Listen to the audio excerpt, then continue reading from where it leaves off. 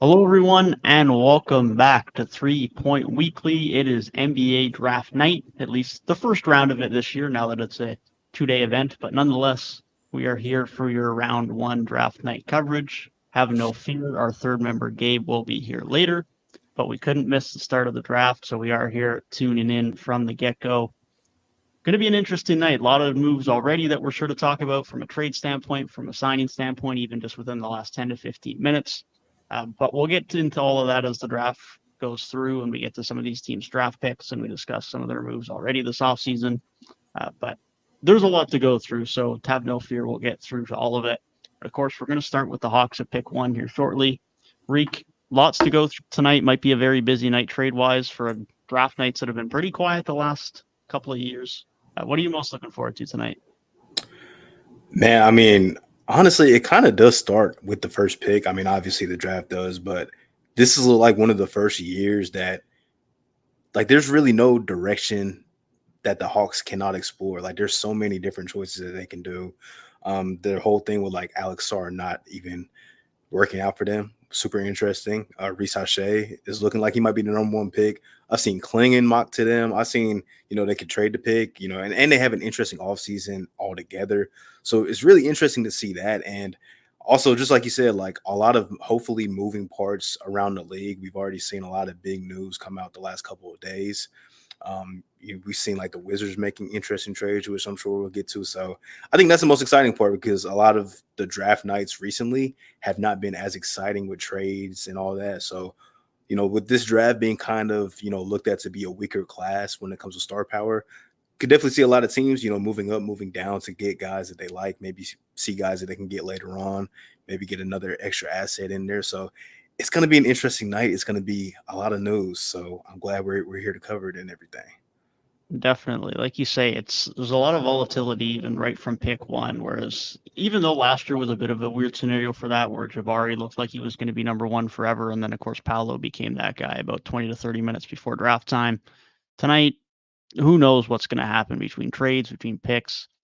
There's a lot of versatility around. Now, Bronny number one, I don't know if it's going to be that crazy, but we do appreciate the support that we got in chat. But Bronny number one might be a little bit too much. I don't think we're seeing him on stage tonight, but Yeah, somebody's getting fired if that happens. But even like when you get into like the second round, like there's a lot of guys in the second round that I like. And there's even some like guys that are on the brink of being a first round prospect or not that could fall to the second round. So really interesting draft. Like GMs definitely have their work cut out for them. Hopefully everybody took these workouts very seriously and they got the guys in that they wanted to get in because man, like, just interesting draft. Like not the star power, but I think there's going to be a lot of like really high quality role players for a long time in this league in this class. definitely there's a lot of those guys. We've talked about this before. You're not necessarily finding your stars in this draft, but you can find a lot of good complementary pieces. And there's certainly some prospects that are a little bit more raw that are going to be some projects further down the line. But there's also a ton of guys where teams can just look at and it's like we want someone who can contribute to winning immediately. And there's a lot of those guys. Cody Williams, he kind of falls in the middle of bit of the middle in that, in my opinion. But I think he's still another guy who like he can probably come in and impact next season, but there's also some room to grow there. And of course, the comparisons have been made to his brother. How many of those are going to be fair remains to be seen. But similar build and a guy who probably has a little bit of connectivity and playmaking upside, going to be a good slasher, has versatility defensively. Like there's a lot of guys like that in this draft where you can envision a role where even if it's just as a really good bench player, there's a really good role that you can see them filling out in the league. Yeah, I like Cody too. Like I think a lot of upside there, but I think like worst case scenario, like you said, a real connective piece. I think even more so than like what his brother is. A little more rangy, taller than his brother and everything. And just him being so young, he's like one of the younger guys in his class, was a freshman last year and had a lot of ups and downs. And, definitely an intriguing prospect that, I think like a team like Portland would be a good fit. They just got Denny, but why not to continue to stock up on wings, especially you don't know what's going on with Jeremy Grant, how long he'll be on the team and all that. So I think, a lot of teams will be lucky to have him, fall to that back end of the lottery, like, which is what it might look like it might be. I was going to ask you, Dev, like, who are some of your prospects that you've kind of like taken a big liking to in this draft process? It's interesting for me. I think a lot of the guys that I like throughout this process, it depends on where they go, and in terms of the fit in certain scenarios. I know we were talking about this a little bit before we got on, but it's a weird draft for me this year where typically I say take the best guy available, especially towards the top end of the class. This year, I'm kind of aiming more on the side of if he fits well, maybe that's the best choice. But there's a few guys in particular. I think Stephon Castle's a really interesting guy to me. I know the team like the Spurs might end up being interested in him, especially as the two-way upside for a guy like the Spurs. The Hornets is another team that I could see taking a look at him. So he's someone I'd really like to the process. I think someone like Rob Dillingham has gotten a little bit of concern regarding his size and his strength, which was valid. But I think in the right scenario, there's a really good fit for him. San Antonio, in particular, is a spot I really like for him because Wemby's just going to be able to eat up a lot of those mistakes that he has defensively. Yves Missy's another guy who I think has kind of fallen a little bit in the draft process as well. Deron Holmes is another one of your similar guys who I know you're a big fan of. I think those are two of the bigs that there's probably a bit of a gap in that mid to late first round area where there's not really many bigs mocked other than maybe Eves Missy. And I think there's an argument that both of those guys could move up the board a little bit. So there's a lot of interesting guys here. Is really for a lot of these guys, Dillingham in particular being one of them, it's just how well do they fit within the roster already? Yeah, that see, I like Dillingham's game, obviously him being like a scoring guard, but the concerns defensively is definitely like I think why this is why he's been falling down the board. Like, I mean, there was a point where he was looked at as like a top 3 pick in this draft, and now it's like he might fall outside the lottery.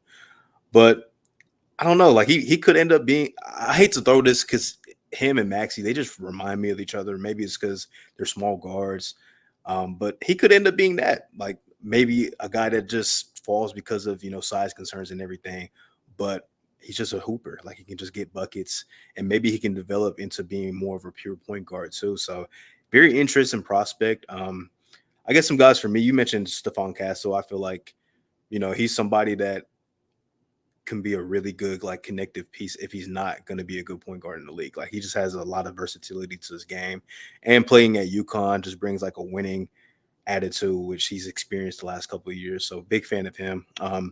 You mentioned Deron Holmes. I don't know why like teams or at least mocks and everything have had him like mid to late 20s. I've seen some have him in like the second round. Like, look, I don't know if it's because of the competition that he played at Dayton or what, but that's an NBA. That's a first round talent in my book. Like he does a lot of things that you want a modern day big guy to do, and in the right situation, I think he can be a very very valuable piece. So a team like Denver in the 20s or Milwaukee, like those two teams could really benefit. The Knicks could benefit from having him. Like if he falls that far, like those teams are going to be like an A+ draft night, in my opinion. Big fan of his. Another guy, which I could see like a team like your Raptors maybe taking because if he's available in this range, like Bub Carrington, him being 18 years old, one of the most fluent 18-year-old scorers I've seen. And just the upside that he has, like he just has something that you can't really teach, and that's feel for the game, the ability to just score the basketball. And I think there's a lot of upsides to even just his point guard play, his playmaking. Saw a lot of nice stuff like him creating out of pick and rolls and stuff. Like big fan of his game, and I think he only has like room to grow, and I think he can end up being like one of those guys in this draft that you look at and you're like, how did he fall to 19? How did he fall to 20? Like how is he still available? He just has that much game, and just being pretty much like the youngest player in this class. I think just like it just says that there's so much upside for him. Yeah, I really like that show. He's such a natural scorer. And like you say, as young as he is, to have that confidence, which is the biggest thing at that age, to be able to come in and do that as a freshman, it's hard to knock that. So I definitely would not be mad if the Raptors are looking at taking him, and that's who you have as a backup guard going in the next year.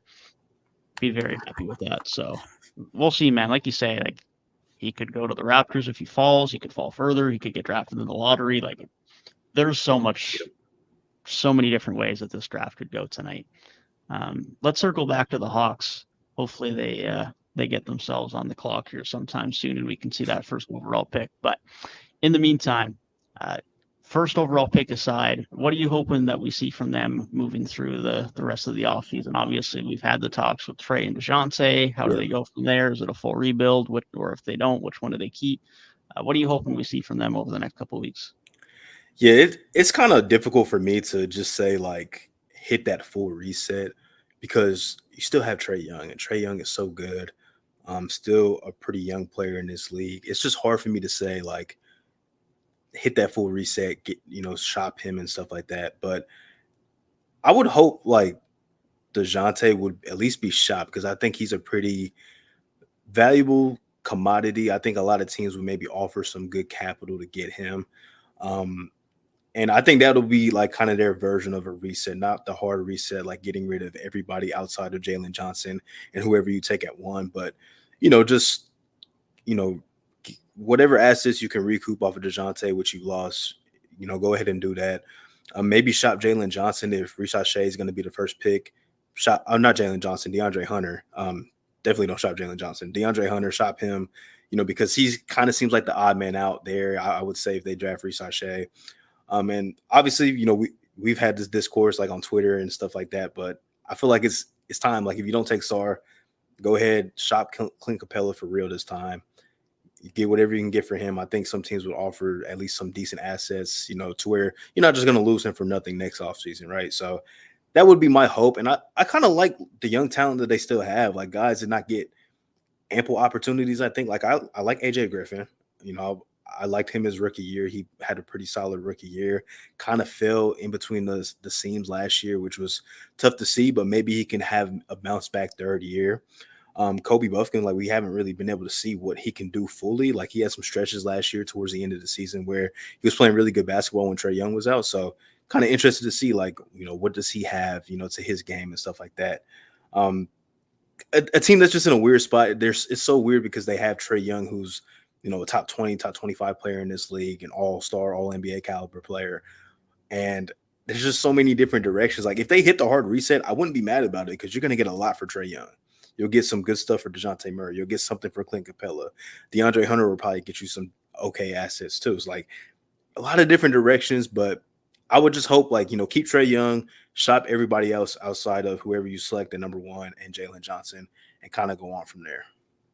Yeah, I think that makes a lot of sense. And I mean, core of whoever they pick at one, but seemingly is going to be Ricochet at this point. And then Trey and Jalen Johnson, like there's something there. Now, obviously, you need to add some more role players. Kongu's going to be fine. Bogdanovich is coming off of a great season. And then, like you say, maybe you get a little bit more production from some of your other early picks over the last couple of years. But there's something there. I think that archetype is something we can see success with. Not to say that they're a similar team or even necessarily similar players, but if you're that front office, you're just seeing a team that was led by a Tyrese Halliburton and a Pascal Siakam make a very good run in the Eastern Conference. And if you're hopeful, as they probably are about Jalen Johnson, you would hope that Jalen Johnson and Trey Young, hopefully surrounded with the role players, which is what they're missing right now compared to a team like the Pacers, that's going to be enough to get the job done for them. Now, we'll see if that's the case. That's going to be their job. But nonetheless, that's going to be what they're hoping for. And Ricochet is going to be indeed the guy they're pairing with him. Pick is officially in. He is now an Atlanta Hawk.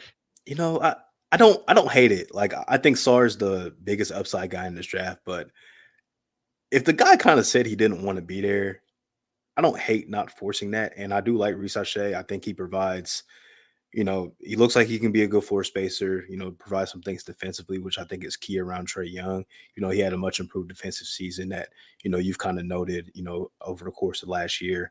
So I don't hate it. And he seems like somebody that also maybe has a bigger upside. And like you said, maybe they just believe that much in Jalen Johnson too, to where they feel like, you know what, we'll just take a guy that is still one of the top prospects, but we really like him and we're not going to force the Alex Sar situation if he doesn't want to be here. So I like the pick. The Hawks, it'll be hard for them to really mess up this offseason. So hopefully they don't and they just figure it out, build this team around Trey Young and get back to being a competitive team and not just flirting with the play in every single season. For sure. They've definitely got the blueprint there now. It's a safe pick. And in this draft, that's probably not necessarily a bad option. Like he's going to be a good off-ball scorer, going to be a good three-point shooter, is going to be a versatile defender who can probably guard threes and fours. Like they're in a good spot. they got their two really good starting wings now, and that's arguably the most difficult things to get when you're looking at building a really good team. So definitely not a bad option here with Ricochet. But now we do move to the Wizards, the team who is most likely going to take Alexar unless something really surprising happens here. But they've already surprised us once today, so who knows what's going to happen yet, because Denny Avdija's gone. I would have thought he would have been one of the core three guys, and he's in Portland now. I He don't get he, he was dang near like their best player last year, like, especially I think like February, hit like a crazy month. Like he was averaging like 20 points a game, shooting efficient from three, boarding like crazy, defending, playmaking. Like we're showing that potential of like why he was looked at in that 2020 class like a top four prospect after the three guys, Ant, Wiseman, and LaMelo. He was looked at as like the fourth guy. Like this guy can be really special. He displayed that last season. I was really impressed with him. We talked about him, the few times we did mention the Wizards about how good he was playing, but that trade, it's just confusing, man. I'm gonna let them draft tonight before I really rip them to shreds because I think they have 3 picks tonight now. So I'm gonna let this draft process play out. But man, like trading him before Kuzma was a choice. It was interesting, especially when it seems like Kuz has decent value on the market too. Like you arguably could have maybe shopped something with Sacramento and got a pick earlier or something like that. Like it's something, man. I'm not a fan of it, but I'm gonna let them draft. They might get the most upside player in the draft, so we'll see. But man, Danny was so good. I'm not the biggest fan of letting him go this early. He's only 23 years old, man.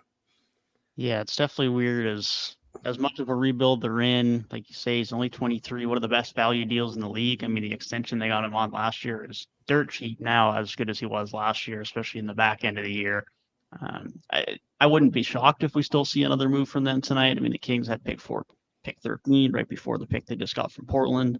Uh, there's rumors now that Corey Kispert could be potentially getting moved, which would be another interesting decision. So we'll see how it progresses. Just for people that aren't aware, the package for that Denny Avdija trade was Malcolm Brogdon, pick 14 tonight, the second most favorable 2029 first round pick from Portland, as well as the 2028 and a 2030 second round pick. So it wasn't an insignificant amount of assets. We'll see what happens with Brogdon. It remains to be seen whether they keep him and then trade him at the deadline, or they might want to flip him already this offseason. It might not be the worst idea to have him around for half the season, assuming he can stay healthy, just to have a little bit more playmaking around for presumably Alexar. But nonetheless, they'll get a little bit more assets out of that. But they might get something good out of that. I mean, the 2029 first is a way down the road, and they could get something good at 14 tonight. But you knew what you had in Denny, so it's definitely an interesting decision. Yeah, I mean, it's kind of difficult for me to like expect them to draft a player at 14 that's even going to reach that caliber of Denny, even though he's not like an all-star at this point, but still like we see the promise and he's probably going to continue to improve. We were kind of talking before we hopped on the stream, but maybe this is just like their new front office, kind of like, new coaching staff and everything. They're like, we're not really attached to Kisper. We're not really attached to Danny, even though they're good. Like we want to develop Bilal. We traded for Jordan Poole. Like maybe that's kind of the realm that they want to go. I still don't love it because even if you're taking over a different front office's team, like there are still tangible assets there that have shown improvement and everything. So don't love it, but we'll see what they can do in this draft. Maybe they're not done tonight making trades. I saw a report like Brogdon could still be on the move tonight, so could Kyle Kuzma. So maybe they're not done. Maybe they got more moves to make, but don't love the Denny departure, but I do like some of the assets that they still do have. I was really high on Bilal last year. I felt like he showed a lot of promise his rookie year. Even like I don't think Jordan Poole can be. It's only up from here. Like it cannot get much worse than what it was last year. We know he's a talented player. He's still pretty young too. Like it has to get better than what it was last year. Even guys that came in, like Marvin Bagley, came in and showed some promise. Like some of the best basketball he's playing in some time. So new coaching staff too. So maybe I'll give them a little bit of a break here, but hopefully the rest of the draft goes good for them.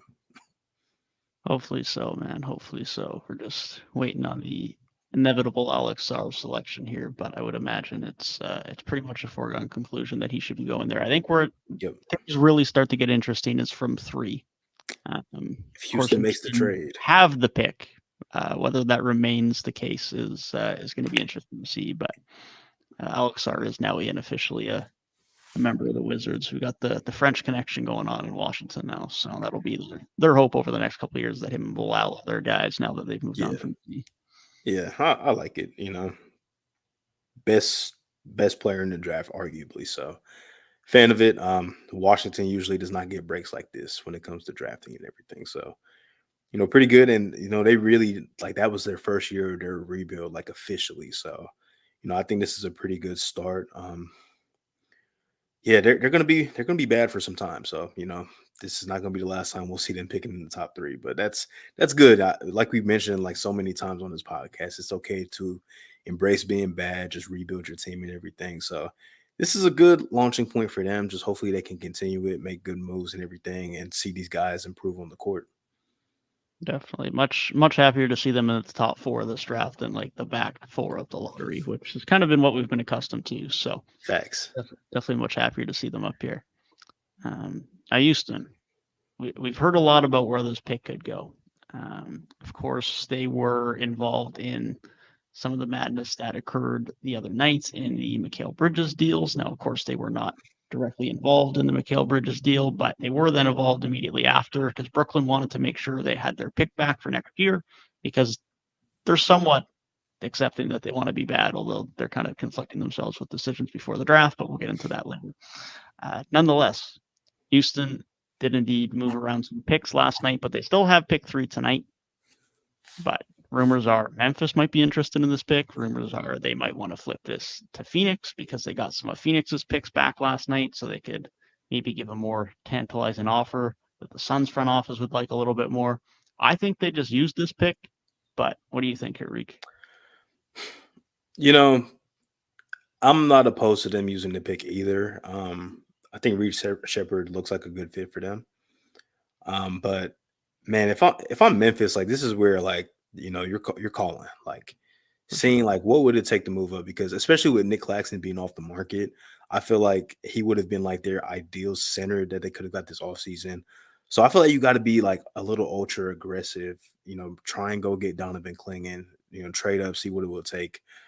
Um, it's just interesting because I saw you tweeted something earlier about you know Houston could like be intrigued on taking like a clinging type of player to maybe just replace Alperen Şengün or like it's a lot of different directions that Houston can go. So if I'm Memphis, I'm calling, but if I'm Houston, I wouldn't be really opposed to just using this pick. I feel like they draft pretty well, so use the pick. If it's Reed Shepard, I like that pick a lot. Kind of gets you prepared for life after Fred VanVleet. He only has a couple more years on his contract and everything. And Reed Shepard being such a young player, by the time that contract's up, he'll probably be ready to take off too. So, I kind of agree with you. Like, I would just say use the pick unless you just get something from Memphis offer wise that you just absolutely cannot refuse. Yeah, I think the Reed Shepard fit makes a lot of sense here. As much as they do have a lot of good young talent, I think a real solidified very good to elite 3-point shooter makes a lot of sense on this team. They've got some good 3-point shooters, but they don't really have a ton of knockdown guys who are really projecting as guys that are going to be elite that can come off movement. I think he could be that guy. Um, that does give them a little bit of a logjam in the backcourt. Obviously, you have Amen and you have Jalen Green. Now you're going to add Reed Shepard. So we'll see how that fits long term with him and Jalen Green. Of course, there's still the potential that Jalen Green ends up being the odd man out. He's been rumored in trades, deservedly or not, since pretty much the start of his second season in the league, given he had a bit of struggles early on. But there's no doubt there's still a talent there. Houston are just going to have to decide which direction they want to go. Seemingly, they're trying to do the same thing with Sengun right now if they're looking to make a star trade. So they're in a good spot. I mean, as much as we were critical of these guys last offseason and some of the decisions they made, their drafting's been very good. Their player development's been quite good. They've got themselves in a really good spot and already showed last year that they can be competitive under Ime. So there's not many ways they can go wrong right now as far as pick 3 or moving into this season unless they just make some groundbreaking trade that really blows up in their face. And I just don't see that happening. Yeah, I mean, all the reports last night about them so interesting. Like the fact that they really made those trades with Brooklyn so they can get Phoenix's picks because they're like, you know, how would you guys feel about getting those picks back for Kevin Durant? Or, maybe if you still not a championship team this year, we can come get Devin Booker next year. Like that is it's kind of genius if it works out that way. But I think either way, they're in a good position. I wouldn't be mad at them just continuing to develop their young talent and what they have. But they can, if they want to jump back into being a really competitive team again, they can do that. That they have the assets to star chase if they really want to. And it's interesting, man. I mean, we were, like you said, we were very critical of these guys last offseason, but they they had a pretty successful season in my book. They were a 500 basketball team, which not a lot of people thought they would be. And looks like they used their pick to get Reed. So you know, I, I like it. I think any direction they want to go, I'm kind of on board with at this point. This front office has kind of shown me like I think they know what they're doing and they know which direction they want to go and everything. Definitely, yeah. No, they've put themselves in a good spot, and yeah, I mean, outside of that, their off season's going to be pretty simple. There's not a ton of free agency decisions they got to make. They're bringing back all the guys that had on team options, so they can have some trade flexibility. Like they're taking it pretty easy this summer after this Reed Shepherd pick, I would imagine, unless a KD trade or something like that develops. But I think either way, they're sitting in a pretty good spot. Yeah, that would be so. I don't know if they're ready for a KD trade. Wouldn't be opposed. I mean, I don't know if they're ready for that. Honestly, I like their team, but depending on what you would give up, I don't know if it would be worth getting Kevin Durant because as great as KD is, I don't think he's just this piece that puts you automatically into like a championship team, right? At this point in his career, he's not that. Yeah, He's yeah, more, not at this point.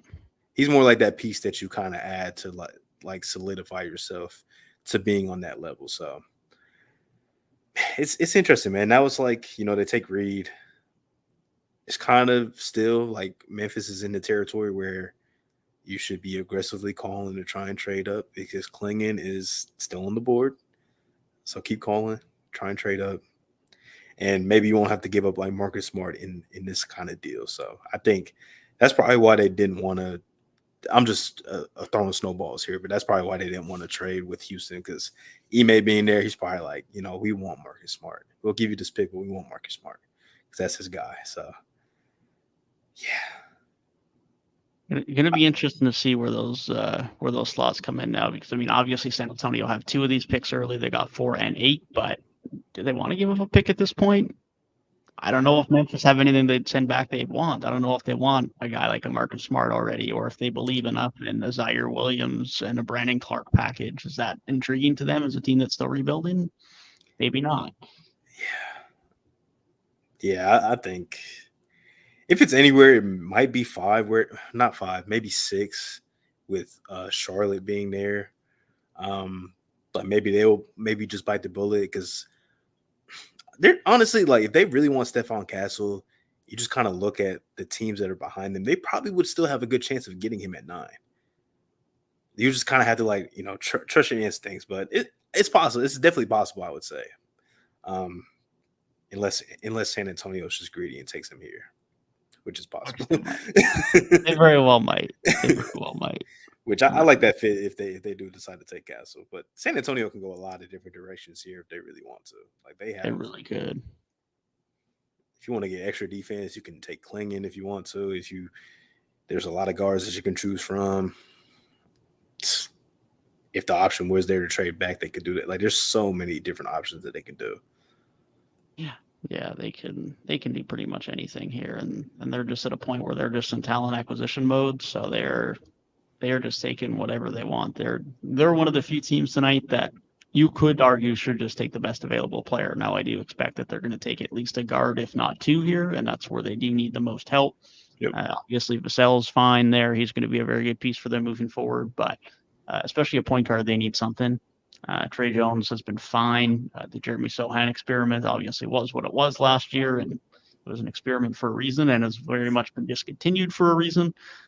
But nonetheless, they could go a lot of ways here, and I don't think there's really a long way about it. But yeah, I don't see them moving here. I don't see Detroit moving here. But yeah, I think Charlotte's probably that next most potential destination. It's through the Memphis trying to make a trade up. Yeah. I don't see Klingen going before 6, but hey, if the Spurs or Detroit wanted to create an absolute monstrous defensive duo, not against it either. So there's no guarantees here. It's the type of Yeah. draft where you really can't guarantee where guys are going to go, and it makes trading out that much more valuable if you really want a guy.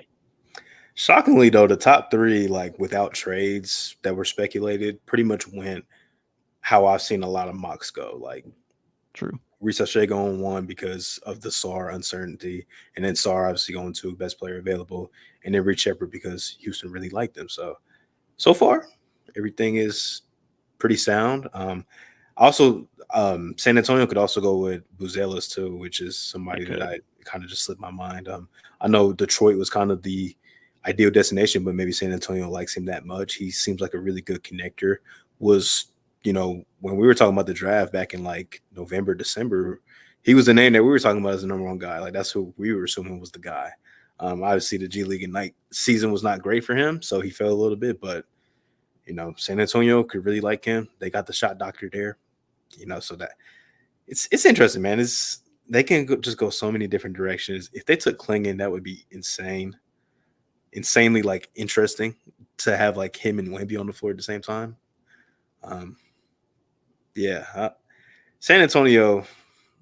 I would probably go Castle though. I think I so. just take the guy said he wants to go somewhere where he can be a point guard, and I think he could be that in San Antonio.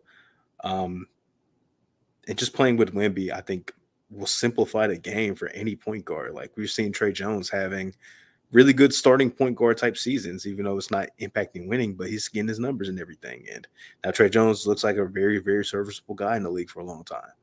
Right. So, I like that idea. Just get your guard out the way now. And then, whoever's available at the 8, then I think it's just like, okay, best player available, whoever we like, or just, whoever we like. Like, if we want shooting, Connect will probably be there. If we want another point guard, let's go ahead and get Devin Carter. He might be there. Defensive guy. Like, so many different directions that they can go.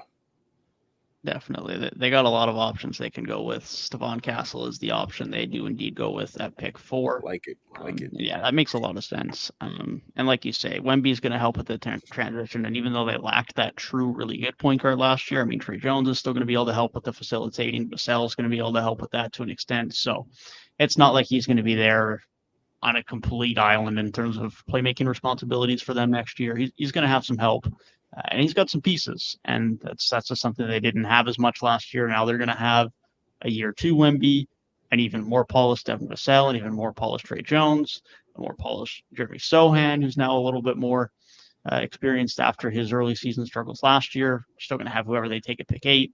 So there's a lot more guys there that can help facilitate that transition and ease them in a little bit compared to last year.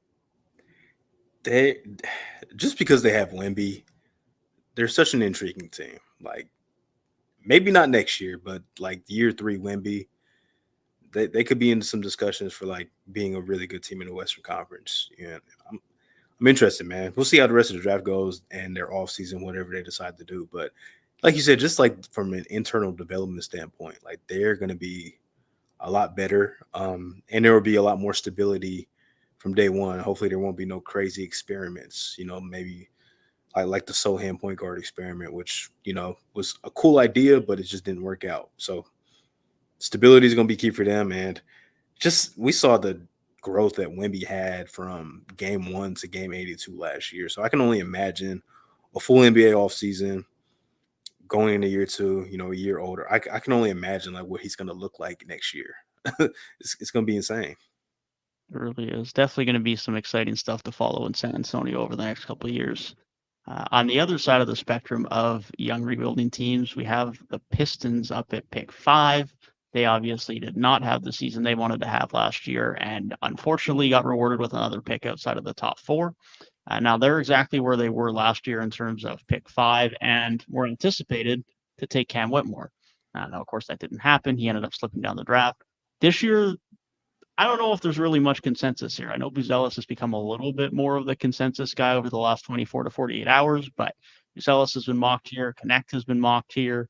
We've had Klingon mocked here. There's a lot of different guys who've been rumored to potentially be guys going to the Pistons. And it's a weird one because I think the Buzelis fit makes sense in some regards. He's going to be a very good wing, a very good connective piece, a very good defender. And we just need to see that 3-point shot rebound a little bit that he didn't quite have in the G League this past season. And he said it with the boys on numbers on the board. And it rings somewhat true. If he shot the 3-point shot better, he might be in conversations for number one overall. And that's where he was entering this past season, coming out of high school. Now, obviously, it's not quite that simple. If he would have shot the three ball better, then he would have shot the three ball better. But point being is he's obviously been a highly regarded guy throughout this class coming into this draft process from a year, 2 years ago. And I think he makes a lot of sense and has a lot of upside. But if he doesn't figure out the 3-point shot, it's another bad shooter in Detroit. So do they really Yeah. want a Dalton Connect, or do they really want to assure their center position with Donovan Klingon? There's other arguments to be made, but nonetheless, they have some options here. Post lottery, I was a fan of the Connect fit, just because like I I would put pretty good money on it that Don Connect would be a good shooter in the NBA. Like I'm For sure. pretty certain in his skill set. He shot well everywhere that he's been. Um, you know, I think he was either JUCO. He shot well everywhere. Like he's played three different levels of college basketball, and he shot well in every single stop. So I don't really have concerns about his shooting. Now, being an older prospect, maybe you want somebody that's younger to more develop with your young core that you do have. But I think the biggest reason why I'm okay with the Buzelis pick if they do take him is they have not found their head coach yet, but they got Fred Vincent in the building, and he's the one that fixed Lonzo Ball's jump shot. Like he helped fix Lonzo's jump shot. I remember, I think this would have been Zion's like second year when he started working with Fred Vincent. Like all of a sudden, like his free throw percentage like jumped up, like he was like 75% or something like that for a good stretch of the season. So that's regarded as one of the best shooting coaches in the league. So, but he has his work cut out already with Asar. So, if they draft Bucelis, it's going to be another guy that will potentially need some work on his jumper too. But this is a young team. They have nothing but really room to grow because you just fired another head coach. You're probably going to give this next coach some type of stability to be bad. Some type of room to be bad. Whoever it is, and you got Kate Cunningham still, which he's one of the more underrated young talents in this league. Like he's so good, still so good. So yeah, I would like Buzelis. I wouldn't hate Connect. Klingon would be interesting. Maybe if you're not sold on Duran, you long term, maybe because of him missing time here and there and stuff like that, or maybe it's just new front office not being attached to him. That could be part of it too. Like a lot of different ways that they can go. I would like Bucelis though to be the pick if I was in that Detroit front office. Definitely a good shout, but I think there's not a ton of movement I expect for them this offseason. The one thing I want to monitor is what do they do with Isaiah Stewart? I think that's the biggest piece they have now. He's kind of the odd man out of their core. I mean, Ivy was the odd man out last year, but part of that was Monty and his rotations. But obviously, we've seen some pretty good flashes outside of everyone else. Duran, Cade, Asar, at least on the defensive end. I think Stewart going into this year now is in an interesting spot. Think he's there next year, or do you think he's going elsewhere? Um, I wouldn't be surprised to see him on a new team. I do like Isaiah Stewart. I like the improvements that he's made in this game, but it just kind of seems like a piece that's kind of on the outskirts, especially because he's like the oldest guy in this core when it comes to just NBA experience. Like he's a 2020 draft pick. Like all those guys that they took in 20 are pretty much gone. Sadiq Bey was out the door. Like I could see this another front office coming in and just be like, what, we can cut our losses on him. And I think a lot of teams would actually really like Isaiah Stewart. Like I see a lot of teams going after him. If they need some stability in that front court, he can wear a lot of different hats. He's played some four, played some five. Has had years where he shot the 3-point shot pretty good. Like, you know, I think he'd be a good guy to shop if you are shopping somebody from this young core. I saw the Quentin Grimes uncertainty. Please make sure you keep him because it was a steal getting him for older guys that you weren't really worried about bringing back anyways. Like, please make sure like he's in that building. during the first week of the NBA season. Like, absolutely. Yeah, he's got to be back. Drill Buckets is in the chat as well. We love to see it. We'll Steph, my have guy. a Lakers pick coming a bit later in the draft, but we will definitely get to that as we move out of the lottery. But yeah, they're Isaiah Stewart's definitely like you say. I think it's a piece that definitely makes sense. Even though he's been on a losing team, I think he can play a role on a competitive team if someone wants to make a move for him. It's just going to be in a less prominent role than he's had in Detroit, and that's probably for the best.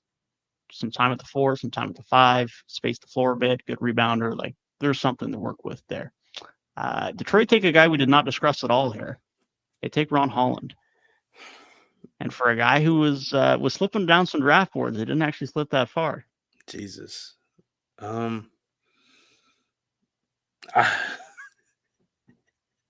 I was not expecting this oh, one. I'm gonna be look, honest. look, man.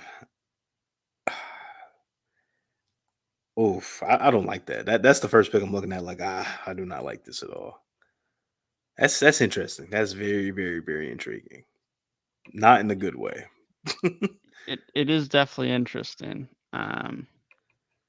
They're buying the upside still, I guess, but I mean, reality is I don't know if they need to be taking guys that are more projects relying on upside right now. And I think Asar there felt is like that something pick there. last But year. yeah, Asar was that guy. This Yeah. year, like I think taking a guy who was a little bit more proven, a little bit of a higher floor, I think that makes a bit more sense. And now you got Cade's a sure thing. Most of the other guys on your roster, Or not. okay, we've seen flashes, but I don't actually know how much of a piece you're going to be to our future yet. And I feel like Ron Holland doesn't add to that certainty whatsoever. You know, this is part of the struggles with not having a head coach when you're in the draft. Like I don't really recall a time where we've seen a team go into the draft without a head coach. It's different, and I don't like that for a lot of reasons. And especially when your front office is actually just like getting in the door too. Like they just had the introductory press conference like last week, the end of last week. Like I don't love this pick, man. I think Ron Holland is like you could have got him like if you traded back in the lottery, you could have gotten him. So I'm not a big fan of this pick. I like we mentioned Buzelis a lot more. There's just a lot of guys that you probably could have taken that made a lot more sense and are safer picks. And this is not a team that needs to be swinging for defenses at all. I think they've done it too many times. Like all of their draft picks over recent years, really outside of Cade, have not really panned out to what they liked. You know, these guys that they picked on their own. Like I think they traded for Duran, like Killian Hayes, he's getting cut from the French national team. Like that's how bad Yeah, at basketball that's he is. crazy. Sadiq Bey went from looking promising to not looking promising, and he's on another team now. Like I don't understand it. New front office. I don't know what their plans is. Not that I don't like Ron Holland. I think Ron Holland is an intriguing prospect, but not for this team that has no shooters in the building. Already has to develop one guy in our Sar Thompson that needs to, fix his shot. I'm not a fan of it at all. This is the first pick I'm looking at. This like, nah, this ain't it. This ain't it. Yeah, it's an interesting one. If they're still in a spot where they're not going to put pressure on their new coach to win, I still don't love it, but at least they're going to have some patience. But if they're turning around this year and like, okay, enough losing, we need to win now. Yeah.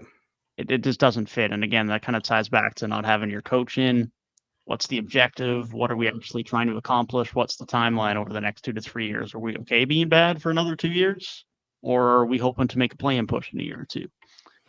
And this doesn't help them if that's the case. And given the fact they've been as bad as they have been for this long, like you say, I would like to think they're going to give some patience and allow some losing for a new head coach, but I'm not so sure that's going to be the case. I'm gonna be so honest, man. Like, I know Cade, this is about to be year 4 for him.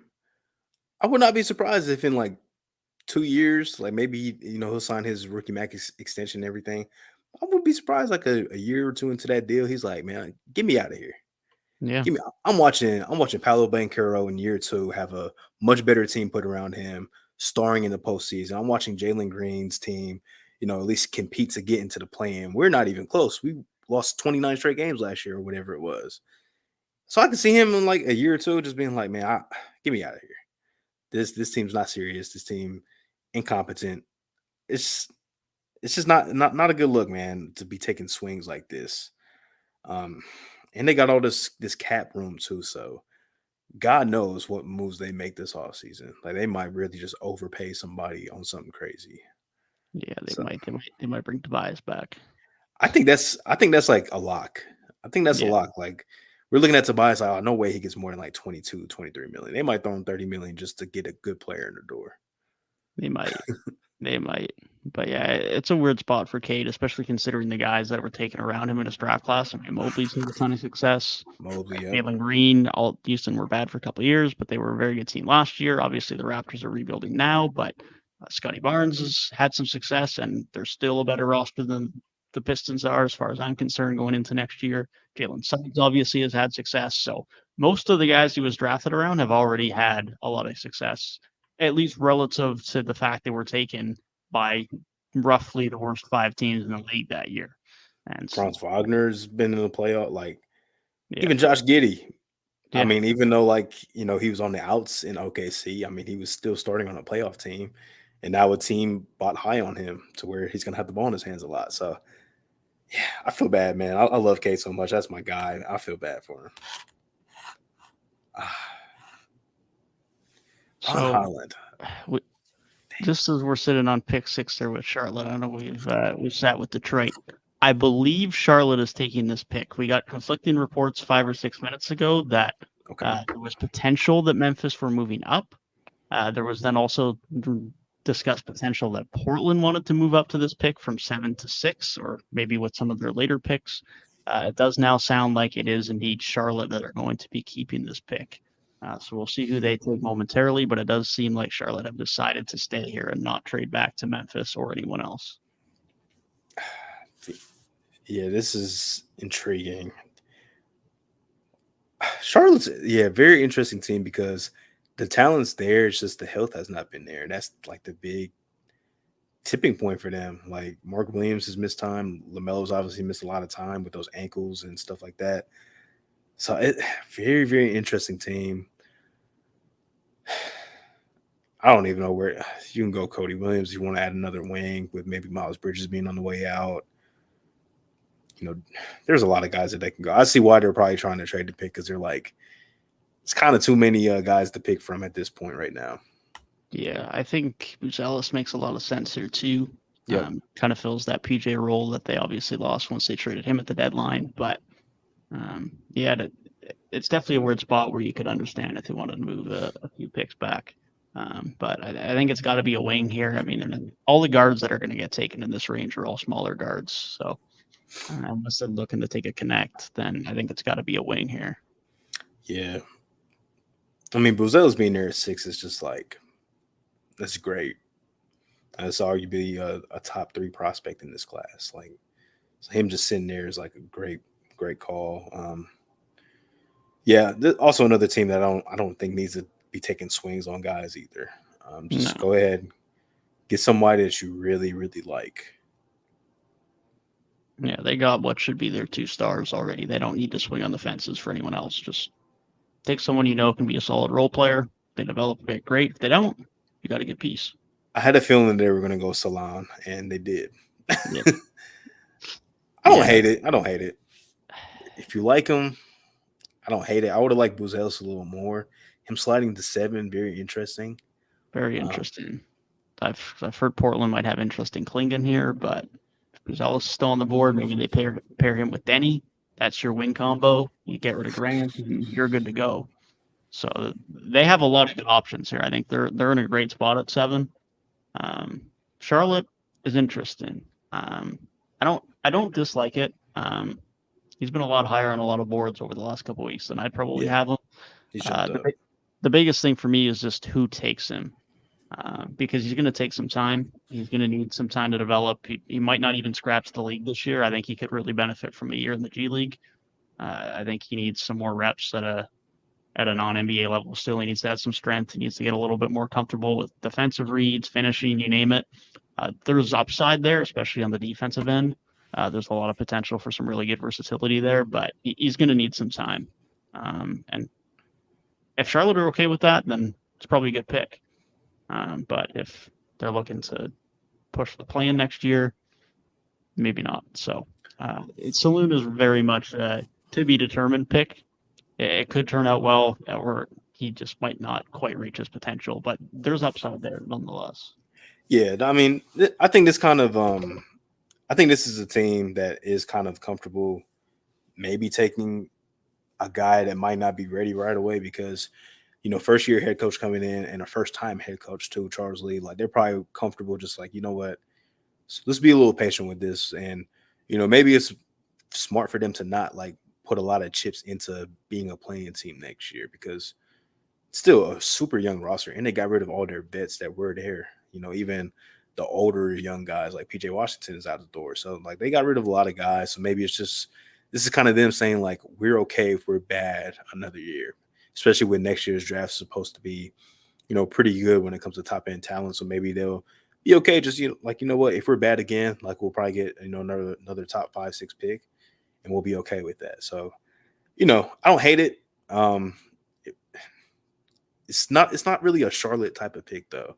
It's very like they don't really take these guys that have like big end upside, you know, that might need like 2 or 3 years to develop. They don't usually do that. They usually just take guys that either the top talent just falls into their lap or they kind of reach on older prospects. Like it's a little bit of a different look from Charlotte. Kind of intriguing, but maybe that's just kind of the sign of this being like a new era down there.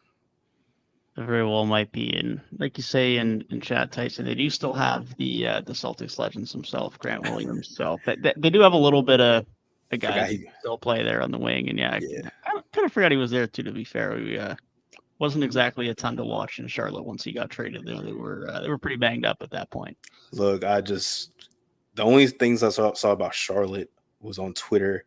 I swear Brett Usher watches every Charlotte basketball game because he was always posting Trey Mann clips, always Micic clips. Like he was always posting just a bunch of stuff, and that's how I was staying into it. I'm like, okay, Charlotte's got some guys playing good basketball when LaMelo's out. Okay, that's cool. Yeah, they got some intriguing pieces, but like you say, it's really going to come down to the health. That's going to be the biggest thing.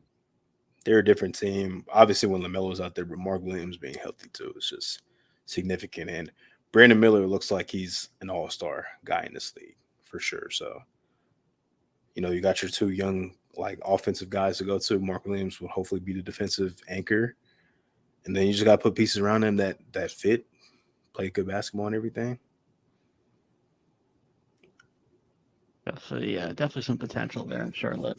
But their counterparts out west in the Portland Trailblazers, they're in a bit of a similar boat. I mean, they've obviously got their guards. They've got Anthony Simons. They've got Shaden Sharp. They obviously drafted Scoot last year.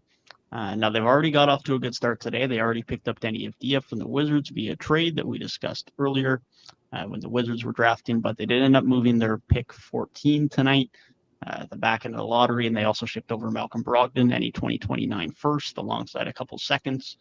So not an insignificant haul, but they did just get one of the best value contracts in the league in Denny Avdija after he had such a good end to last season. So they've already added one of their wings. Of course, Jeremy Grant's still there as that other wing in town. And it looks like, at least for now, they're not adding another wing to that. They are making sure that they have their lockdown defensive guy for the future, and Donovan Clingan is headed to Portland. I know Memphis is pissed.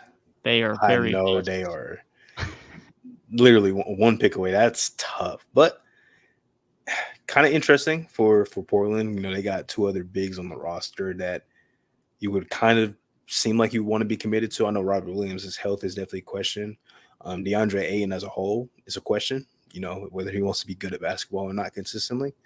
I like it though. You know, this is one of the top prospects in this draft was looked at as a number one, you know, guy at certain points. So can't go wrong. And like we mentioned with Castle, somebody that's been around winning for a couple years. So I like it. He really fell into their lap. And the fact that they're going to walk out of the first round with Clingan and Denny, for basically a 14th pick value, getting Denny Avdia. Really good draft, man. I really love what Portland's been doing with their rebuild. Even though it wasn't great, they weren't as promising last year. I think on court, Scoot had his ups and downs.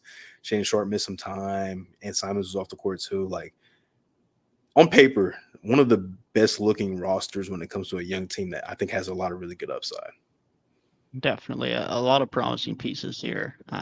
Obviously, some moves that need to be made. Jeremy Grant's not a long-term piece now, whether it's at this offseason or an in-season or a year or two down the line. I mean, he's still got 4 years left on his deal, so there's no rush on moving him. But obviously, he's going to get dealt at some point. And now in the front court, you'll see, like you said, they have Ayton, they have Robert Williams. At least one of those guys is going to be probably on the way out sometime soon. And obviously, Klingham's not going to be the guy on the way out. So we'll see what happens. Ayton's trade value isn't exactly going to be great. He's getting paid $34 million this season, and he's not exactly producing anywhere near that level. Robert Williams is on nowhere near as big of a contract, but obviously health is the biggest issue. And the lower body stuff is definitely been a concern to staying on the court over the last couple of years. So neither of them are exactly screaming other teams are going to want to trade for them. Depending on where Robert Williams values at, he could have more interest from someone if he's really on the cheap. If someone wants to really take a shot on him and hope he can stay healthy. But there's also potential, too, that someone just becomes the odd man out here and eventually someone gets bought out at some point. I mean, both of these guys only got a couple of years left on their deals. So they're in an interesting spot there. But as far as their young pieces go, I mean, they got a full set of 5 guys that you really feel good about in their 3 yards. And now Danny Klingon, that doesn't even include the guy like Chris Murray, who they took in the first round last year. That doesn't include Joel Reith, who can be a backup center for them if they move off of Ayton and Rob Will, and Reith continues to be a backup center. So they've got options here for a team that only started this rebuild via the Dame trade a year ago. They're in a pretty good spot. Definitely. Maybe Ant Simons trades start coming, like trade rumors might start popping up. Just because, like, I don't know, like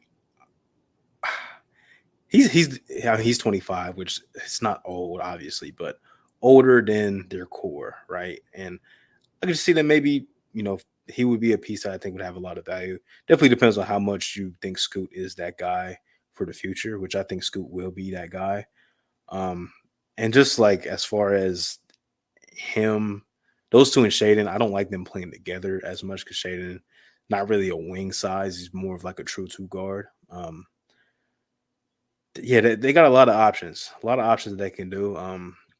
But back to like their big guy situation. If I'm OKC, I'm calling about Rob. Sure. And see if we can, throw some low end picks maybe just to get him over here. We don't need him to play 30 minutes a game. We don't need him to play 18 to 20 minutes. You only got to play every night if you don't want to. Like, you're fine. Like, we can win enough games without you. We just need you 18, 20 minutes when you do play and be ready for the playoffs. That's all we need. We need you for matchups. I wouldn't hate that. Ayton that's a different story. I'm not really sure who could look for him. That contract is massive for somebody that, is not consistent enough night to night to be warranting that kind of money. So he's a tough one. Maybe you just kind of, while you're in the rebuild, you just eat the rest of that deal. Like you just keep him on the roster. We'll just keep that $34 million a year or whatever it is. And, when it's over, we'll just let you go. Just go ahead, go wherever, whoever will take you. But that's a tough one. Obviously, we like to get something for him, but Rob is probably the best candidate to get anything. I think more teams, despite the injuries, would be lining up to get him because, you won't have to give up a ton of like money to even match those contracts up or anything. And, I think OKC could just get the job done with some picks, honestly. Yeah, I mean, he's only set to get paid $12.4 million next year. He's barely above mid-level exception money, so he's going to be a lot easier to move, to say the least. Now, the Spurs pick is in at pick 8. This is interesting because Ellis is still on the board. You got to take him. Still on the board. And I do not think San Antonio were expecting him to be here, but if you compare him on the wing with whoever you prefer, of Sohan or Keldon Johnson, I think this is definitely an obvious pick to take. And him next to Wemby, It's a pretty nice defensive duo to have at your 4 and your 5 spot. So they could potentially walk out of this draft with a lineup next year that looks like Castle, Vassell, Ugo Buzelis, Sohan, and Wimpy, or however you want to mix up those wings. A lot of optionality there, man. And then you got like random off the bench who shows some good promise. Keldon Johnson's still on the roster, like they got there's talent there. And if you walk out of this draft with the best guard prospect and one of the top 2 or 3 wing prospects, that is A+ draft on paper. A+ draft. 100%. They've got themselves in a really good spot here. The fact that he has fallen this far, I don't think many would have expected it. Now, of course, no guarantees they take him here, but he seems like a Spurs player to me. I think he makes a lot of sense here with Pop. They took Dillingham. That's interesting. I like that. Okay. I like that a lot. That was the team that I wanted to take him because they're the one team that can make up for his deficiencies the best. Okay. I didn't think they were going to do it because I didn't think they'd want someone of his mold. But that's very interesting. So they just said, forget it. We're going to take 2 of the best guard prospects. Okay. I ain't mad at it. No, I'm definitely not mad at it. They obviously don't have the absolute utmost confidence in Castle being a true point guard. If they do, there's no way they make this pick. But this gives them options now. They could still play Castle at the 2. They could slide Vassell to the 3 if they want, if they really want to move one of Sohan or Keldon in a trade or to the bench. So it gives them some flexibility that way too. So yeah, I'm not mad at that at all. I think if he doesn't get taken here, I think he slides a lot further. I think this is the team that can make up for his weaknesses the best. Yeah, for sure. I saw a lot of mocks. I saw like his draft would start at like 15 with like Miami. Yeah. I think him throwing lobs to Wemby. I think there's a lot to like there. He has a lot of upside too. It's just the frame. Like he's a really, really small guard, but man, just hopefully he's more Tyrese Maxey than Bones Highland. That's all I can say. He's in that mold. I don't know where he falls on the spectrum yet. We'll see, but he's there. He's on that mold. Definitely. Yeah, I've when I watched him play initially, I see a lot of Darius Garland in him. But like you say, there's also some Bones Highland in him as well. So it's where does he fall? And like he's still young. He's inevitably going to add some strength. He's going to get a little bit stronger to be able to compete defensively, but he's never going to be good defensively. It's just a matter of where can he get. And arguably most important for him, how does it affect his ability to get downhill and finish at the rim? Yeah. Not that, again, he's ever going to be great there, but I think that's where he has more room to improve. Whereas defensively, like he can get better, but even at his best, he's probably always going to be one of the worst perimeter defenders in the league, and that's just going to be inevitable. But like if you're San Antonio and you're surrounding him with Castle, who looks like he's going to be a plus defender, Sohan, Devin Vassell, and then Wemby, the ultimate plus defender, like maybe you can okay, we don't have to be fully Boston Celtics where everybody on the court can guard. Like maybe we'll just be okay with having one guy that is never, like you said, going to be a great defender, but he's going to give effort because we're trying to win games. And sometimes with small guards, like, we said Trae Young had the best defensive season of his career. His numbers probably weren't great, and he's probably still one of the, statistically one of the worst defenders in the league, but he gave effort, which is all we can ask for. So, I'm going to stop us there because this actually isn't going to San Antonio. Oh, it's not. Minnesota Timberwolves have traded for the 8th pick, which is not something I was expecting. What did they give up? I do not know the details on it yet. And I was just about to say that. Is that Woj? This is Woj and Jake Fisher. Both of them have tweeted it. So I was just going to say we haven't really seen the trades that we were expecting, but jeez, okay. Maybe looking on from the Mike Conley. Yeah, he's getting older. He is old. 6-man backup point guard role for now, and then you hope that he's the Mike Conley replacement. I don't hate that. I want to see what they gave up, but the Timberwolves are trading a 2031 unprotected first and a protected 2030 pick swap. Honestly, much. considering, I mean, who knows how good Memphis are going to be in 7 years, but for pick 8, I'm dealing have it. I think that's, for a team that's in win now mode right now, I think that's a very fair move. Okay. So San Antonio, Okay. it's another pick for a trade down the line if they want to trade for another guy. So take back our previous statement. They believe Castle is a point guard. And that's They fine. think he's their guy. That's okay. I like it. That is, I still like that it. is more than okay. Kind of shocked they didn't want to get the Timberwolves first round pick. Kind Yeah. of surprised me a little bit, but okay. Very interesting. Very interesting. Now, nonetheless, of course, we talked about it a pick ago. This is now the Grizzlies, who very much wanted Donovan Clingan coming into the draft. We knew that. He's no longer on the board. Do we see our third true big of the night go, or are they looking at Buzelis here? Could it be Edie? Potentially. It could be. I mean, it's there. It could be. I mean, they need a center, and with Claxton gone now, their options are limited. I mean, Hartenstein's the only guy. And do you want to? Oh, okay. They took Edie. They took him. Okay. I'm not. As the draft process went on, I became more fond of Zach Edey. I'm more intrigued with the 7'4" guy that's only been playing basketball for 6 years. I'm a lot more intrigued about him now. That's shown a lot of skill. Play drop coverage in college. Intriguing. I'm intrigued. It's definitely an intriguing fit, especially in Memphis, on a team that, at least for now, still has the defense on the perimeter of Marcus Smart, and is going to have the versatile defensive ability of Jaren Jackson. So I'm not that Zach Edey is going to be a bad defender in all aspects. Obviously, on the interior, his size and his length is going to be very good. Yep. But considering he's going to be in a heavy drop more often than not, you have some of those guys that can make up for those deficiencies where they're not going to be as glaring. And I think it's an interesting fit. Now, how they facilitate this, we'll see, because do they make another move for a really good center at this point? Maybe not, but I don't know if Zach Edey is going to be a guy that's going to be playing 30, 32 minutes a night from day one. Yeah. One, from a fouling perspective, two, from a conditioning perspective.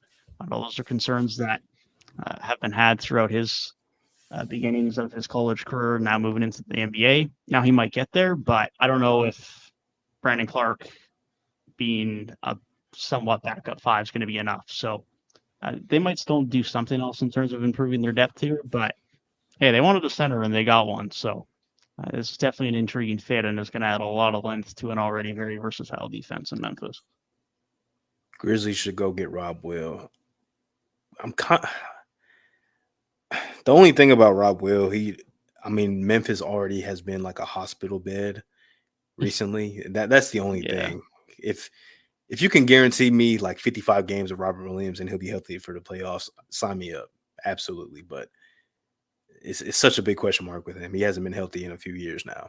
But I, on paper, wouldn't hate it, and his value is lower. I like the Hartenstein point, Dev. Like, I would throw however much money he wants. Just give it to him at this point. Yeah. Claxton being off the board early sucks. You didn't get Clingan, which would have been the dream scenario in this draft.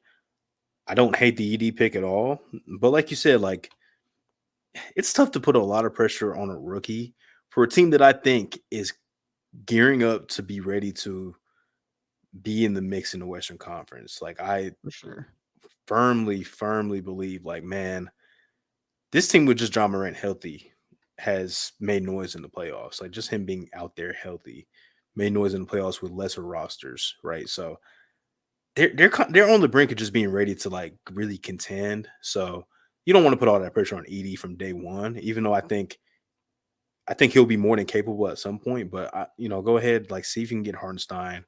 Maybe you explore Robert Williams, so it's not just all on Edey. Maybe you can do what kind of Dallas did, like a little bit of a platoon, center rotation or something like that. Call around, man. See who's available. See if Zubac is available. Like, just call around. There's a lot of guys that might be available, man. Definitely. But I don't hate the ED pick though at all. No, I don't hate it either. And yeah, I think 50+ wins for Memphis next year is very attainable. I think there's definitely a world where that happens. I mean, like you said, I mean, last time Ja was healthy, we know this was a very good team. They've got Marcus Smart in town now. They've got the likes of Gigi Jackson and the likes of Vince Williams Jr., who've really improved and have proven that they're going to be able to be rotational pieces. And that didn't exist the last time that this roster was healthy. So, assuming they're healthy, I think there's definitely a chance for that. Now, number 10 pick is in for Utah. Buzelis is still not taken. Cody Williams is going to Utah. Is Buzelis a Bull? Is he going home? He might be, man. He might be a Jesus. hometowner.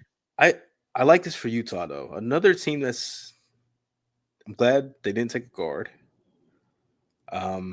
They traded Obaji last year, so take a wing with a lot of upside, but I think his floor is pretty high too. And Cody Williams, I like this pick a lot. Yeah, I think this makes a lot of sense. I know there was a lot of talk of them taking a guard here, but they have their guys. They got Keontae, they got Sexton, Jordan Clarkson still there. Yeah. Like it doesn't add up. So taking a wing here, I think makes a lot of sense, especially considering although they're probably not out on him yet. Bryce Sensabaugh didn't exactly do a ton for them last year, so they're still looking for help on the wing there. John Collins, of course, more of a 4/5, but is he there long term? We'll see. Although he played really well there to end the season, to be fair. But I don't know how long he's there for either. So beginning of the season, he was playing really good too. He was on here talking like John Collins, he's looking all right, looking like John Collins again. Midway through the season, Utah fans hated him for a little bit, and then he kind of was full-time 5 for a little bit when Walker Kessler was demoted to the bench, and he looked pretty good. So. Maybe call about Walker Kessler too if you're Memphis. Just see. Definitely. See what they think about him, man. Just see what they think. I could have been top 10 in this draft. I don't know about that, big guy. I don't know about that. Yeah, this would be interesting if we see Buzelis go to Chicago. It would be very interesting. I like it for him staying home. I don't like it for the fact that they just can't develop talent. Yeah. Yeah, that's an issue to say the least. Like Patrick Williams is still there. Yeah. I don't know what happens with him this offseason either. I mean they got all the makings of potential decisions this summer. Of course, they got DeMar who could leave. They got Zach LaVine trades. Obviously, they've made the Caruso and Giddey trade, and that's already the one move that they've done. But there's still a lot that needs to happen here. So it's tough to evaluate anything for Chicago until another few weeks down the line, probably before we see is LaVine still there, is DeMar still there, and then what are they doing at this pick? And if we're correct in chat, it looks like it is going to be Buzelis indeed going there, and hopefully they can develop some talent. But it's not been a good track record, and Patrick is evidence of that. And he might be just gone for nothing as a restricted free agent this summer as a former high first-round pick. So it's tough to say. And this is their second front office, so you can't keep blaming guard packs for this stuff. And everybody that leaves turns out to be a good basketball player. Everybody that leaves. Lowry was an all-star. Wendell has looked pretty good. Gafford was in the NBA Finals. Even Chris Dunn's had more success elsewhere. Even things like that. Man, they just can't. They've had a lot of good talent come in the door that they just don't know what to do with. And man, I see why they're so scared to rebuild, because they're just like, we just can't do this job that well. Yeah, they've definitely had their struggles on that end. And the Giddey trade is going to be interesting in its own right. I'm quite known to be not a great fan of it. I think after Kobe White and Ayo Dosunmu had the best seasons of their career, bringing in a guy who needs the ball in his hands is an interesting decision, to say the least. I'm not going to rule it out as working, but I'm not exactly that hopeful that this makes a lot of sense. And now you could argue that trading them for picks on guys that they might not develop well is also an issue, but I think Giddey's a very odd fit in Chicago, and if the statements are true that they believe he has all-star potential, they might want to reevaluate that take, because I think that's a little bit hopeful. If the best version that we've seen of Josh Giddey is his year 2 version, it's a good basketball player, but it's not somebody I'm looking to stake my job in. you know. Yeah. Especially if I just saw Kobe White have the season he had with the ball in his hands a lot more. That's better than any version of Josh Giddey that I think we'll ever get. Definitely. Gabe, thank you for Gabe. joining us. Gentlemen, I'm sorry for any delays. It's all good. You're good. Listen, this is about to be so reactionary. Literally, when I went to work at noon today, the biggest news was that Mikal Bridges was a New York Knick, and since then, I'm afraid there's been a lot more. I saw a couple things while I was at work, like saw like Brogdon for Dario or not for Denny Avdia. I don't know why I said Dario. But yeah, literally, I have a lot to catch up on. One of the biggest news days of the year, and of course, I'm at work for all of it. It'd be like that, man. It'd be like that. It do. There hasn't been a ton of movement, so you haven't missed out on as much as one might have thought, because some of the trades that were supposed to happen early didn't happen. Memphis did not move from 9, and that resulted in them taking Zach Edey because Donovan Clingan got taken at 7 by the Trailblazers. Charlotte didn't move back from pick 6. They took Saloon. And then Ron Holland got taken early by Detroit at 5. So there hasn't been a ton of movement. Houston didn't move their pick either. They stuck with Reed Shepard at 3. So other than Minnesota surprising to move up to 8 to take Dillingham from the Spurs, it's been pretty quiet so far as any crazy movement goes. God, I just got reminded of Ron Holland going to Detroit, man. Josh No Diddy, crazy. Yeah, I feel so bad for Detroit fans. Know a lot of them, and they're not happy. Understandably so. Yeah. Understandably so. I mean, gosh, they just must have really, really liked Ron Holland. They have to. Yeah, because he probably would have been available at like 15. Yeah. Honestly. Maybe. Oh, brother. Theoretical Josh Jackson is one of his shades of. That's hilarious. Yeah, that is not a comp you want. Former Piston Josh Jackson too. Athleticism, got that dog in him. Hustle on. It looks like they just got a hustle guy at 5. That's kind of sounds like a reach to me. Yeah, I mean there's upside there, at least defensively, but I mean defensive versatility who needs a lot of work on the offensive end, and they don't necessarily need that. That's exactly what they took at 5 last year. He's a jumper away from being an NBA All-Star. Every time you hear that, these guys never pan out. I think the last dude that probably like was a jumper away from being like an NBA All-Star was probably like Jaylen Brown. Yeah. That's almost a decade ago. There's very few guys that pan out like that. Usually you need to at least show some amount of flashes. They said Giannis was like a jumper away from being an MVP, then he was an MVP anyways. Yeah, he's just another level of athlete that a lot of these guys aren't. But Buzelis is finally taken. He is indeed going back, or staying, I should say, in the Chicago area. Shout out to him. Shout out to him, man. I've been watching a lot of numbers on the board, and now they can go golfing all the time. So I like that. Exactly. But really, I liked him as a prospect regardless. Though I like him in Chicago, I'm scared for him because of their track record, like we just discussed before Gabe joined. It's not great, but maybe this is the time they get it right. Do I trust that? Not really, but I'm hoping that is the case because I like him as a prospect.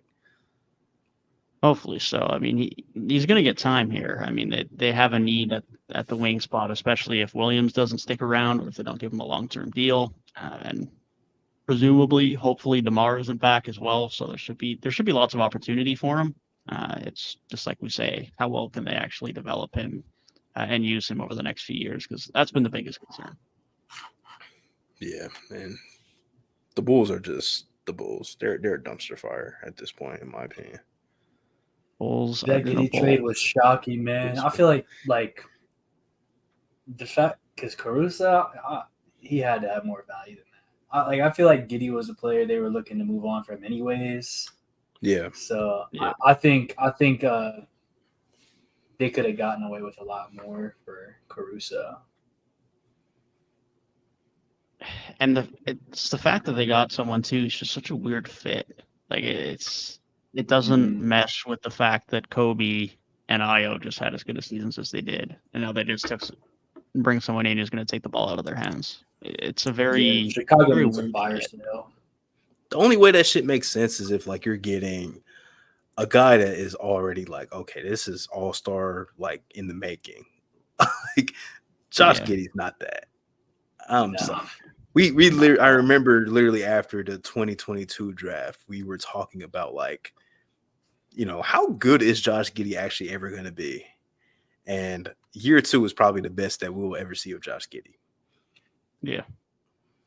Yeah, I've been big on this wave of like the difference between passing and playmaking. And it's like, even as a point guard, he's really just not even enough of a scoring threat to even be your top playmakers. I know like Kobe White's probably naturally going to be more of a scorer. So I could see you taking a point guard to put him at the 2. I don't like he hasn't played good at the 2 in his career. It's not. Yeah. That's my thing. That's my only really issue with Kobe at the 2 is just he hasn't been as right. Like shooting guard. He kind of gives that combo guard type vibe. So it's like, yeah, he's most productive at point guard, but you might want a secondary playmaker on there. And I just don't think Josh Giddey's that guy. Yeah, I think Io was more than capable of showing what he did last year as a secondary guy. Yeah. And a better defender than what Josh Giddey will ever be. So the Bulls. What do y'all want to see? Levine? Weird market, man. He does not have much value at all. He really doesn't. If making the money wasn't such a weird fit, I don't hate the fit in Orlando, but I think they'd have to give up a little bit too much player-wise to make the money work for it to make sense. Yeah. John Isaac's got to go. Wendell's probably got to go. I don't like that either. I don't love that. Fit-wise, sure, but considering what they'd have to give up, no. I'd rather go chase Anthony Simons if I was Orlando. Yeah, I think an Anthony Simons trade makes more sense. I think if D'Lo opts out, signing him makes a lot more sense. Obviously, Malik Monk would have been ideal, but you're not getting him anymore. But yep. Actually, I don't hate Clay for them. As much shit as I talked about Clay this past year, I don't hate Clay for them on like a value. You said Clay for Orlando? Yeah, I don't hate it. Yeah, that's probably his best fit at this point. Just like he provides being a veteran, he provides being a shooter, like somebody who can be off the ball. Like really, if he doesn't have to do as much, like he's really just going to be a role player there. So you could probably see better defense than like because he's had that regression. But if he's asked to do a lot less, you could probably see flashes of Clay. For sure, yeah, I think there's definitely an argument for that.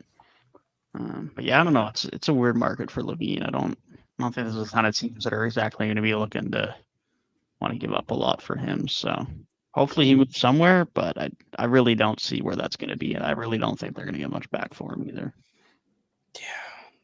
Yeah, that's the one guy they held on to for way too long. Yeah, way too long. Because now some of these picks just have me like shocked. Yeah, we were talking about that. Like the top 3, really top 4 went like how we kind of expected. 5 is kind of the shocking one. But then again, it's Detroit, so is it really that shocking? Yeah, they were the team that passed up Cam Whitmore first last year before another like 13 teams or however many it was did it. But I didn't at the time. I was a little taken aback, but I didn't hate it afterwards. I like Asar. He just obviously has some things he needs to develop. But you know what young player doesn't? You know that you're going to take at 5, right? Yeah. But having another guy that needs a lot to develop, probably even more than Asar, is. I feel like 5 is like always a guy who needs some development. Like Fox had crazy athleticism, but it took him a couple years to really get to that like all-star level. Isaac Okoro is definitely a project. Asar is a project. Garland, I feel like didn't he come out of college injured? Yeah, he played like so he had 8 games or something like that. So it's like he had probably the most upside out of Fox, but second to Fox, probably the most upside out of any of those guys. But definitely still a risk. Khalil Ware maybe to OKC? maybe a big makes sense. I mean, realistically, that's where they have the most needs to fill. But this actually feels like more of a Giddy replacement. They go with Nikola Topic, Yeah, I was which just is thinking that. interesting. Yeah, I don't know. I mean, we were confused to an extent when they took a guard last year with Case and Wallace. Obviously, that has panned out very well, despite our concerns at the time. Now they take another one. And obviously, they might want a little bit more playmaking now with Giddy gone, but you still have SGA, you still have Case and Wallace. Now, OKC have the depth that they can be patient with Topic. They can let him recover from his injury and see where that goes from there. But I don't love this. Not that I feel like they had a certain player that they really needed to take here. I think they could a lot of different ways, but this feels like arguably the spot on the roster that they needed the least amount of help. Yeah, OKC's drafting strategy has always been intriguing to me. I'll just say that. Like I was kind of shocked with the Giddy pick not shocked, but didn't love the Giddy pick at the time. Ousmane Dieng was another. Like I didn't really know much about him. So yeah, like I remember, we were kind of confused about Case and Wallace last year. Ended up being a really good pick. So I'm gonna just trust Sam Presti at this point. Like he seems like he's knows what he's doing, and he's one of the best, if not the best, in the game for a reason. It's been a couple years now where I'm just expecting them to take a big every year, really like strengthen up that front court. But yeah, it's like that's not their strategy. And I mean, it worked out for them well last year. Could they be in Found a the way. Hartenstein sweepstakes? I think they had I the think that'd money, don't be they? They I think that'd definitely be a could great be. market. They do have the money. Now, how they'd want to balance that is interesting because then either you're moving Chet to the 4 and Caruso's getting dumped to the bench, or Hartenstein's going back to being a backup. And I don't know how much intrigue he'd have in signing if that's going to be his role. Yeah. They definitely have the money that they could toss at him to potentially bring him in, especially now that the Knicks are hard capped at the first apron. They're limited on what they can offer Hartenstein now, so they're definitely going to have a lot more money to throw around than the Knicks will. But I don't know if it's going to be easy to bring him in, considering it might be partially as a backup. I mean, honestly, I don't hate Caruso as a sixth man either. Like, kind of the role he plays, especially like on the defensive end, like you have Lou Dort on the lineup, you got J-Dub, so it's like you got some defenders already. Now he'd probably be their best perimeter defender immediately, but even if he was to be a six-man and Hartenstein started, like I don't hate that because I think Chet can play with almost anybody. Yeah, I think so too. There's actually a few bigs. Like I wouldn't hate. You could probably get Val for like the mid level. Honestly, I wouldn't hate that. Just a big body that can board, can run offense through. I mean, he was torturing Chet in that first round series for a couple games, so I wouldn't hate that. Yeah, Hartenstein. I don't know. There's still a world where he ends up back in New York for just less money. Like, oh, for sure, which is nuts. He just loves it. That's such a team, man. Like that team is the power of friendship. Hey man, that's your what school they go to questions will get way easier if it's a Knicks player. They have like 20 Villanova guys. Need to bring Lowry back on a minimum. Oh gosh, I saw a report. There was like it's not out of the realm of possibility that Kyle Lowry ends up in New York. I'm like, gosh, y'all might as well just go get Jay Wright too to be on the bench at this point. Man, for real. I really just can't bring myself to understand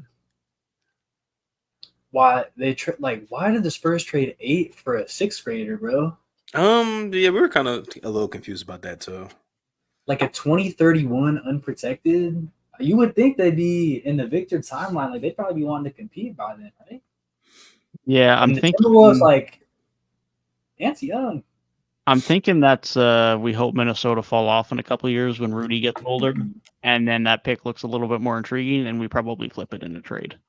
I think that's probably what that is. That's just a bit of extra trade flexibility. I don't think they ever used that pick. I think that's probably a flexibility pick, but they obviously didn't love anyone enough at 8 that they'd just rather the future flexibility. And given the draft class, I mean, if you don't love a guy, you might as well just defer at this point, considering they already got their point guard at 4. Minnesota has like completely committed to F the draft picks. Yeah, We're they doing they whatever have we can. nothing now. They Yeah. have nothing. The next first round pick that they own is in 2032, which they cannot trade because they've now traded their 2031.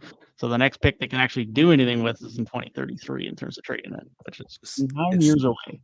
so it's like Mm. them, Phoenix, and the Clippers that are just assed out when it comes to draft picks. Yeah. the Nets just graduated from being assed out. Yeah. Yeah, there's a few teams that are pretty bare right now. I mean, Cleveland don't have much either after the Yeah. Don trade either. So At least it looks like he's resigning though. That the this is report I saw true, yesterday. Yeah. which would be massive. Clutch, because if he left, yeah, that's a I mean, bad I've 2 year been rental. the Timberwolves have the best like deal in that by far though. Like, and actually being young and a guy who could be around until you get to that time. Now, not Yeah. saying that, if like Rudy, falls off and then Cat's kind of out of there soon, like you could see things fall apart and it could look bad. But compared to like I can't imagine more than like 2, 3 more years of like the Kawhi PG thing and with Phoenix, like that'll probably fall apart sooner than later as well. You already see Kevin Yeah. Durant and all these rumors now. So, like, as far as these teams not having picks for a while, I think one definitely looks way better than the others. Yeah, I mean, they had no flexibility to do anything this offseason. They obviously don't have money, so this is kind of their way to try and make a long-term improvement. So their tax bill goes from 56 million to 84 million, but nonetheless, they get another backup guard.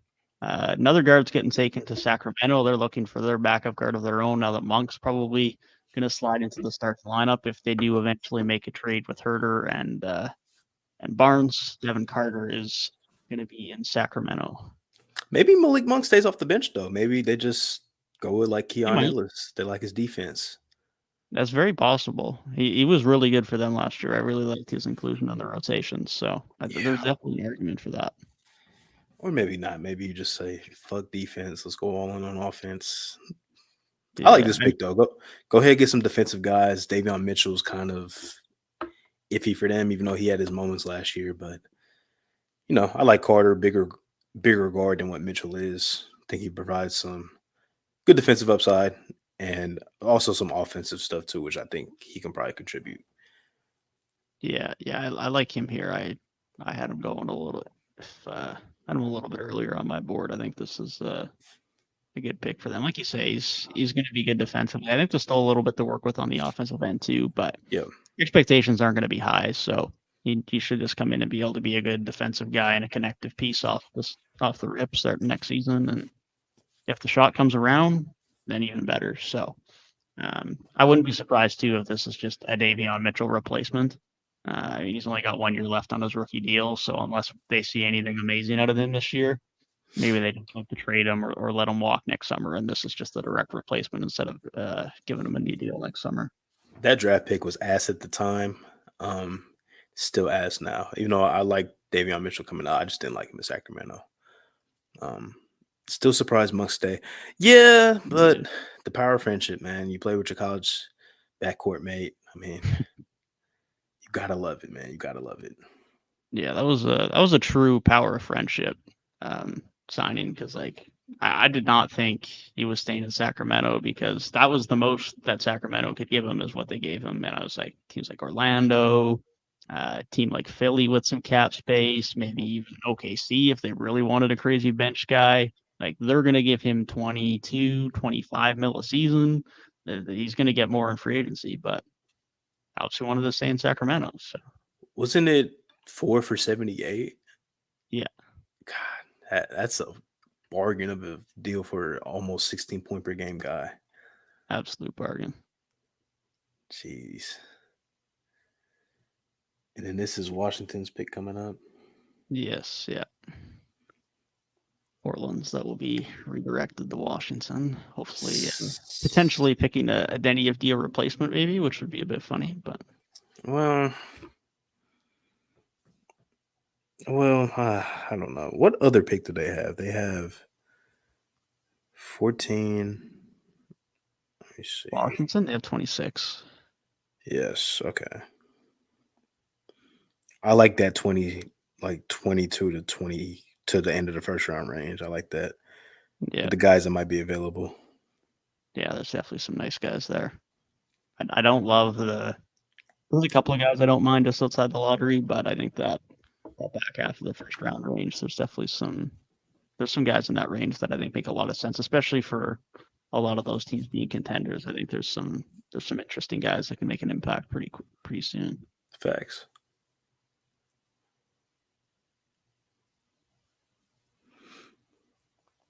Gabe, I was asking Dev earlier when we started stream, but who do you want the Raptors to take? I feel like there's a lot of holes that they could fill in that roster. If anything, really any guard I wouldn't be too mad at. Like, obviously Grady's still young, but I don't really see anybody besides Scotty being super untouchable. So like, and it doesn't really even have to be a playmaking guard. Like, if it's more of a scoring guy, I mean, if Scotty develops as a playmaker, you just run a point forward and just have somebody play. But just a guard with upside, I'm happy, really. I like that thought. Yeah, y'all are in a weird position for a team that just hit their like full reset. Bub would have been a guy that I would have liked in Toronto. Yeah, really was hoping he was going to fall, but I think that makes a lot of sense in Washington. Yeah, that's my guy. I almost made a film breakdown on him earlier, but I'm like, I might just wait till like after summer league or something like that. Yeah, or maybe this weekend. But yeah, gifted offensive player. Definitely, especially if they're not seeing Jordan Poole as a long-term piece. I think he slots into that role perfectly. Jordan Poole, man, you're on the clock. You indeed are. Your potential replacement is indeed in town. All right. The draft is really starting now with 15. Miami. No, I'm just playing. But Dalton Connect's still on the board, man. Dalton Connect is still on the board. Big fan of his. I could have seen him going as early as 5. I could definitely see him being a member of the Heat, but I also know Jared McCain has been very much talked about going here too, and I would not be surprised to see that happen either. Yep. He looks like a Heat guy, man. Older player coming out as a senior, 40% three-point shooter. That's a Heat guy. Yeah, I would not be shocked by that. De Silva would be too. I think he just overlaps a little bit with Jaime.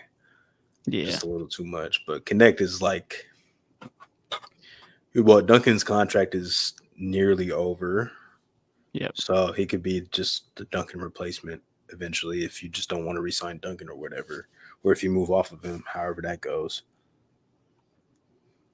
Hey, yo, relax.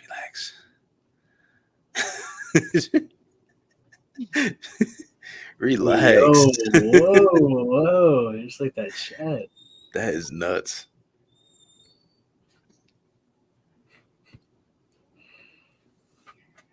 Yeah, McCain, Jacoby Walter's still on the board. Isaiah Collier's still on the board. Khalil Ware's still on the board.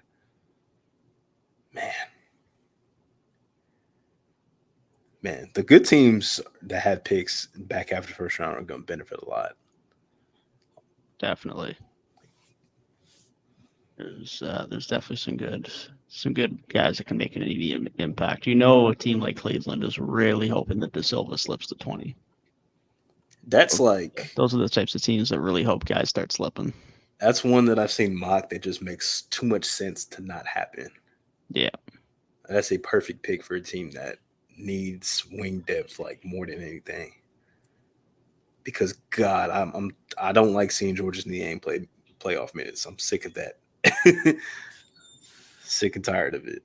And their entire wing rotation has their frustrations. I mean, LeVert has his moments where it's just like, okay, you're like 2 for 11 right now. Okoro has his moments where it's just like, okay, you are a 0 on offense. Although he was better this postseason than he was a year ago. And then, of course, Niang has his frustrations. So it's like they can bring someone in who might be a little bit more dependable on the wing. You'll definitely take that. Strus be guarding. He be guarding his ass off, but you do. Yeah, man. But you're asking a lot for him to be guarding Jason Tatum. for a whole series and guarding Jaylen Brown for a whole series and Paolo. Like, you're just asking a lot for him to be matching up with those type of guys. Yeah, that is not exactly in his repertoire. And he'll fight, he'll compete, but I think it takes away from his That'll offense do too. well. Yeah, For sure. So yeah, the Silva, that's like match made in heaven. Somebody that I think day one be ready to compete or to be good on that team that's going to be, in the playoffs again. That's a perfect pick right there. Another team though, interesting offseason. Is Garland going to be there? Is he not? I feel like those rumors I haven't seen a lot recently, but who knows? Maybe once free agency opens up, like those rumors get cooking again. Yeah, Garland's out, they might be cooked. Because I can't imagine Donovan Mitchell stays much longer if his point guard's just gone. Well, everything I've seen a lot of like conflicting reports, but it's like, if Mitchell signs his extension, Garland, who I think he's with Clutch, are like, we don't really want to be around if he does that. And I've seen Mitchell is going to sign that extension, like he intends to sign it. I've seen a lot of just conflicting shit. It's just a lot of stuff. That's tough. Yeah. I'd imagine Cleveland want to keep that backcourt together as long as they can. So if one staying means the other leave. Do you buy if you get rid of Garland, like, do you just buy into just Mitchell having the ball in his hands? Probably As that point guard? Like, I don't know if you get to ever being a contender. Not gonna lie, like, because I don't know who they're really getting this like an upgrade. I think if you're looking to move Garland, and I don't know what the market is for him right now. I don't really know what team's going to be screaming, we want a guy like Garland. Not that he's obviously bad. I just don't know where the market is. But obviously, it's the point of, I don't think you improve your point guard spot. I think it's, can we get more depth? Can we improve on the wings? Maybe we get a better defensive guard alongside him. I don't know what the framework looks like. I think it's like, I don't see a team that screams, we want a Darius Garland right now. So I think the trade market's interesting, but we'll see where that goes. Seems like a lot of these guys, like talk about Levine, Garland, like a couple different guys have some really weird markets. Like if the Bulls got off DeMar, I don't know what his market would look like. he's a free agent, isn't he? Yeah. That's what I mean. If he doesn't come back, like I don't know where what his market looks like. He won't replace PG and be a Clipper. They're gonna be so ass. PG's a guy who's Tomorrow and Kawhi, they're gonna have a Mid-range reunion killers. of the Raptors 2 eras. That's like a damn near Los Angeles team because Westbrook's still there, James Harden potentially still there. Clipper, that's a whole nother discussion, man. Gosh, I was just thinking another guy whose value might be weird and could be dangled around in trades. Julius Randle. What do the Knicks do with him? I think he's got to go. But it's like where? And what, like, I don't know if you get back what you will want, like, need. What do they need? What do you think they really need, though? That's the issue. Like, they honestly could just get picks back for him just to have some flexibility again. Like, they could. You might need a replacement for Hartenstein. I don't think you're getting anybody as good, but let's just assume Hartenstein just loves Tibbs. He loves the Knicks, and he takes pennies on the dollar for what he can get in Memphis or in OKC or wherever, right? Let's just say he resigns for however much money they can give him, right? So then you're looking at the roster. You got Brunson, you got Mikal, you got OG, Randall, Hartenstein. Am I missing anybody? No. Honestly, I assume, like, bro, they really – I don't know who is off the bench there because – I think that's the starting five if they don't trade one and Hartenstein's back. And then you got Deuce, you got Hart, and you got Steven Johnson. I was going to say, and then you started Tua. I feel like Deuce started a fair few games for him last year. Like, who did? Deuce? Yeah. Yeah, he started some because some guys were out. They had a lot of injuries last year. Yeah, they had a lot of injuries last year. Yeah. I don't know. I wouldn't hate the idea of just dumping him somewhere, getting picks. I don't know. Really, how are they only a first apron team? It just seems like they have way too much talent for that.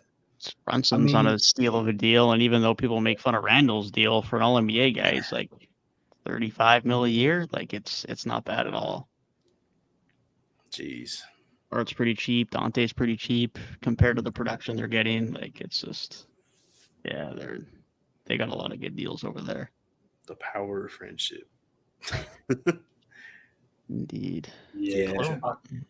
I feel like all these like weird fit players are just gonna go to like a team in hell, or they're gonna start their like descent into being a role player.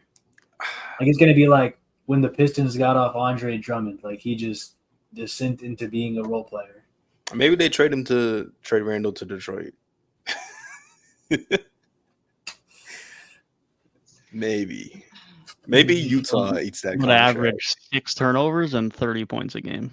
Maybe Utah eats that contract. Maybe I don't know. In a year and a half, Detroit went from one of like my favorite young rebuilds to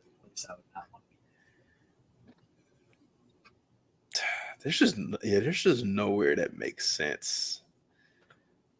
Lakers? Randall would be the most Pistons move. He's going back to where it all started. Yeah, back to the Lakers.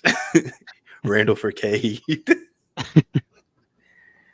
God, Little Caesars Arena would be in flames by the next hour. The Pistons might be the Little Caesars of basketball. I'm not gonna lie. Who's the other Heat center from IU? Who am I missing? Trying to think now too.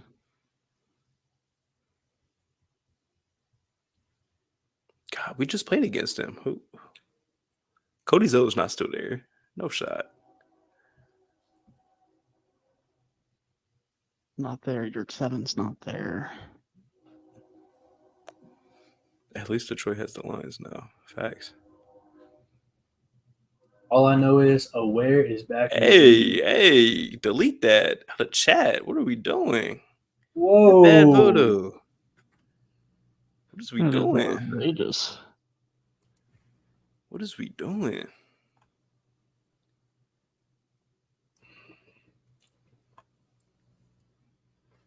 That's an interesting Heat pick, but I've seen stuff that they want Bam to play the 4. So maybe they're gearing up for that.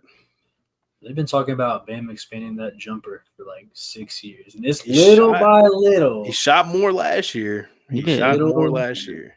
He'd make like 1 3 a week, second half of the season.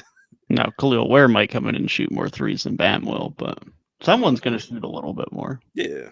Not by much, but a little bit. But Thomas is the other Indiana center. I had to look it up. I forgot about him. Yeah. He averaged a little less than an attempt and a half a game in college for 3. Yeah. On 16 points a game. So, I mean, he doesn't shoot a ton, but, I mean, once he gets into an NBA rotation, maybe they put him out there a little bit more. The efficiency was okay last year. But, yeah, like you say, the volume wasn't great. The free throw shooting wasn't great either. So I have my hesitancies. We'll see how much it translates. But there's potential there for sure. Probably not a true spacer at any point, but yeah. But you might be able to step out and take one every once in a while. So there's something there. Even if he's just a defensive guy, the Miami we've seen for years is not exactly known for great offense. So, yeah, like Tyson said, though, the Jimmy Butler debacle kind of just makes everything about their offseason interesting. Very weird, because now it sounds like he doesn't want to go anywhere else, but he also doesn't really want to sign an extension. He can opt out next year. So it's a bit of a weird situation they got over there.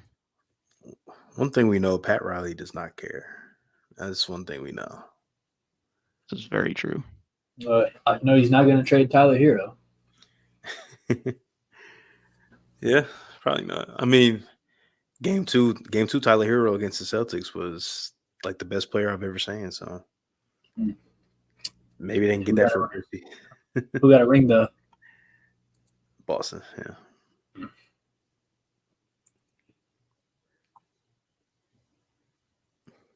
This Philly pick is going to be interesting because Connect. I would think so. He's too good to be on the board. Yeah, I would think so. Unless they do a crazy free agency too. I mean, whoever they take here is going to be playing for them because they have to sign about 10 dudes. Yeah. Their free agency is going to be very interesting over the weekend, but this draft pick's really important as well because, like it or not, they're probably going to have to rely on them. I'm glad they pivoted from the Paul George stuff. Even though I wouldn't like hate Paul George being there, but I think they should just spend that money and just get whatever, try and get as many just tangible role players that you can get. Like I think the Knicks kind of showed the value of that last year in the playoffs, just having a deep roster of guys that can come in and contribute. So I would like Philly to use their cap space like that and not tie themselves down to mid-30s, declining all-star like Paul George, potentially Jimmy Butler. Yeah. I would like Jimmy a little more than Paul George. Yeah, it seems like a third guy really has not been the key to success the last few years. So usually, like in Embiid and Maxey, with just a bunch of guys who are above average. Third stars are overrated. Sounds more like a modern contender. Yep. Get guys. I mean, unless you could call like a Porzingis like a third star, but he's kind of on the boundary. I think guys like him, Drew Holiday, Derek, those guys are just stars in their role. Like they're high end role players, and I think that's more valuable these days than a third all-star on your team. I guess because like Holiday and Porzingis have both been all-stars. Now Porzingis was quite some time. And then he went through all his injuries and stuff, so not exactly the same guy, but still like I just consider them so close to like fringe all-star level, like Mike Conley level guys, like not current Mike Conley, but like close to the prime. So it's like those fringe all-stars. It's hard to say it's like not a third star, but it's. I mean, that's why they won the title because their third and fourth guys are that good. I think Denver does a good job of that too. Like, obviously Jamal Murray's an all-star caliber dude. Like we see his talent, but it's probably not going to make an all-star game unless, circumstances go perfect for him. Right. And somebody like Aaron Gordon is a star in his role. Like he just does whatever you need him to do. And then there's some nights where he can really like explode offensively. I just think those things these days are a lot more valuable than just, let's go get Paul George to be our third guy. Let's go get so-and-so to be our third guy. Like, I think the Lakers like kind of showed that. And I think the Suns have done the same thing, showed that these top heavy rosters are not what wins basketball championships anymore. Like you got to have a full roster. You got to have these high-end role players, guys that are comfortable sacrificing shots and everything like that. Honestly, I don't even think all of it's like just fit in the actual ball of it. I think a lot of it's the wear and tear. Like I feel like every time you see those top heavy rosters, it's like you put so much strain on these top guys that they all end up getting hurt, and then you get to the playoffs and you're limping. Like you see it with the Lakers all the time, like when Brooklyn had, Kyrie, Kevin Durant, all them. Just all these teams just seem to, even like Phoenix last year, like it seemed like the three of them were barely playing together. Yeah, no, I think it makes a lot more sense for them to look at guys like a Royce O'Neal, Caleb Martin, even a few of their own guys they could look to bring back. I mean, Nick Batum was good for them. Kelly Oubre fits that type of mold, and Najee Marshall's an option. So there's definitely some role players this year they can look at bringing in. Obviously, they're not going to get the likes of OG anymore, but there's still some guys they can look to bring in. Looks like Jared McCain's going to be the first piece of that. He's probably going to be what they're hoping to be their backup point guard next year, and I think that pick makes a lot of sense for them. I like it. I think he fits good with them, like whether he's coming off as a backup or even if he plays some minutes with the starters. Like anytime I see like a pure shooter coming to Philly, first thing you got to think of is those JJ Redick dribble handoffs.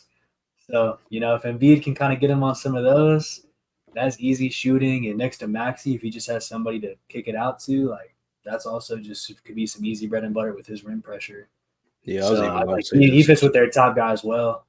Yeah, the weak side shooting too. Like playing with Embiid, he's going to get double teamed, and that just generates a lot of 3-point opportunities. So they couldn't have gone wrong with this with Connect. Like those are two perfect picks, in my opinion. Like, you just need shooting around NBA, honestly. I like that pick. Now, pick 17, the Lakers. Connect's finally Connect. got to go, right? Connect. Connect. This is Bronny. That's tomorrow night, my friend. Yeah, I was watching. I was watching Six Rings and Steals. He did his mock draft. He was like, they'll probably get Bronny at 55. Yeah. I'm like, yeah, that's true. That's valid.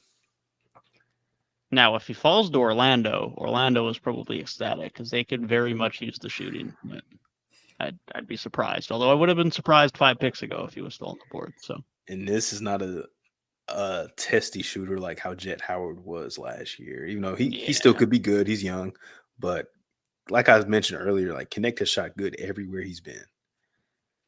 And he's a little more than just a shooter. You can score the basketball too, and Orlando needs that desperately.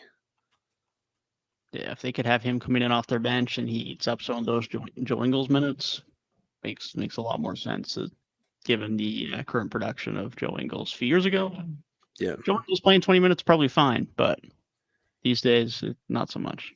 And isn't Gary Harris is a free agent too? Yeah, he is. Yeah, so potentially could lose him. So yeah, they need to fill in a little bit, and assuming Anthony Black doesn't get traded in some crazy deal, then he probably fills most of the Gary Harris role. But they definitely could use some more guys on the wing too, unless they really want to just hand Caleb Houston the reins. But yeah, they could need to look to add someone here too. Give me Connect, man. He's athletic too. I think he has better defensive potential than most white shooters that we see coming to the league. So, let's go ahead and that'd be great. But I like it for the Lakers too because Lakers shooting, you always need it. And a new regime, JJ Redick in here. So, I'm sure he would like to have a pin down guy on his roster. Looks like he's gonna get it. Sources in chat would confirm that is the case, so that makes a lot of sense. I like it. I'm a big fan of that. Yeah, no, that's a good pick. It was a very good pick for them because they had some production on the wing off the bench last year, but most of it wasn't with good shooting, so they could definitely use that. Well, one thing I know about players who go to the Lakers is they forget how to shoot immediately. So hopefully he breaks the trend. Yeah, that is true. I still don't get the Ron Holland pick, man. I just keep seeing it. I'm just like, it's an interesting one. It's definitely that. Yeah, let me go. I'm about to see what Pistons Twitter is. I would have thought like Portland or Utah, if someone was going to jump early, would have been much more likely. It's not Detroit. He doesn't seem like the guy to like for a team who just got a SAR on the wing. Like I get you have your point guard and your center of the future, so taking a wing makes sense. But he seems redundant, and also like not that's not even bringing up the fact that it's a reach placement, but just for fit, like it seems redundant with their roster. It absolutely is. Yeah, they're just looking for more upside, and like stars are good, but I don't know. I like a sure thing right now. If I'm Detroit, yeah, that's gonna be. I'm starting to get a little. I'm starting to get a little sus of Ignite too. I'm not gonna lie. A lot of these guys that come out of Ignite, no hate, but I feel like they've kind of a lot of them have struggled to translate. A lot of them have been guards, but I feel like guys that come from overseas from college tend to get there a little quicker these days. Yeah, G League Ignite was a fun experiment, but no more. Good thing it's over. Yeah, that's a good point. Like I can't really think of a guy that had a somewhat seamless transition to the NBA from the Ignite. Scoot, Dyson Daniels struggled. Jalen Green didn't have the greatest start either. Jalen Green struggled a lot. He's probably the best one. Yeah.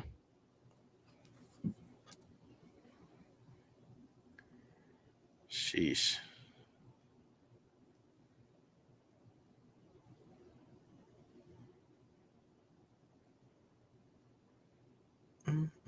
This might be Tristan De Silva range for Orlando here with Connect off the board.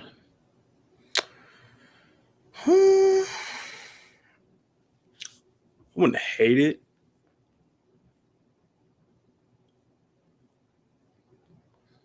Yeah, I wouldn't hate it. Kind of great shooters in this range, unfortunately, but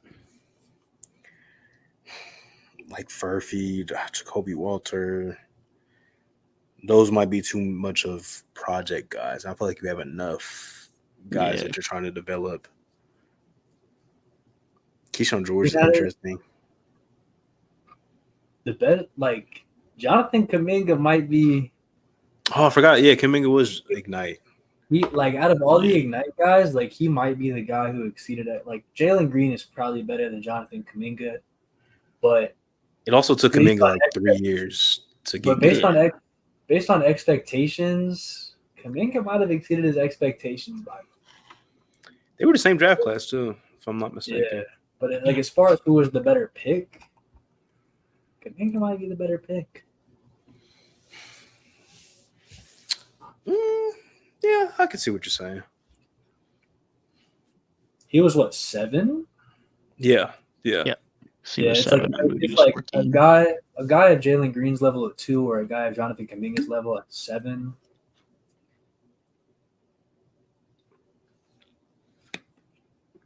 He's an NBA champion. That is factual. Sources in chat could be saying De Silva to the Magic. Like it. I think that makes sense. Obviously, they would have loved Connect, but I think given what's available, I think that makes sense. Yeah, take somebody that's ready now. Let them sign D'Lo, man. Opt out. Go to Orlando. Get out of LA. I am manifesting that because they couldn't get Monk. I think that's by far the next best fit. They need scoring. Anderson. They need scoring bad. Yeah. Paolo really made a fan out of me. I was not high on him going into the league at all. Like, I thought he was cool, but he really didn't move me that much compared to like prior number 1 picks. But I don't remember what your stance was like during that draft. I mean, like, I can acknowledge that he was good, and I definitely thought that he was better than Jabari, but I was definitely the highest on Chet out of the top of that class. That sounds familiar. But right now, like for as much as Chet had a really good season, he was the right guy to go number 1. I don't think it's even a discussion. Man, when I turned the film on, I was like, "There's no way that this guy is not the number 1 pick in that class." He's just a smooth, effortless scorer. I even think he's kind of exceeded my expectations a little bit. Just how good he's been so fast. Like all-star level in year 2 is crazy for him.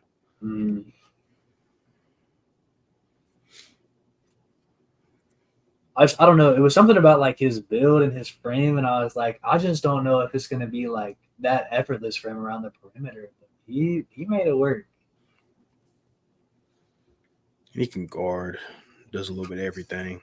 They all can guard on that team. That is true.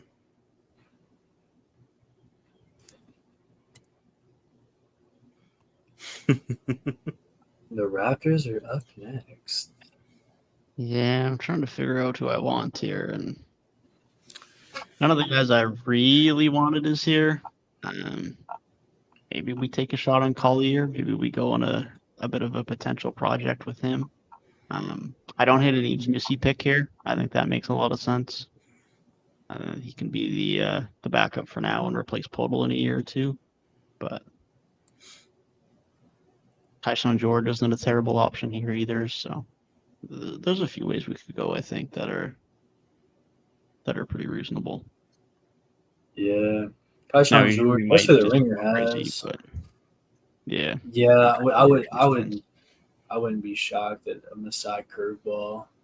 But I feel like Masai usually throws curveballs when it comes to drafting, so I would expect it. Last year was normal, but that's Not typical. I don't know. Like taking Kayshawn George, there's some upside, but I'm a little hesitant on like an unproven shooter. After last, because Grady Dick was like a little unproven, and he hasn't impressed that much so far. He's had a couple flashes, but nothing crazy. Yeah, we'll see. Yeah, definitely been quieter on the trade front tonight than we were expecting going in. It was very much sounded like there was going to be a ton of movement. It's like Memphis didn't move, Charlotte didn't move, Sacramento didn't move, and then the one move was the Spurs, which no one really expected. Not that the Spurs are easy to predict, but I think I'm done listening to like rumors about drafts being active because I feel like ever since we've been doing this podcast, every year we go into it like, they're saying there's could be a lot of movement in this draft. This team can move up this, and it's never that case. It's just, everybody stays put, takes their guy. Not a lot of drama. Has there been a trade on draft night bigger than like the Levine trade? And that was like 2018 or 17 or something.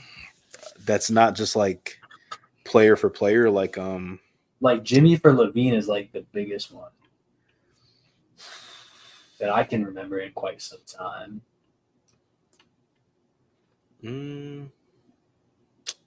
17 also had one flip for 3 because that was like Philly and Boston made that swap. And then 3 for 5 in 18 with Luka, Trey. Yeah. I'm trying to think. Big draft.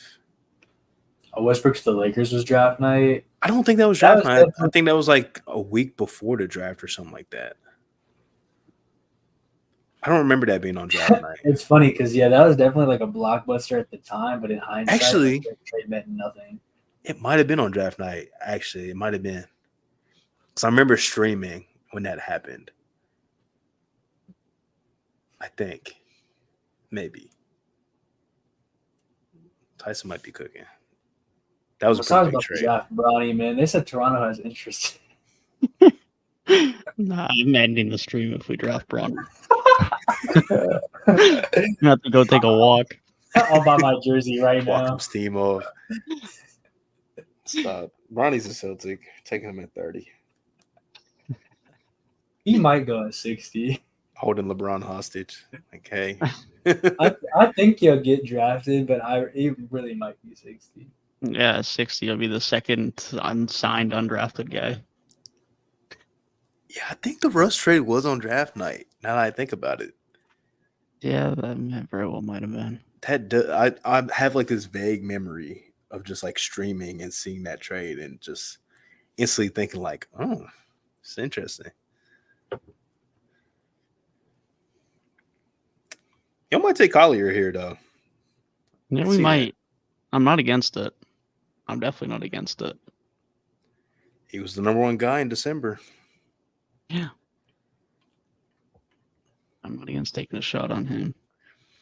Bronny did say he wanted to be like Derek White. Hey, man. We'll take. You know what? We'll even trade back a little bit. We will trade back a little bit to get Bronny.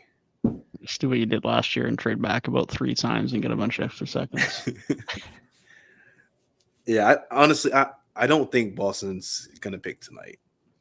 Just knowing Brad, I don't think they're picking tonight. Yeah, that wouldn't shock me. That would not shock me. Unless somebody they just really love is available at 30 that won't be available tomorrow. But I wouldn't be shocked. My wish list is kind of weird with Boston. Like, it would take a lot for some of these guys to fall. Jacoby Walter to Toronto. I don't hate that. It's a guard, a shooter with defense. It looks like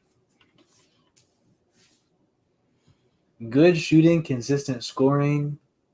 That's not something that you see in Toronto up and down the roster. I think I like that, especially having that defensive upside. I think that's a good pick to me. He was mocked pretty high, like 13, 14 range. So Why does Gabe hate Toronto? I'm just overcritical of my own team. aren't we Yeah, all? I don't mind that. I mean, Your team obviously, just won a title. Yeah. obviously the efficiency needs to improve from 3, but he's shown confidence to take it, and there's definitely upside there. So I'm definitely not against that. I think a combo guard off the bench definitely makes sense, especially if Gary Trent's gone. Then obviously we need someone else. So I don't hate Walter. I think that makes some sense. Forgot Can't about Gary imagine Trent. Gary Trent would stick around. Yeah, It Isn't just he doesn't only make like? sense for him to stick Isn't he only like around. 25 too? I think so. Yeah. He seems Yeah, like like he's like 30. he's dude. Honestly, I do think should the Raptors trade Jakob, I would not be opposed. He's definitely like I think he's one of the few players under contract that actually has real value Memphis that like we would call. consider trading. So it's like I don't think they're going to be that good soon. And I feel like a team who's trying to contend would take a swing on Jakob and give up some picks. So, Yeah, I there's mean, definitely I don't think potential. we're going to be good anyways this year. No, I think the only issue is if you trade him, who the hell's our center next year? Not that we need anyone great, but I don't think the organization or fans want to go through an entire year without an actual center on the roster again. So I mean, 2022 all over again.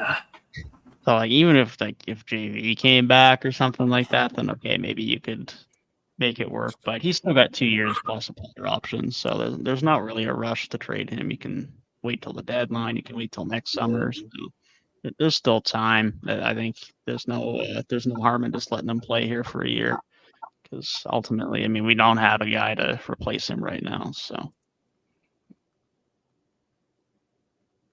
need someone at least, and there's no one. I don't even have a Coloco anymore, unfortunately. I haven't heard anything about him for a long time. I hope he's doing well, but Yeah, scary. We saw 2 young guys with blood clot issues. I didn't love that. definitely not. I don't know if Chris Boucher is back in Toronto either, so nor do I want to see him playing regular center minutes in 2024. So Forgot about Boucher. yeah, he was kind of a forgotten man last year, so wouldn't be shocked to see him move potentially. It's the last guy from the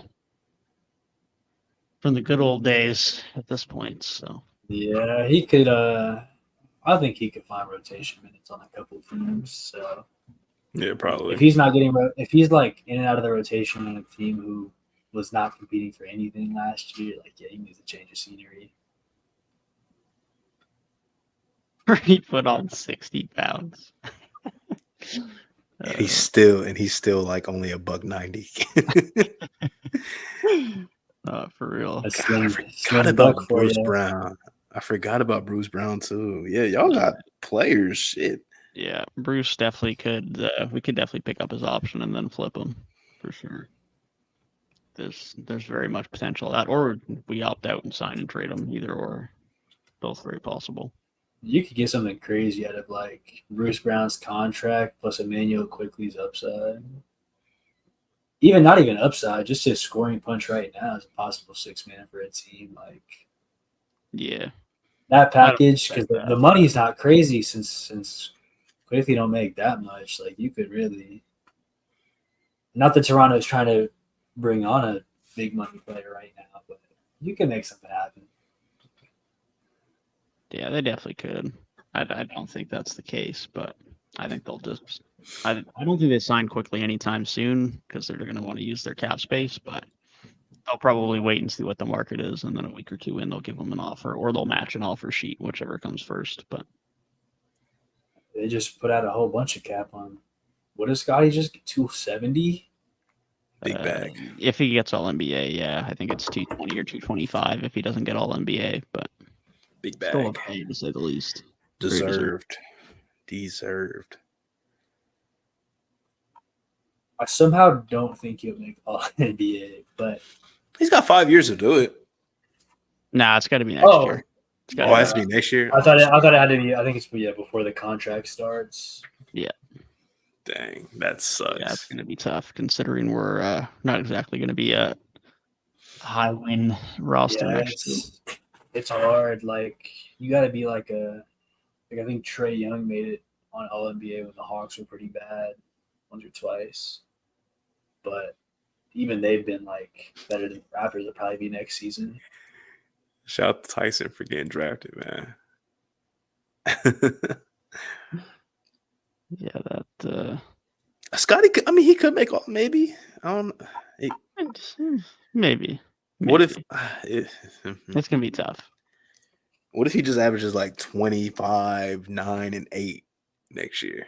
And y'all are bad, but not god awful bad, right? Yeah, I don't think he'll make it. Media voted. I feel like I don't know. We'll see. I don't know if he's really like a player that the media is really going to give that respect to, because like he made it as a coach's replacement. Well, Darko needs to keep pushing those agendas, man. Keep having those outbursts. I think in the league, like he's like respected, but among like media and like fans and stuff, like I mean, not the fans even have anything to do with All NBA, but even from like All-Star before coach's replacement, I don't I just don't know if he'll get enough love. Which, crazy enough, I literally this past week at work I saw somebody in a Scotty Barnes jersey in Ohio for like the first time in my life. Never seen a Scotty jersey. I know. I was like, we made it. We did it. We did it. The Pistons, they are cooked. I'm sorry. They're probably cooked. Yeah. Yeah. They're probably cooked. I'm gonna lose sleep over that pick because I don't understand it. Screw the pick, bro. They literally gave Monty Williams the biggest deal in history and fired him after 1 year. Yeah, they are hemorrhaging some money to coaches over there for sure. To be fair, Monty it immediately reminded me of like the Oakland Raiders when they hired John Gruden for that crazy deal, and a year later he's gone, and now the Raiders are still back. They had to fire him though, like because he has some scandalous stuff going on. Happy with the pick. Do they even have a No, no. No. Dwayne Casey sitting up there like, yeah, I like Ron Holland. I'm gonna go back on the bench real quick. They should have just kept Dwayne Casey for all this, bro. I promise you, they should have just kept him. Yeah, they would have had 4 wins against the Raptors every year. Yep, they would have beat the Celtics last year too. Yeah, that my Pistons agenda is like I'm about to start pushing trade Cade agendas like really soon. Within the next year. But I feel for them though, because you got to think about it. All these other teams that have like were bad for a long time, right? Like what did I just say earlier, Gabe? I mean, Devin. What did I say earlier?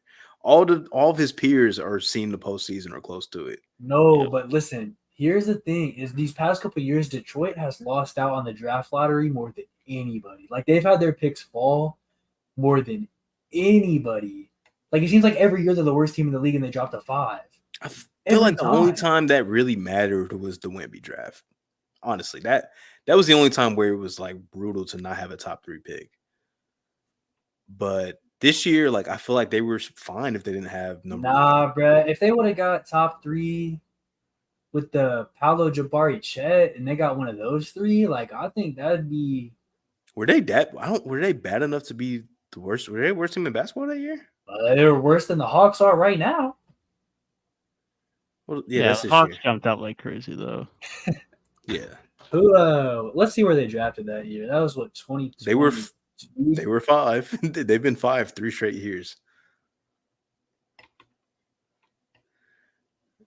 Don't look at the AP tweet about the Pistons. The Pistons were up 20 on the Celtics this year. I remember that game. Yeah, I remember that. Cade was cooking. Yeah, 2021, 2022, the Pistons were the 14 seed. They were only 1 game better than the Magic, who got the first pick. Yeah, so they probably could have got Chet. They were bottom 3 because the Thunder were 14 in the West. So the only teams worse for the Rockets and the Magic. Okay. So the Thunder jumped them and the Kings. Yeah, Zach. Yeah, because they got Keegan. That's right. But you know what? Knowing the Pistons, if they would have got the second pick that year, they probably would have just took Jabari. Just knowing them, they probably would have fucked that up too. They might have. Yeah. I mean, Chet's okay was pretty set at 2. I feel like literally Yeah. swap from Jabari straight to Paolo at the last second. Like Chet was literally number 2 the whole time. yeah, it felt like Jabari and Paolo were 1-2 on most people's boards, and then Chet was going to OKC because OKC liked them. And hell, they might have taken Jaden Ivey too. That wouldn't have shocked me either. And I that just seemed to be a can't. guy that I liked more. Yeah, I just can't excuse them for. I mean, obviously, it sucks being as bad as they have been, and you fall to 3 straight years. But at some point, you just got to draft well as well. Also, like you just have to draft well. You have to pick the right guys that are making decisions, not let people overstay their welcome like they did with Troy Weaver. They literally just offered Monty a big bag, even though he said, "I do not want to coach this year," and he showed you why he did not want to coach. Like he was playing Killian Hayes over Jaden Ivey for a good part of the season. Like, yes, it sucks not having the draft luck, but also being able to draft is also a very, very valuable thing of a front office, which they've been very incapable of doing, I would say, over the last really for a long time. They have not drafted well in our lifetime. Let's just be honest. Some They have teams not just drafted well in our don't. lifetime. Like there's a couple teams that don't draft. I mean, like the Kings never drafted well, so they got one guy in De'Aaron who they could really say, all right, we finally drafted a cornerstone, just like the Pistons got Cade, and they really were not on shit with drafting, so they just found a way to make a team themselves. Like getting Halliburton was a steal, and they lucked. Yeah, they flipped it for something. Yeah. So they looked out with Halliburton, and then like Keegan Murray was quality, but there's a big stretch around there. Like there's a good 3-4 years between drafting Fox and drafting Halliburton. Before Cade, like the best Piston drafted player in like our lifetime is like KCP. Yeah. Did they not draft Drummond? Okay, if you want to say Drummond, okay, Drummond, sure. KCP's game was meant to last longer, but peak for peak, Drummond. Yeah, sure, okay, Drummond, peak Drummond would miss 4 layups to get 4 boards on the glass. 49.7% from the field, Drummond, yes. Like, hey, look, man, at some point, you just can't have. They drafted Darko. Yeah, you just can't. You just can't keep having stuff. Okay, yeah, okay, Chris Middleton, but okay, second round pick. Let's stick with the first round picks though, because who drafted Tobias Harris? The Bucks. The Bucks did, yeah. Those like early years, like the Pistons just can't draft, bro. I'm gonna just be so honest. They can't draft. Yeah, like 3 5th overall picks in a row, bad lottery luck or not. Like after you get your number 1 Ovi and you get Cade, like after that, you're drafting for role players. Yeah. Like if you get another star, great, but you don't need it. And if they can't get a few role players out of 3, 5 overall picks, like that's on the front office at that point. Minnesota can't draft either, and they made the conference finals. They've also won like 2 playoff series in the last 20 years for a reason. Yeah, but they finally built the team now, and it was not. I mean, they got literally Cat and Anthony Edwards were 2 surefire number 1 picks, and they traded. And then the rest they did themselves. And they traded their souls to get Rudy Gobert. Like, let's not forget how many draft picks they gave up and how many good players they gave up to. They knew they weren't drafting another good one. Yeah, so that's what I'm saying. When you can't draft, like who's the Clippers? Clippers drafting is a little bit like the Clippers did. They can't draft. Like they can't draft. They can't draft either. I was just thinking like last night. Shea was lucky. Shea was very lucky. Their track record with draft picks, like Bryce Johnson was a first round pick. Keon Johnson was a first round pick. Even like the early second round, Jerome Robinson. Ugh, brother. Ugh. Shea was a diamond in the rough, man. Yeah, they must have stole a jury scouting report on SGA on that Had one. to. Like their track record, post Blake Griffin, their track record was bad. and Blake was like the consensus number 1 pick. So like, does that even? I That's what I'm can't saying, like, even they, give like- teams. I can't give teams credit for that, bro. I'm Like, sorry, they- I can't do that. Like the best draft decision Minnesota made was like Not trading the first pick that ended up being Anthony Edwards. like it might be taking Anthony Edwards over LaMelo Ball because there was some discussion. I remember like, they were trying to trade the pick because they were like, we want to be good right now, and the best they could get was OG Anunoby for the first pick. honestly, and to be honest, Zach LaVine was a good pick too. That was a really good pick. Wiggins was he was pretty consensus. Yeah. I don't know why they split the draft into 2 days, Barrett. Yeah. That's bigger TV deal, I would presume, but Yeah. it's, from a And fan experience, I can't imagine that's positive. Like, I won't speak Ratings for tomorrow are everyone, going to be but I would trash. imagine, yeah, like if it's on the same night, yeah, I'll probably stay around and tune in to watch most of round 2. But like, am I going to care to sit down for multiple hours and watch all of round 2 tomorrow? Probably not. I'm probably going to keep track of it, and I'll definitely give it a review at the end of the night. But I'm probably not attentively looking at it for 2.5, 3 hours. You know, it's crazy because somebody commented on my Deron Holmes video earlier and was like, you got to keep this on the down low so he falls at Denver. And look at that.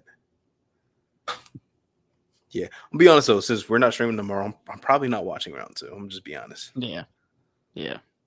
I will be making content based on round 1. I mean, bro, to be honest with you guys, like there's really even the names in the first round, like I barely know who half these first rounders are. So like compared to previous years, I like the second round. There's one name I know, and he's going 55. yeah. Maybe I'll tune into the first 5 minutes since the Raptors have 31. True. There's some guys I like though, like Harrison Ingram from Carolina. I think has a chance to be a good pro. Baylor Shireman doesn't go in round 1. I really like him. As a shooter, defender kind of guy, kind of a do-it-all guy. Definitely some guys that I'm a little intrigued with in round 2. You know, there's gonna be good players that come from round 2. I guess, you know, I'm just not gonna be watching to see if these guys get drafted at what spot or not. Like I'll just tune in after and look through. Yeah, I'll probably just go to the gym tomorrow night, like I would have done tonight if the draft was on. Yeah, man. Exactly. Leave it to Reek to make the video about the Dayton guy too. He had to rep. Yeah, I'm trying to change the title real quick, and I don't know if I should just add the Nuggets name into it, or just like really get clickbait. Why Deron Holmes is a steal for the Nuggets at. Yeah, right now I got the Nuggets got a steal, all caps, in Deron Holmes. Hey, last year you changed in the video on that Walsh video. Started cooking. Yep. Yeah. You know, everybody's going on YouTube right now and looking up there. Exactly. Everybody in Denver. Yep. No, it's a good move for them. They gave up their pick 28 tonight, as well as 3 seconds. It's getting sent to the Suns. So Suns they did trade up. That's good. Suns are trying to get some amount of picks on their books. Oh, They see the writing on the wall. Nugget. It says he canceled other workouts because the Nuggets made him a promise. Yeah, I heard about that previously, so that makes sense. But no, that's a good pickup for them. They've kind of needed a little bit of a backup, big improvement. Zeke Nagy hasn't quite developed into what they've wanted. So I think my thing about Holmes. To try and fill that makes sense. That's my thing about him. Like, I think ceiling, I see like a Nas Reed type of player, but the floor I also see like Zeke Nagy. Yeah, that's exactly what I thought of too. Dead ass what I saw on film. I'm like, he could be great or he could be Zeke Nagy. Yeah.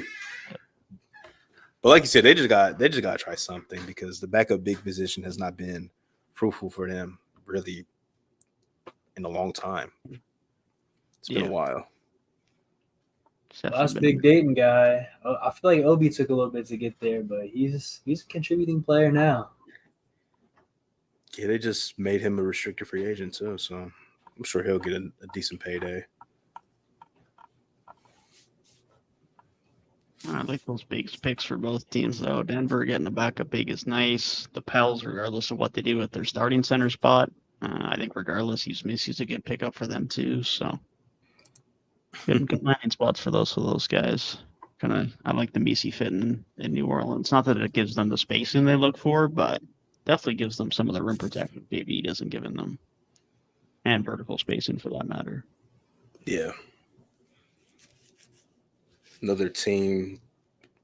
Look, Mark Stein said Brandon Ingram's getting traded this week. I don't know how much to trust Mark Stein, but he said it's in the cards that he'll I get hope traded so, this man. week. I hope so. Yeah, it just seems like the writing is just really on the wall with that, man. Like it's just probably time. Yeah, They had a I don't. run for sure. A run. I don't know what the destination is, but having two guys as your top two stars that aren't very good 3-point shooters is always going to be a little bit of an awkward fit. So I think it definitely makes sense to change directions. I don't know where the destination is. Maybe the Hawks for DeJounte is a potential option. I don't know where else outside of that off the top of my head, but I think that's an interesting fit. If they don't mind moving someone to the bench, probably Ricochet at this point, but Yeah. Depends on how good the Hawks want to jumpstart next year. yeah. I wouldn't hate BI being the secondary scorer there. Yeah. Yeah, to Orlando. I don't know if I want him next to Paolo and Franz. Nah, I don't think I want that. That's very redundant, I think. Another okay playmaker, not a very good 3-point shooter in terms of being consistent. I think this is more of the same. They'll take Trey Murphy though. What's up? Man. And definitely would take Trey Murphy. Trade sure. Trade BI for like Darius Garland or something. Get the Cavs a strong wing. I don't know how much I love that as much as I did CJ's like got a to few move, weeks I ago. think. Yeah. I think Garland and CJ's. I mean, obviously CJ's played the two a lot, but I don't. In an ideal world, I think those two guys on the same roster is not ideal. Two small guards. Yeah, DJ needs to go, and Herb just needs to hold it down. Yeah. Good times. It's gonna be some good times. I feel like they're like a year away though from. If there's another year where they don't really do much with Zion, they might just hit the rebuild. I don't know. Man, Zion was still just so young. Yeah. Isn't this was like year 5 or 6 of Zion being on the roster though? I know. Isn't this year 6? Drafted in 1920. Yeah, this will be year 6 coming up. That's what I'm saying. Year 6, like 0 playoff series wins. He's barely even played in any playoff games. Like they're trading his second star. If they trade BI and don't get like players, like it might be up soon. We were talking earlier. Val to OKC makes a lot of sense. Yeah. Yeah, I think that makes a lot of sense. I don't hate that. I don't think he's back in New Orleans. That's for sure. He's been good for them. I want something different there. Even if they do make Messi the starter, which ideally you'd have someone to kind of platoon him with, but I think they're done with JV. I mean, rookie bigs that haven't had to do much other than just their roles could be a good move. Yeah. It seems like big man is becoming like when you get down from like all-star level bigs, it seems like a very replaceable position. For sure. You just draft guys to bring in and everything. There's a lot of Jared Allens out there, man. I'll say that. Yeah. And that's Jared Allen's like the high end of Jared Allen's.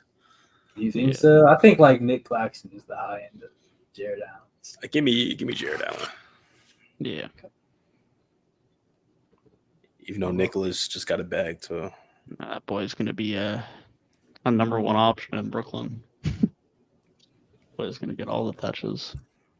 I'm excited for the Brooklyn Fire sale. I think a lot of those guys will be out. I can't imagine they keep. I mean, that's what I would have thought, but I would have thought I would have saw one or multiple of those guys move tonight if that was the case. Like, And you can't tell he's me. not going. And Claxton's Can't tell- back there now. Like, I don't know, man. Yeah. I'm surprised. Like Claxton, Johnson, all of them. We're seeing Cam Thomas 50 balls next year.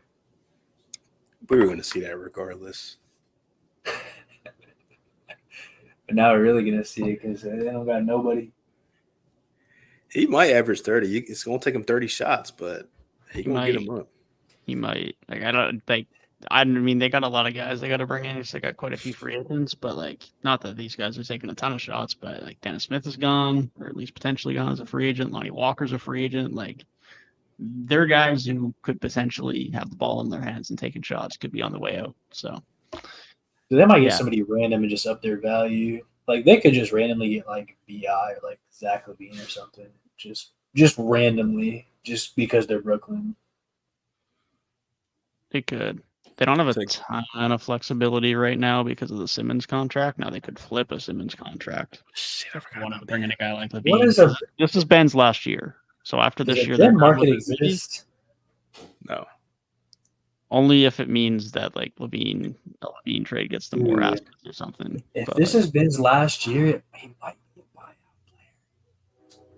He might, but a 40 mil. I mean, what does Brooklyn gain by buying him out this year? Like, you just eat that contract. You just let him sit there for the year. No, I don't think. I'm saying that somebody else might want him. We've seen like the Lakers didn't buy out Russell Westbrook, but they traded him to get bought out. That's a good point.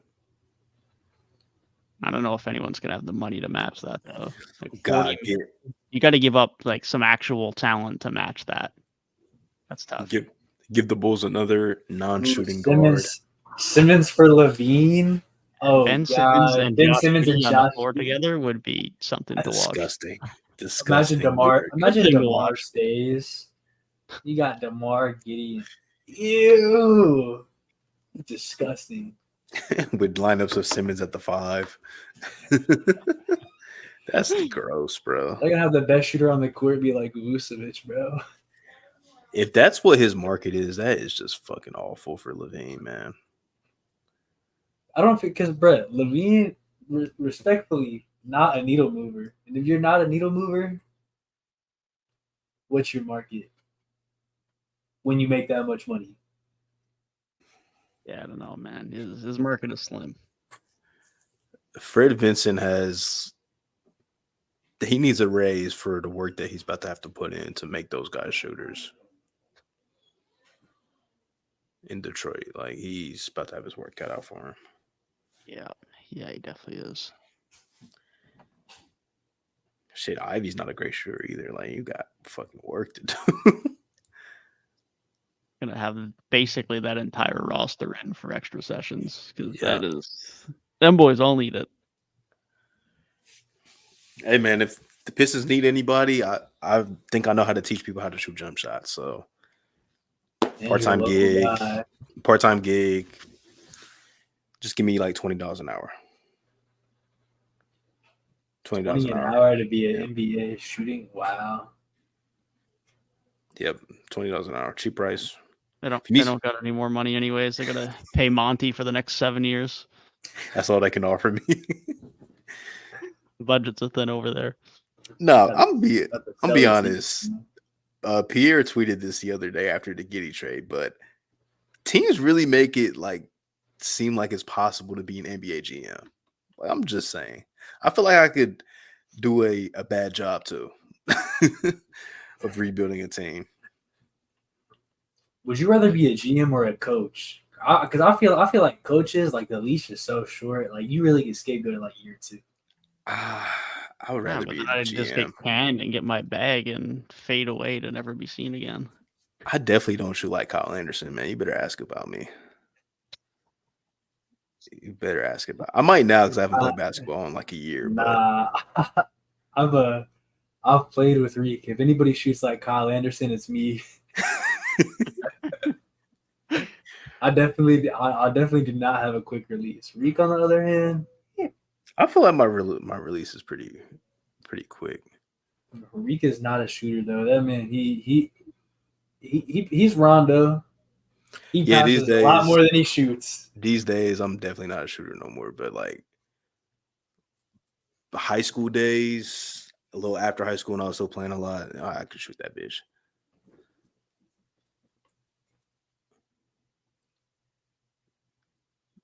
Yeah, bro. I feel like the Bulls and Pistons are trying to be awful. Oh, AJ Johnson won in the first round. Interesting pick. Yeah, it is. For Oh my 10. God. I feel like everybody that the Bucks would have wanted are off the board, so I don't hate it. Yeah, none of the guys that really would have wanted here. Maybe Kolek would have been cool.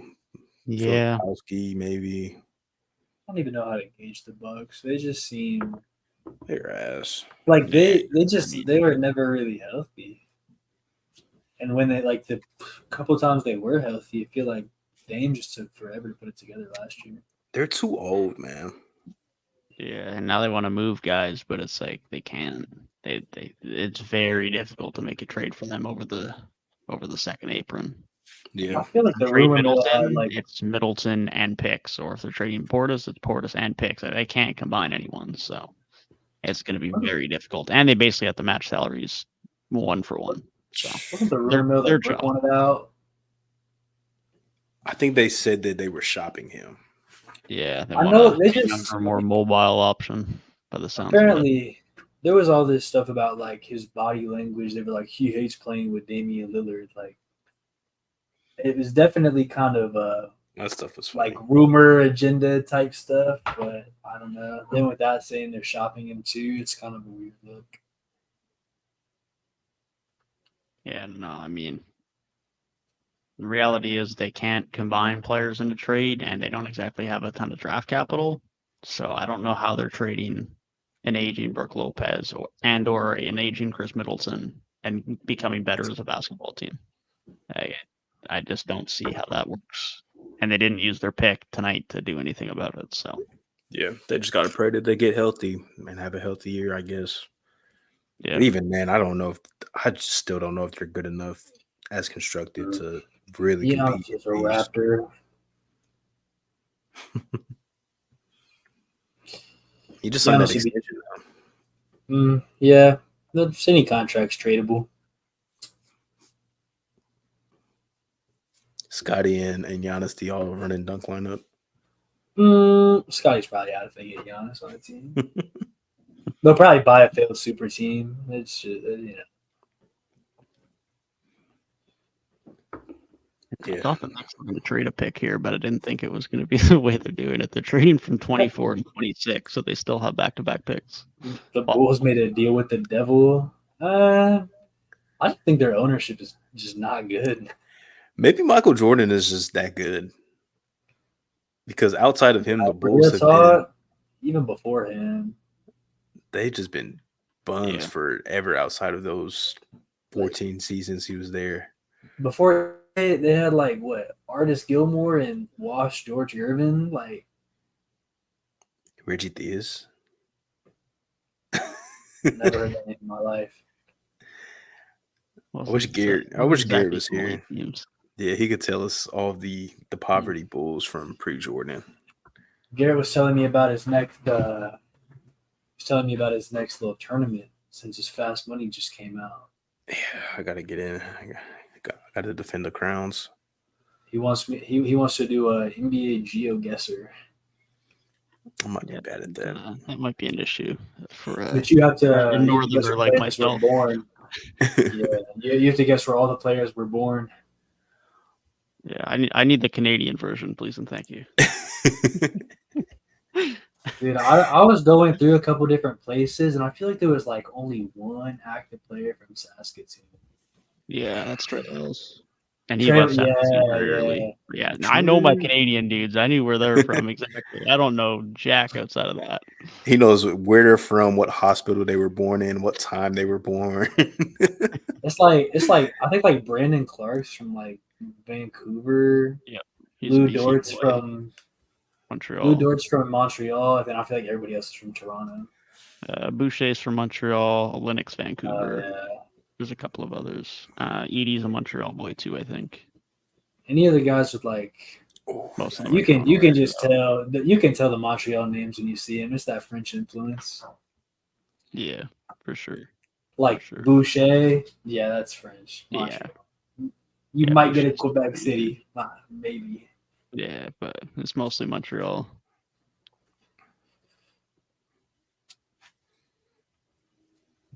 I was looking at some of the names. I could have guessed 18,000 times, and I would not have told you that Trae Young was born in Lubbock, Texas. I thought he was just from Oklahoma. No, Yeah, that wouldn't have shocked me. Texas guy. Julius Randle's a Texas guy. None of that. I think he's from the Dallas area. There's a lot of guys you could trip up on easy. Like if I told you to tell me where Domantas Sabonis was born, a lot of people are not getting that. Portland. Because you know ball. He was born in Portland. But a lot of people are gonna be like, oh, he's a European Lithuania. Which state got the best hoopers? California. Yeah, probably Cali. Probably. Yeah. Cali got has like too many. 11 active All-Stars, bro. It's insane. Literally, they're in the entire Clippers like top 6 or LA guys. The rest of the top 5 is probably like New York, Texas, Ohio, and like Washington. New York's a little overrated these days. I'll be honest. Seattle has a lot of guys though. So Seattle has a lot of Washington's guys. pretty high up there. Ohio's top heavy, but there's a fair amount of guys. I mean, after Braun and Curry, like, what do you have?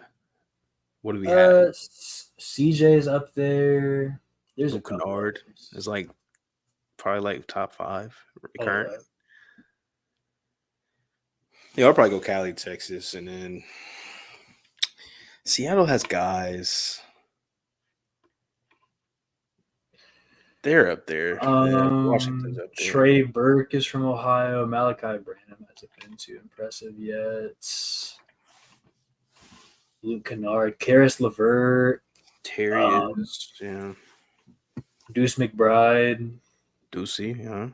Larry Nance Jr., Terry Rozier, Jay Sean Tate, Gary Trent Jr. There's guys. You're trading 26 to You guys are pulling the Celtics, but fair enough. Makes sense. You're trading with the Celtics? Not sure yet. Woj said the Knicks are in talks on moving 26. Oh. No details as to where yet. Dun, dun, dun, dun. That's going to pick up a bunch of second-round picks and pick in the second round. Which makes sense after they just traded away their entire arsenal of firsts. Yes. They still have a lot of picks, though, which is like... They do, yeah. They just don't have their own, but they still had a bunch that they had traded to them because I think I forget whose team's picks it was, but they had a couple of lottery teams picks this year who were lottery protected. So yeah, that's why I wasn't at first. The 4 first-round picks seemed jarring, but I'm like, yeah, they have a ton, and they're trying to like win a championship, so I'm not mad at it. It seems jarring every time, but picks are overrated. Every start Picks are overrated until you trade every last one you have. That's when I think it becomes an issue. Yeah, listen. Yeah. OKC got 17 picks or whatever, right? They just traded Josh Giddey for Caruso and didn't give up a single. Like, yeah, the fact they didn't get anything is crazy. Like, you couldn't throw in like one of your own seconds in 2030. They did not give up a single. Like, they still have all those picks. That's bad GMing. Yeah, Mikhail's cooked, bro. I don't care how much you believe in Josh Giddey. Like, that is just disgusting work. Believe in Josh Giddey for what, bro? Non-shooter, not that much rim pressure, like a tall guy who can pass. Look, I don't care if he just turns everything around and becomes the best player of all time. You still could have got a pick. I just don't think his ceiling is that crazy high. It's not. Unless he just magically rim pressure. Unless he just magically learns how to shoot.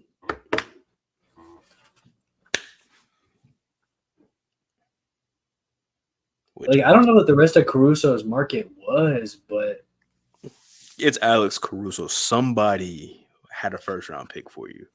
Yeah, I mean, rumors you would could say that you they could were get offering picks. 13. And if they were offering 13, they would have been sending probably Herter or Barnes the other way to make the money work. I just think that like, they definitely. I just feel like they definitely would want, like, knowing, not that it's the right decision, but the Bulls definitely wanted to play. Honestly, if it was almost any other team except for the Bulls, it might not be that bad, but you just know. You know they ain't going to be able to develop Josh Giddey the way he needs to be developed. Yeah. Who is better, Caruso or OG? OG is definitely better than Caruso. Oh, Caruso OG's way better. Like, Caruso is very good at what he does, but there's a reason why OG just That's got Gabe's mortal enemy, Alex Caruso. Like, I was don't see happy him that OG having stayed with the numbers twice a Knicks. season now. I was too. I was initially scared that they were going to lose him. OG and McHale as your forwards, bro, or even if one of them starts at the 2, like, that's, all of this that's to beat the scary. Celtics. All of this to try and beat the Celtics, man. It's like, Yeah, because the Celtics have a super team, bro. What do you want them to do? the first super team that wasn't really dominant, that a healthy Sixers, a healthy Knicks, a healthy Bucks would have beat. That didn't play You know what they're anybody. doing? Hey, hear me out, though. Hear me out. I really feel like at this point, New York's plan is just to get so many players that Tom Thibodeau cannot give anybody 48 minutes. Like, they got so many guys. Just waiting for him to injure them. Nah, it's like, oh, OG's gone. Okay, Josh Hart, you're starting now. Too many guys who need minutes. If the Celtics lose to the Raptors in the first round, I will get a Raptor tattoo across my chest. I don't have any tattoos, so no damn, I'll beat you to the punch, bro. Yeah, I think my days have passed of trying to get a tattoo. Is it getting the chip with Ron Holland? Bro, is You're like 23. I don't know if they're doing it ever with Ron Holland. Never mind next year. In season tournament champs. Yeah, definitely clip that, please. Hey, this is lit. We've never had people clip it. Yeah, this is lit. Okay, bet. The only thing Ron Holland might win with the Pistons is the G League Cup or whatever the hell it's called. That's the only thing he's winning with that. What is Grand Rapids? Upside is Motor City second Cruise team or something like that. Oh God. Pistons fans, I feel for y'all. Is still Troy Weaver running things? No, he's in Washington now.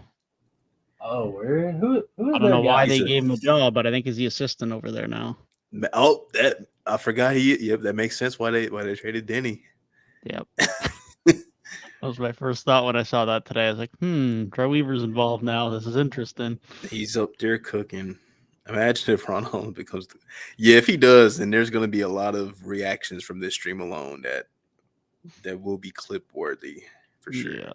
Pardon me, he's not the assistant GM. He is the senior advisor or something like that. Yeah. Whatever that means. But I don't know how much he should be advising on decisions these days. So you're telling me that Trajan Langdon? Yep, Trajan Langdon. Trajan. Okay, so his first move was Ron Holland. That's a great way to start off your tenure. His first move was to draft Ron Holland.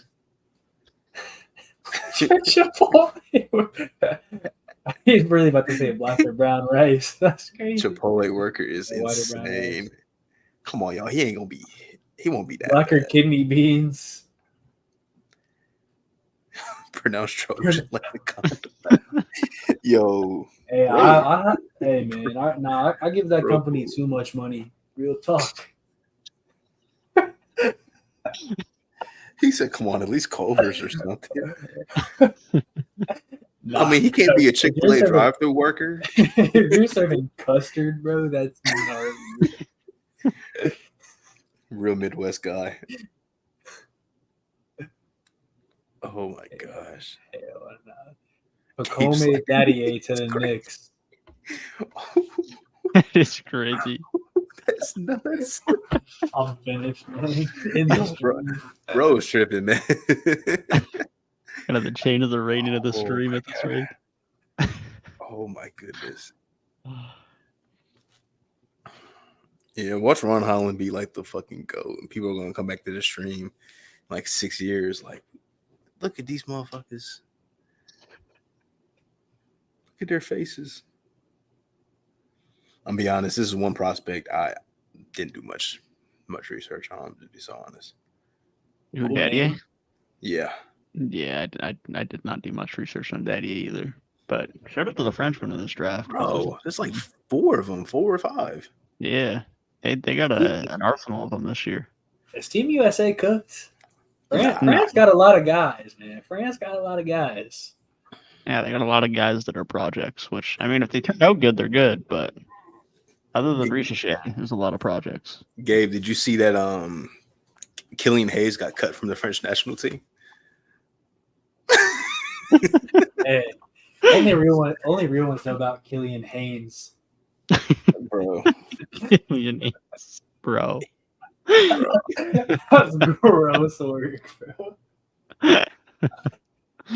If Ron Holland scores a 40-point game, I will get a jersey. This year. Has to be this year. Screenshot it, clip it. This guy's workplace is like 5 minutes from the Pistons arena, bro. There's got to be a team shop. It's like 15. It's like 15. If he scores 40, I'll get a jersey. Yeah, I will join in. If he gets 40, I'll own it. Rick, how far is your commute? If you had to drive to the Pistons Stadium right now, probably like 45, 50. Okay, he's a little bit outside the city. All right. Dang, 40. He could get 40 though. I mean, Malachi Flynn. No, he's not. He is not getting 40. There is no way a team that still has Cade and Ivy is letting him get enough touches to get 40. Cade. And he's not hitting threes either. Like, he's not hitting enough threes to get 40. Gosh. Yeah, he might slash his way to 22, but he's not shooting for 40. There's no way. If he scores 40, I will buy a jersey and go to the very following Pistons home game and see if I can get it signed. Malachi having 50 is, I mean. Yeah, that's going to go down as the most random 50-point game ever. Yeah. Yeah, I mean, there's been some random ones, but Sadiq, or not Sadiq, I was going to say Sadiq because I thought of Sadiq as another random one, but Malachi's magnitude is more random than that. It's more just random last year, like anybody, but we're only talking Ron Holland 40. Like GG Jackson had 40 last year. He's a bucket. He's a bucket. 50. But 44? Come on. They were also GG was drafted to score, and Ron Holland is not being drafted to score. T. Ross did get 50 off the bench, I believe. We're not being negative. We're just being truthful. We are brutally honest on this podcast. Yes. Yeah, and we the do Pistons not are reaching. The Pistons are reaching the status where we just have to give them the tough love that they need to get better. They might be on the. They might be the next team to get on the ban list. Is anybody even on the ban list right now? It was like 3 or 4 teams for a second. It was like Portland and Washington and somebody and else. Charlotte, I think, was near there. Yeah, but Charlotte Indiana was close. Charlotte can still kind of be on the fringes, but yeah, I think Detroit can be close. And if Chicago don't make the moves they need to this summer, I think they're very much that's the closest thing on that list. I think they're the closest. No. They were not on the ban list for a nice 12-leg parlay. Yeah, Barry, you're new around here. They were on the ban list for if teams just are not doing shit forever, like they're not rebuilding, they're not contending, they're not like on the come up with young players, they're not trying to sell, like teams who are really just doing nothing, like think the Chicago Bulls right now. Directionless. Why would we talk about you? You're not going up, you're not going down, and you're not competing for anything. We didn't talk about Washington for like a full year. Like we didn't mention them. And then they traded Beal. And then we start talking about them again. Like, we're good. You picked the direction. Like Chicago, they're getting close. I would argue they're damn near there. I'm gonna be honest. 20-leg parlay, that's light work. they're damn near there, bro. Yeah, they need Levine and Vooch to be gone. I forgot about Vooch. Damn. Vooch is just chilling, man, and he's still got years left on that deal. Didn't they give him a 3-year extension? Yeah, they did. These dudes, man. Pelicans, yeah, if they don't trade BI or do anything this summer, then yeah, that's valid. They're They still just upside have there, so but much they're potential. creeping towards that list. Let me give them another season. Give them one more year. Pelicans are really on, at least because Zion played most of the season last year. Like that gave me good feelings. But The Nets were close until they just traded Bridges. I promise you, I wasn't going to talk about them much. They were getting there. Although I still need you know I was more. definitely gonna talk about Cam Thomas, man. You can't stop. MVP hates Detroit, man. I don't get the shade.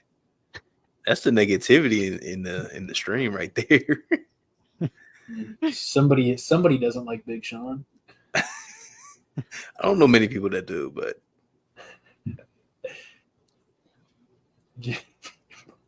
Jimmy Butler to Detroit. Bro, imagine the practice facility. Oh my god, dude! He's taking what's the Pistons G League team? He's not Okay. even taking the he's taking them, and he's him and Buddy Boeheim. So, sorry to pile on Chicago, but this is hilarious. So they couldn't get a second-round pick, but OKC is sending 5 second-round picks to the Knicks for pick 26, which is Dylan Jones. Good pick for OKC, but so you're telling me Dylan Jones got 5 more second-round picks than Josh Giddey? Or than Caruso, I mean? I mean, what's not to like about Dylan Jones? Jumbo guard, Weber State.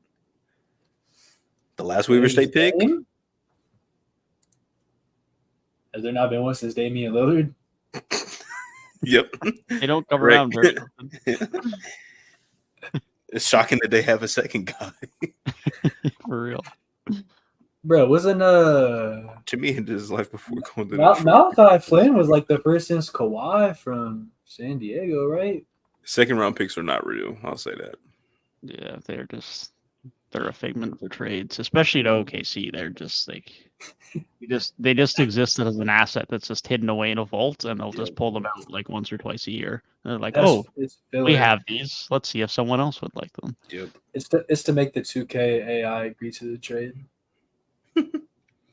5 second round picks is just fucking hilarious, man. Like, we only have 17 now over the next 6 years. How will we? Shit. We can't draft so-and-so's grandson. Damn it. It's great. Like literally trading 6 figures they is can't insane draft. to me. I mean, who knows? Maybe there's a kid in Europe right now. It's just the next big thing. Like, bro, there's definitely a Clippers pick in this draft that had to get like Paul George was traded for one of these picks. Which at the time would have been like a 6th or 7th grader, like literally. Yeah. Spurs getting a 2031 protected actually made Mars. Yeah, man. Now they have to live in Oklahoma instead of Los Angeles. Damn it. Real talk though, if you're a draft prospect, it's really like, damn, I'm moving to Utah, Oklahoma, or like San Antonio. Yeah, the prospects these days are ultra spoiled with NIL and stuff, so they're probably not looking forward to that shit.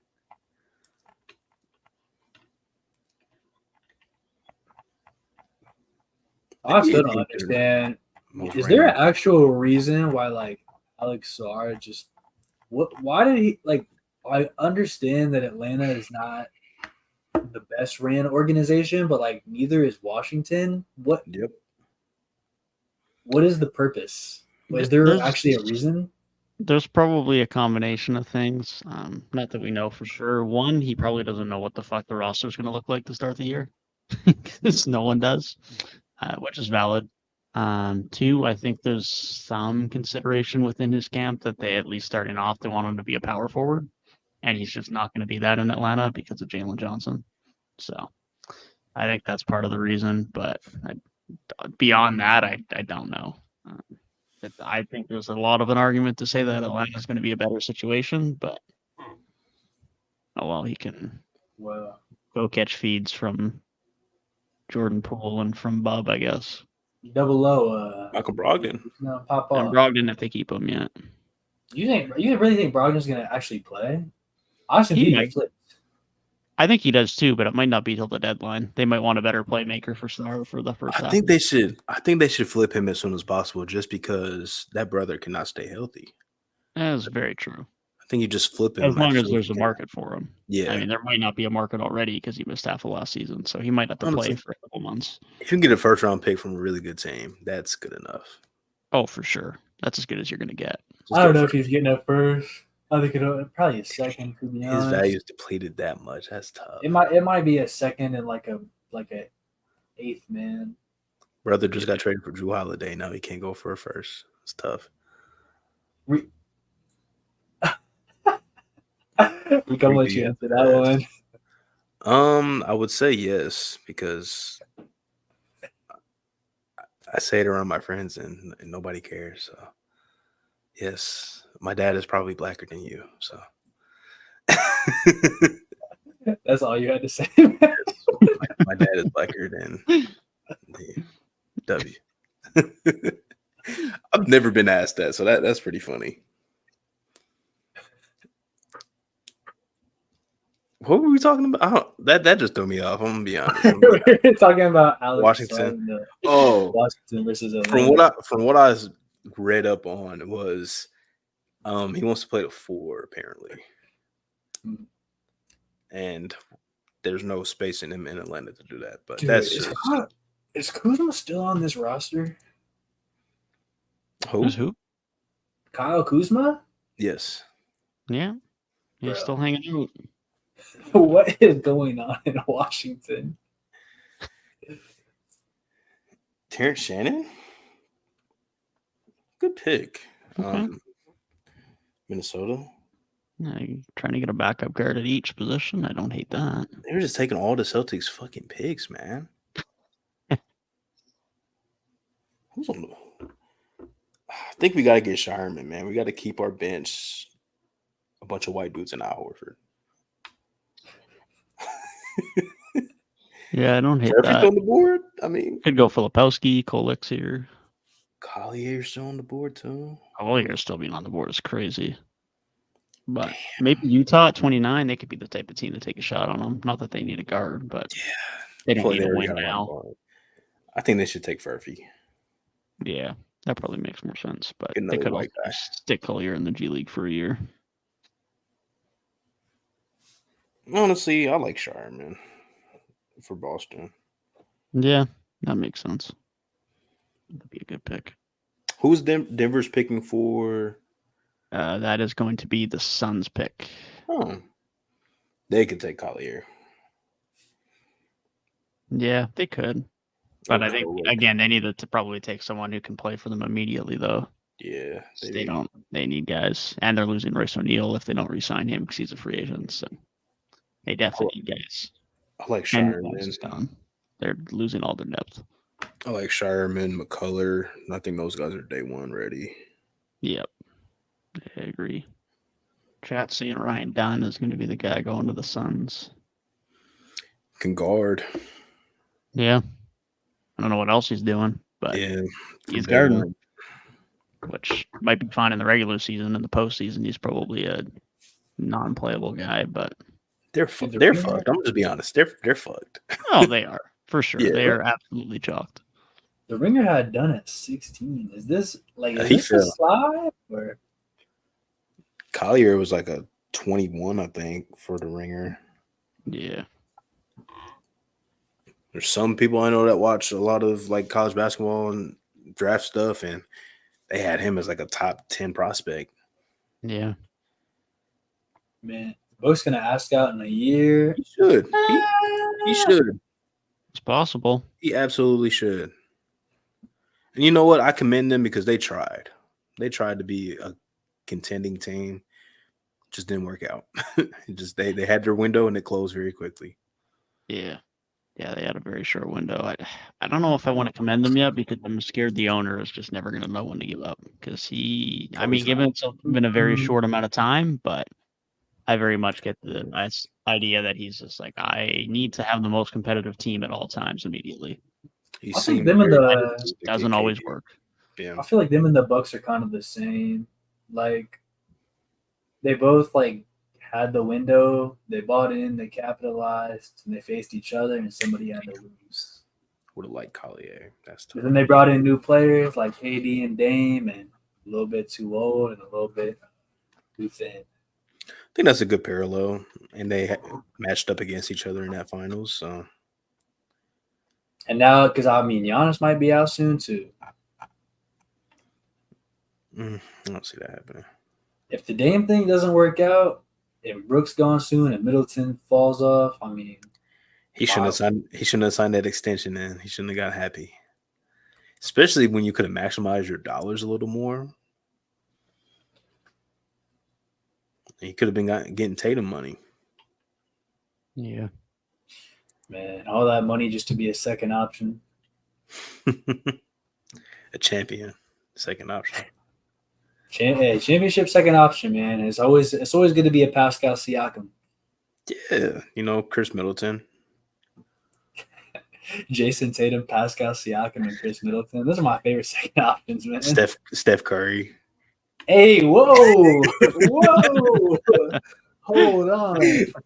That's Mr. Finals MVP. Steph In his Curry. prime, at his peak, he was a championship second option. So you're telling me at his peak he was a championship second option, and past his prime he was a championship first option. He had a Kobe run. The NBA is weak. Kobe these career. days. The NBA is weak these days. Hit him the fourth best player on the Celtics. Yeah, So, it's like, probably might be a sneak. I think you're probably sneaking with like Derek Derek White. White, Brown, Drew, and like Luke Cornett. I So really he might be listen. fifth. The Jaylen Brown turnaround in 365 days, going from this dude has one hand. They were comparing him to Hansel Emmanuel. One of the best he one-year won- turnarounds in the history of life. Literally to Yeah. win, not like he won both of like if he just like stole the Finals MVP, okay, but he won Conference Finals and Finals MVP. Like, And he was clamping Lucas shit. Yeah. He was Hell, clamping that's a Luka. one. hey, Kyrie didn't do shit in that Finals either. Drew Holiday turned it on. No. He had that one game where he looked like Kyrie.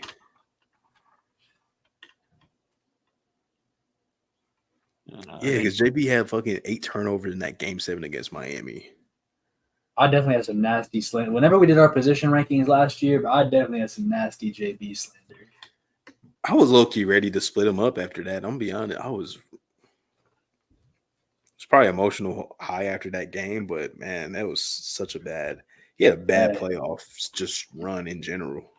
Yeah, it only took 8 years for JB to get that ring, but a lot of players don't get any. So Yeah, it's like Giannis 8 years. He's drafted in 13, got a ring in 21. most guys don't win until Yeah. like 27, 28 anyways. LeBron took 9. He's drafted in 03, didn't win till 12. Yeah, it's so typical. This is very much a consensus these days that guys make their first final at like 25, and it's like, oh, they didn't win a ring, it's over. It's like, Oh, it's who's coming for won a Luka. ring at 25. Oh, It's coming 100% for it's Luka. coming for Luka. 100% it is, and it's like, bro is literally on the same timeline as most of these guys making their first finals, if not Right. before. Yeah, a lot of these guys More than like LeBron made the first one young, like 07 or whatever. But most of these top guys really don't win that ring until 26, 27. Because if you're good enough to be the first overall pick, you're not going to a good team. Like, it's very rare that you get like Kobe was late lottery. That Kobe's like really the only dude I can think of that won early, but he was also playing with Shaq, who's like the best player in basketball.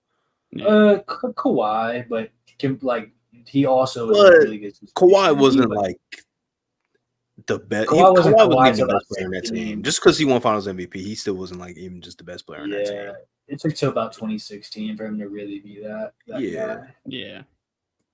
Yeah. Wemby's going to take a while too. They got a lot of work they got to do in San Antonio. They'll get there, but Give him. I'm gonna give take a while. them 2 more seasons before like I'm gonna start talking about them seriously. Hey, yeah. Nah, I can't let it rest that 2 more full seasons. Devin was he was putting some. I saw some Grizzly stock. I did. I I got did some put some too. Grizzly stock. Are Me they too. I'm are bought they in. going? Reek, you were notorious. You'd always predict the Grizzlies lower than they'd finish. So And what's look, the outlook? I predicted them high last year, and they let me down. So maybe I should go back to just picking them to be the 9th seed. But I think people forgot how good John Moran is. Like, I think it sounds so shallow, but I think it's that simple. Like, even when he played what 9 games last year, and they were 3 games above 500 in those games, which compared to what they did the rest of the season, pretty drastic. You think the Grizzlies are better than the Timberwolves? I'm not even talking about Dallas or Oklahoma City or Denver. Let me see how their offseason goes, but I think the territory is there for them to be better than them next year. Yeah, I need to see what else they do, but I don't think there's like. I'd argue there's probably a top 6 as teams are currently constructed out west that I don't see much between. I think it's really that close. There's a good case. I mean, this sounds insane, but there's a good case that with this current Timberwolves core, like this could have just been their ceiling. Like this could have been for sure their year with this core, their window. It is more than possible that that's the case. Like, they might not make it back to the Western Conference Finals. I would not be shocked by that at all. I mean, Rudy's not getting any younger, and the issue is these guys are so far into the tax that all it's going to take is one first-round exit, and ownership might say we're done, and just pull the plug, trade away one of the guys, and that's it. Man, I don't know if I don't even know if Dallas will go back anytime soon. It might take a few years. Possible. It might be like with Dirk, like they went in 2006. They did not get back there till 2011. Took 5 seasons. Yeah, I mean, considering the fact that Derrick Jones Jr. is probably gone, and they're not going to adequately replace him. Like it's gonna be tough. I love that pick. Retirement is a good pick. It's a very the good West pick. is just. I mean, Denver still just might be like the team. I'm gonna just be like brutally honest. They just still might be that team, and they just ran into a matchup that they just got overmatched in this year. I think it's all matchups though, because like Denver. I think they would have smoked Dallas. Like that would have got nasty. I can't. Did Oklahoma City go out to Dallas? Yeah. And I feel like Oklahoma City could give Denver problems. I mean, I don't know.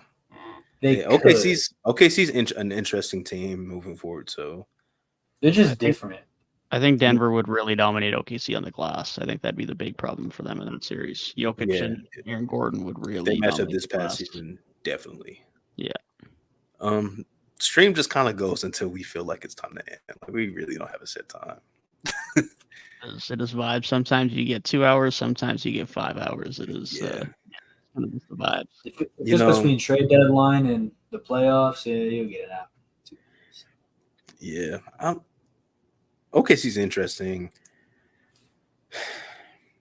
I gotta add Memphis back into that mix though. I really do. They had a weird year the last time they were in the playoffs. Like they had a bunch of injuries to their front court, which showed against the Lakers when you desperately need some front court depth, and they didn't have it. They still got some moves that they need to make this offseason though, for sure. Like you need to add more to that center rotation, that front court rotation, most definitely. Wouldn't hurt to add another wing if you could, just because they're kind of small on the wing. Outside of like Gigi Jackson, like they're kind of small on that wing. So yeah, they do still have Luke Kennard if they pick up the team option. But my goat, Luke Kennard, he knows about the Middletown legend, man. Come on. Luke Kennard, the only active NBA player born in the same hospital as me. Come on. Ohio's all-time scoring leader, GOAT. But yeah, I'm bought in. I'm bought in on Memphis, man. I think they're gonna. Like I said, they got some moves to make, but I think they're gonna make the moves that they need to make to get back to that status. I still think the West is a lot of good teams, but I think it's more wide open than usual. Even though I think Denver would still be the team I would probably pick over the field. But Memphis can be in there. I don't know, man. I think Shea will have that run next year. It's possible. Definitely possible. They're still another move away, I think, from really separating themselves. They need another big for sure. But Val, gotta go get him. It seems like these days bigs grow on trees. So Love the Shireman pick, man. it's a very good pick. In a normal world, we would have had the Raptors pick right after, but we got to wait for another 20 hours. Like, what's the point? Gosh, what's the point, man? I guess more time for people to cook up content if they need to. I guess. I don't know. It's a weird one. You really think they're thinking about content creators when? Absolutely not. No, this is just money. The NFL draft is, bro, that's OP. They be having special guests come out to announce a day 3 draft. Try working in NFL draft. It is the most tiring thing in the world, bro. I can only imagine.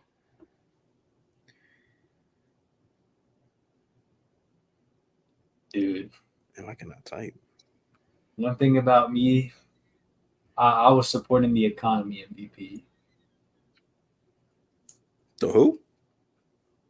The economy. Oh, He didn't reach that. I didn't. No.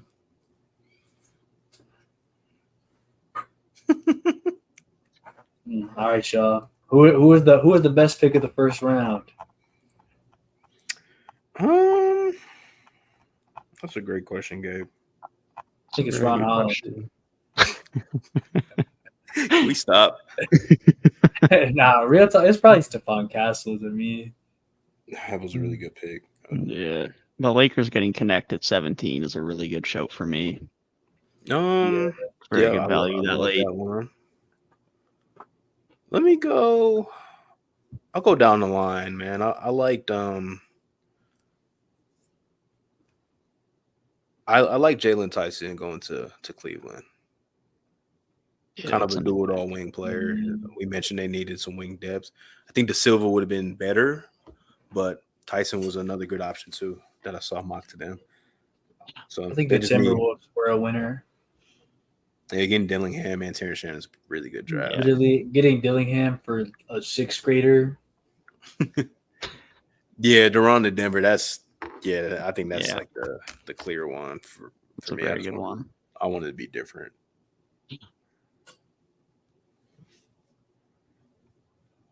How about worst pick other than Ron Holland? I feel like we talked about the Pistons enough. Let's go outside of Ron Holland. I don't love Topic to OKC, but I mean, Presti's been doing his thing, but face value, I don't love it. It's probably the one I'm most confused by. I'm gonna take a step back. I'm gonna go trading Denny for that 14th pick. Essentially, I like Bub Carrington a lot. Do I like him more than what Denny's shown? I don't know about that. That's banking a lot on the upside. And I would like to see Bub go elsewhere than Washington, but I just think trading him Denny at all was kind of the biggest head scratching move of the day, in my opinion. Yeah, the trades are the Spurs.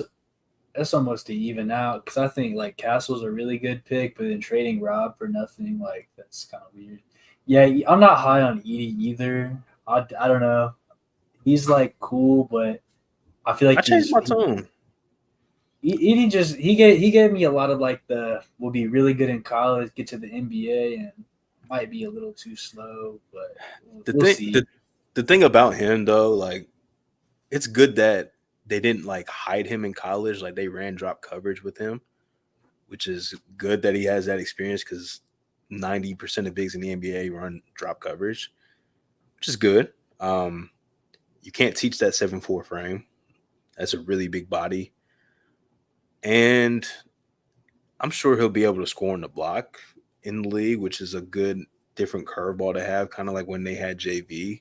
JV was somebody that could run a little bit of offense through. And he's only been playing basketball for like 6 years, which I thought was when I just found that out the other day, and I was like really shocked because his game has like drastically grown over his 4 years in college. Like he's become a much more refined player. A lot of skill has developed, like offensively and stuff. So it's probably a reach. Like he probably would have been there like mid to late first, like mid first round, like around like the Lakers pick and everything. But Klingon got picked a couple picks ahead of them, so they just felt like, you know what, we just got to take the next best guy available on our board, which was Edie. So I didn't really hate it too much, actually. I don't know if I love Tyson to Cleveland either. You just don't like Cleveland. Like, let's be honest, you just don't like I Cleveland. mean, I don't like Cleveland till August 3rd, but yeah, I just like high usage guy,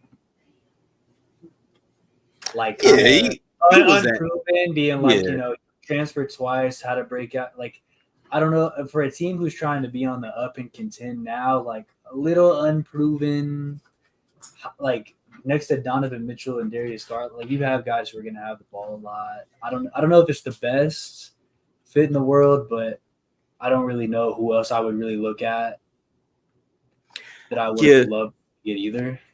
The vibe I got from him from like reading scouting reports, like watching his film and stuff, is like he had that role in college where he had to score the basketball a little more because Cal didn't really have a lot of guys outside of him to do that. But he's somebody that is said to be a do-it-all guy at the wing spot. Defend a little bit, rebound, be on the ball, be off the ball. A lot of people said like Josh Hart would be a good comp for him, which is interesting. Yeah, scoring guard off the bench, yeah, I get it, but because like Josh Hart in college, wing more than anything. Because like Josh Hart in college, he was scoring the basketball like at a good rate and stuff like that. So, and he's a totally different player in the NBA. So, you know, De Silva would have been like the optimal fit probably for them, but he was off the board, which is kind of tough. The Cavs needed to score. The Cavs need a few things off that bench. Wing depth, consistent guard play. Yeah, I feel like a bench, like a scoring bench guard is like, there's a lot of those. Like at the top end, I mean, like Malik Monks don't grow on trees, but you could get like a Jordan Clarkson light. I feel like not that difficult. Yeah, their issue is like even for a Cam Johnson, they basically had to use their pick tonight. They don't have future firsts, so they're in a tough boat to get anything. They might have one first they can trade. I'm not sure if their 7-year away first is tradable yet, but Unless other Brooklyn than that, just like, they have likes, nothing. So just talk about the Kenny Atkinson hire at all. Like y'all think that's good for Cleveland? we actually didn't mention that. I didn't mind it. could have been He has- different too.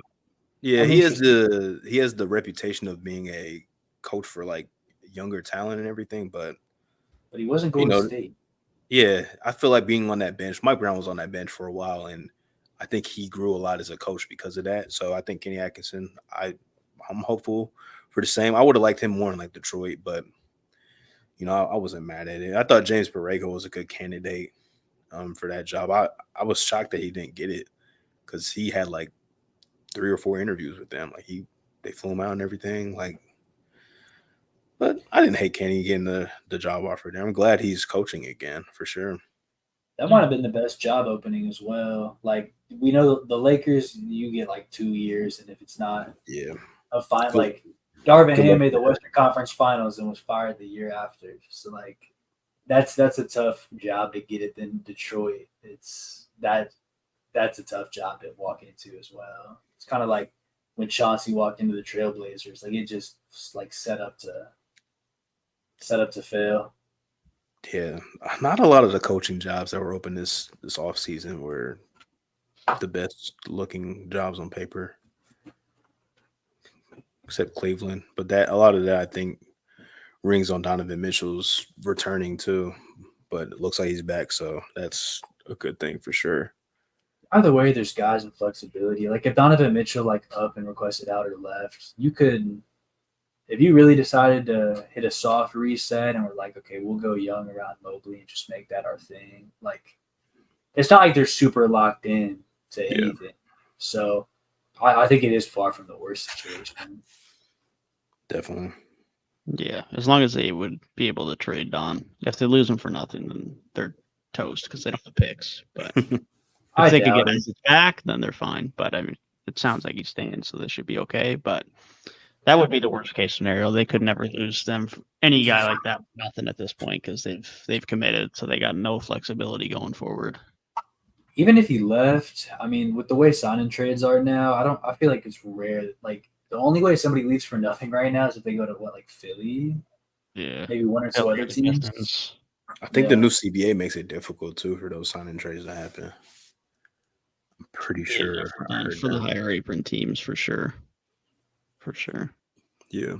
Also, that's what Brad was saying in his end of season presser. He was like, that's why last off season was so important for us to make like those moves now and then extend guys once we get them. Yeah. Because once you get the new CBA, you're really screwed trying to improve your team. I could see Boston like repeat similar to like how Golden State had that crazy Curry deal with them. They signed KD because the CBA changed. They had that massive payroll jump. Like with this CBA, it really could be Boston got all their guys already. Yeah. So it's hard for other teams to really catch up. They got to re-sign Derek White. If you lose him, or if you're forced to trade him, like that's tough. It's a big loss. Sixers in Detroit, like the only facts. OKC has a pretty decent amount too, I think. Yeah, they got 30 something. I think they don't have quite near max money, but they got Hartenstein money. Yeah, they don't need that max money. I can't even trust a team with cap because last season Houston had cap and they did better than we expected, but we didn't like it though at the time. Remember, Dev had his single screen rant session for like 10 minutes. Dude, Van Vliet, Dylan Brooks, having all that cap that's. I'm surprised Rocket fans didn't like pop back like on us for that because we were killing them. We dropped a whole video dedicated to them. Okay, because real talk though, like the Rockets' long-term future still ain't great. Isn't? Have you been living under a rock, brother? They're not getting KD, bro. Stop. They now, could. Getting those picks was nice, but getting KD would be a mistake. I think at this point, any team who trades for KD, it's a mistake, and that's not even a slight at KD. It's the fact that like every team gives up so much for KD that then they have like no roster support. Yeah, Devin and I were saying earlier, like you almost have to be like set, like he's the last piece that you need. Phoenix was in the finals like a year before and was the 1 seed like right before they got him. I mean, it's they had like to deplete their roster. Yeah, you literally like it's hard because it's hard to have the roster set and have the cap to sign him. So it's like you literally if you want to get him, either he's gonna have to take a discount, which he's literally a top 10 player, like he's not gonna do that, or you have to deplete your roster. And so it's like Katie's low key like. I hate he's kind of a poison. Like you make that trade and you're kind of screwed. It's tough to make that deal if you don't have the amount of depth to still have depth after making that trade. Like there's just not many teams who have that. And like you say, Reek, like you need him to be the last piece, and Houston just aren't there. And that's why like I kind of get where you're coming from, Gabe. They're like, I don't know if their future is great. Like it's good. But it's like they have a lot of really good players and they don't really have that great player. Now they can get that in the future, that's fine. And they're going to be a good team moving forward that's probably regularly in the playoffs or at least the playoff picture. But like Jalen Green's very good. Nowhere near a number one option, like most likely. Jabari, same thing. Sengun, same thing. Like, they have a lot of good pieces. And if they can somehow get a guy who really makes a good developmental jump, or if they trade for someone, sure, that makes sense. But otherwise, they're probably just going to cap out at being a pretty good team, which isn't a bad thing, but they don't really have a guy who's going to make them a contender right now. Yeah, that court kind of gives me the vibes of like Indy before Halliburton were like they had, like Oladipo was a quality player for a couple years. Sabonis was, not the level he is now, but very quality all-star level player. Miles Turner, very quality. Like they had guys, but they didn't have like that real number one option star to take them over the top. Yeah. At least they draft well, which is something that I can give them credit for. For the most part, they've been a pretty good drafting team. I would be more intrigued if like the Devin Booker thing would be a reality because he's younger. Yeah, you're giving up probably a decent amount of assets to go get Devin Booker, but Devin Booker shown like him being the best player on the team has been pretty rewarding with a good team around him. So yeah, I don't know. They're in a weird spot. Like they have good young players, but they've been rumored to be willing to trade Jalen Green, maybe Şengün. Amen's really good. Now they got Reed Shepard in there, Cam Whitmore. Like they got a lot of like good young talent, but it's tough when you don't have the guy. Like the Pistons have everything wrong, but they have their guy, which is like the total opposite of what the Rockets have. They have a lot of really good players, but they don't really have their guy right now.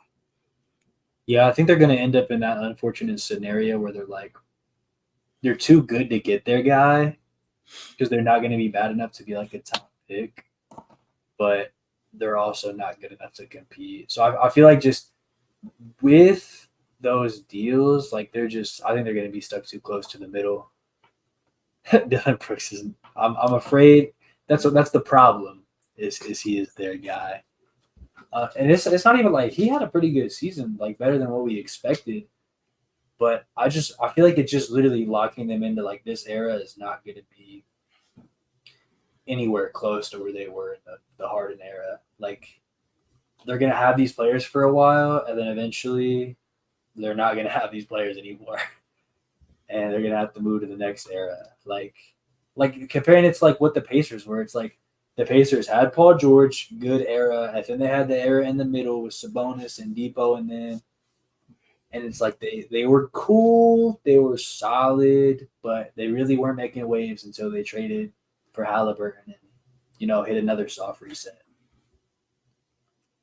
Yeah, they were even kind of forced to do that because of Oladipo's injuries too, which was unfortunate. So it's like I think they'll just have the solid pieces, and then maybe someone will come along and they can hit that soft reset.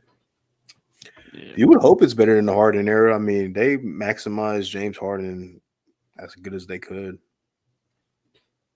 It's hard to be better than that. I mean, it's like the fact that they were finals appearances is crazy. Yeah, they were a contender. They just were a Western Conference contender in the worst era possible because Kevin Durant's on the Warriors. Yeah, the team wins a ring today. The way like a new team wins the title every season, they get one. If that's the team right now. Yeah, I mean they were at worst a top 3 team for multiple years. So yeah, there's no way they wouldn't have got one. But I mean, at least the good thing is for where they're at now, even if they do have that cycle where they need to have a couple of different iterations of this team, like they got the depth so that they can kind of keep having new guys step in. They keep drafting well, so they're going to be okay that way. And then if that star trade does come up, even if they do have to give up some depth, it's like, well, if they keep drafting well, I mean, we got guys like Cam Whitmore and Terry Easton that are fighting for rotational minutes. They could put a package together like so easily. That's really the best thing going in their favor.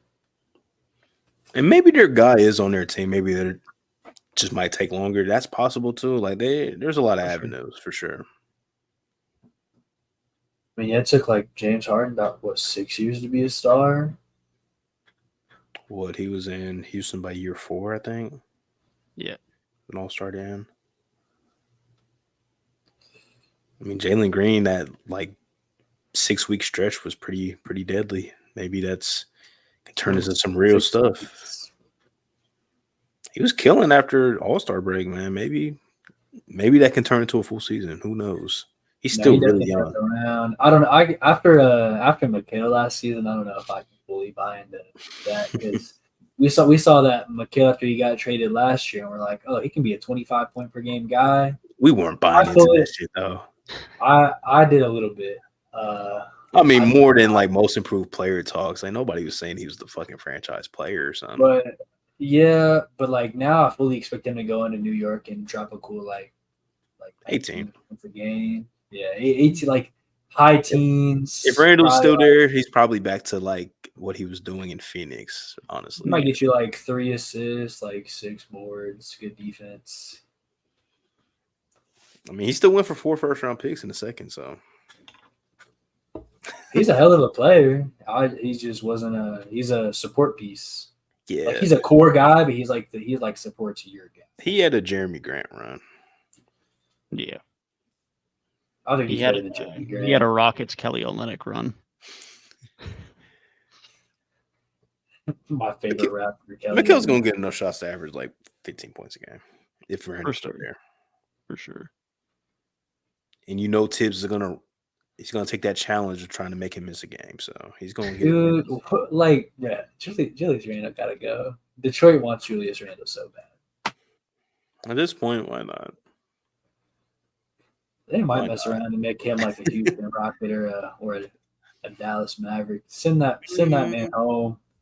Send that man home. Dallas, I don't like that. Where's he been before? Has he been anywhere else except New Orleans and LA? Nah. It's his third team. There's no way Bridges is coming off that bench, man. Come on, bro. 4 first-round picks for a bench player would be gnarly. Pistons about to call up the Knicks and get Randall for a year or two. Why not at this point? For real, though. Ron Holland's going to need time to develop. Somehow Julius Randle's going to end up a Sixer. I mean, he would only eat up half of their cap space. They could do it. Yeah. I don't know if they have the capital. Actually, I don't know. He's kind of a Tobias Harris. Julius Randle's kind of a Tobias Harris, if you think about it. At least Julius Randle on his worst day is going to get you like 10 rebounds. Yeah. And shoot more than 5 shots, which is sometimes to his fault on the other end of the spectrum. But I'd rather my star try and do something than sit in the corner and do nothing. That boy Tobias he would have a game where he's 1 for 5, 3 points, 4 rebounds, 1 assist. Legit, like word for word, bar for bar. They compare him to J. Cole, but J. Cole might have played better in that African league. It's crazy because I remember we were on here like during the season, like guys that like were surprising you, and like Tobias Harris was one of those guys because he was playing so well like early on in the season. He's a Julius Randle. Like he puts up some solid numbers in the regular season. And then he's worse. He's worse than Julius Randle, bro. There's a spectrum of that though. Like Jared Allen is like the GOAT of Clint Capella's, right? Like it's a spectrum.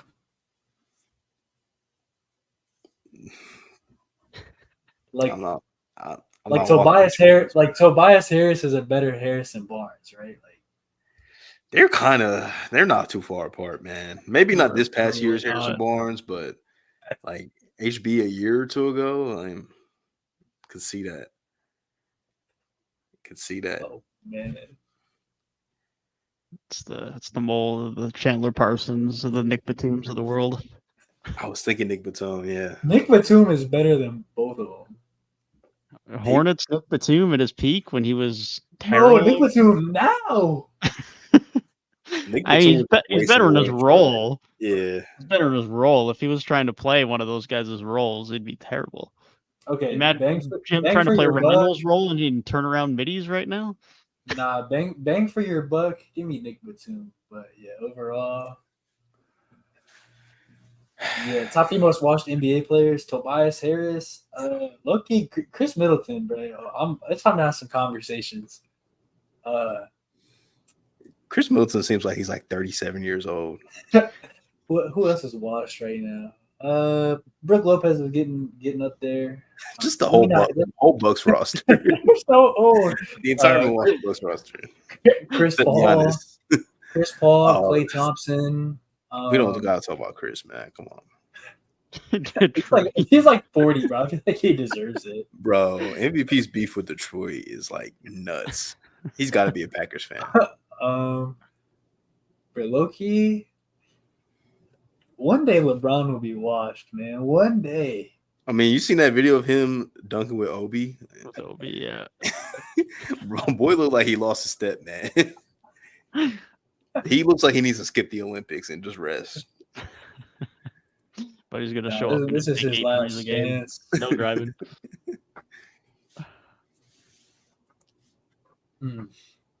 LeBron been watched for 7 years is nuts. LeBron got a ring 5 years ago. It was the MVP candidate that season. Yeah. Oh boy, CJ, he's getting there, man.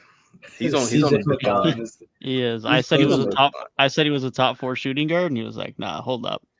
You need to get your facts straight. That is not true." I am not that good. Vucevic is pretty washed at this point. God, Bulls fans act like he's a war criminal, man. Hey, I'm like, he can't be that bad, bro. Is Alonzo supposed to actually play next season? Like, finally? Allegedly. That's what he said. He had buy him out. He had a knee BL. I'm not gonna. Bro, he got the same surgery Rey Mysterio did in 2018. My knee. Grant Williams is facts. Facts. That man was in the Celtics locker room. That brother, I forgot he played basketball. Nah, Bulls Twitter, they really act like Vooch is like the worst player ever. To be fair, he gave up like Wendell and Franz for that. Malcolm Brogdon's probably washed by this point too. Real talk. But even if they got the best version of Vooch that we've seen, they're still a 10 seed. Yeah. Maybe all-star, man. They're still that's a team with 2 all-stars and a fringe guy. They're still a 9-10 seed, bro. The cooch.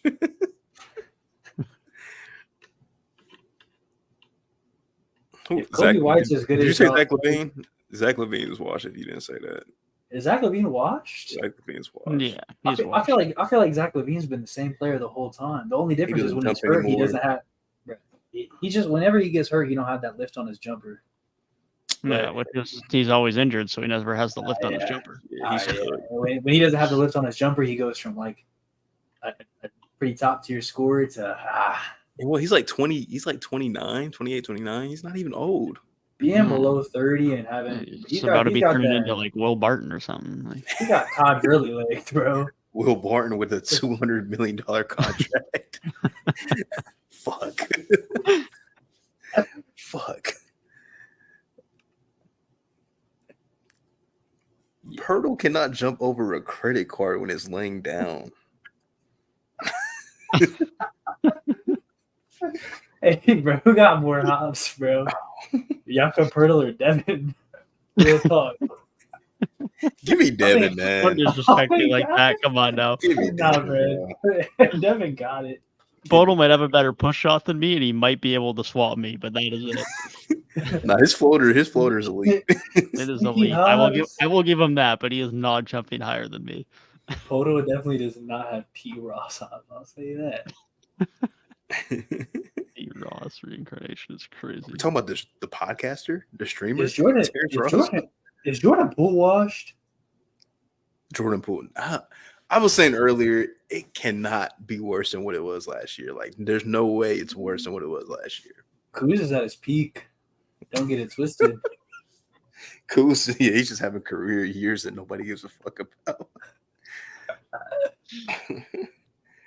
That brother needs to go to Dallas. He needs to go to Dallas. Bro. Kuzma, what can I compare it to? Like a player who was just putting up.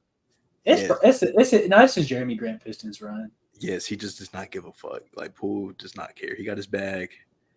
He's playing in DC. He does not care. Washed at 24. Josh Giddey's washed. He had like that 40-point playing game, and he's still. Josh Giddey had a 40-point playing game. It probably wasn't 40, but he had a pretty crazy playing game. The year like last year?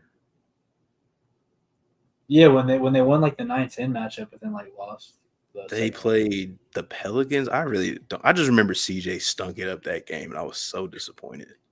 Yeah. That's all I remember. Send pool to Galveston. TJ Warren's a good one. He's definitely washed. 1,000% washed. That bubble run was a bubble run for sure. Oh, Bradley Beal.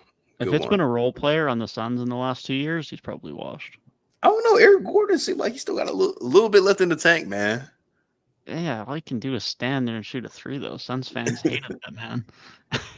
I don't like Eric Gordon these days either. He should not be in any playoff rotation. Yeah, Watanabe went there and was terrible. He went back to Japan, didn't he? I think so, yeah. Yeah, what are they doing in Phoenix, man? He said, fuck that. He's been loading for 10 years.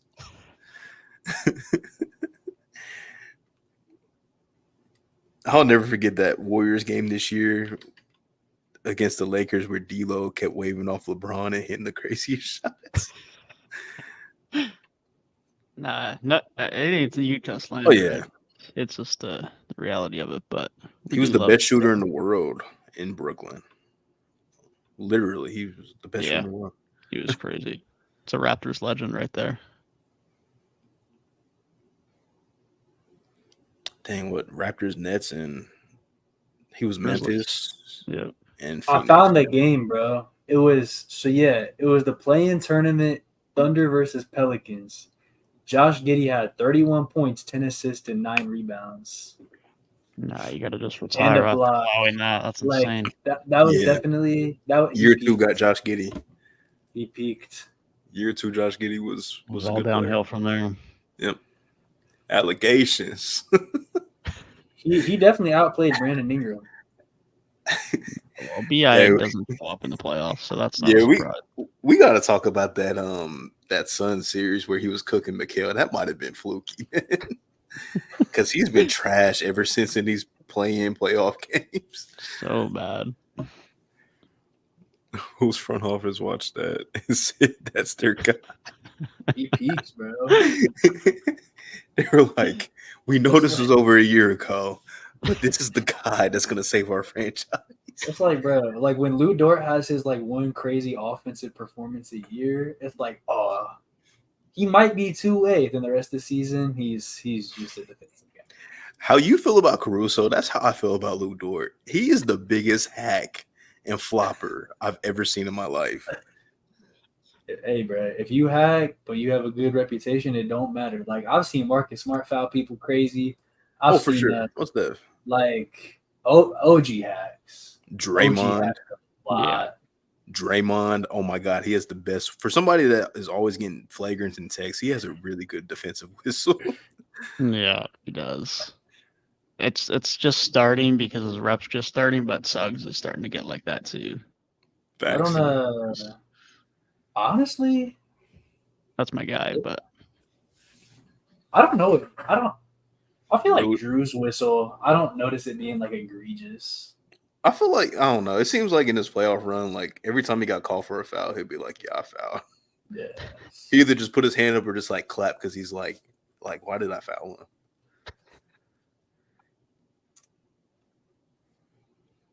Nah, Dort's whistle is just nuts, though. I was watching that when they played Dallas. I'm like, bro, they let him be physical. Hey, yo. We're hoping he brings some what with him? Bam has a really good whistle, too. Can't forget about him. Yeah. Never set an illegal screen in his life.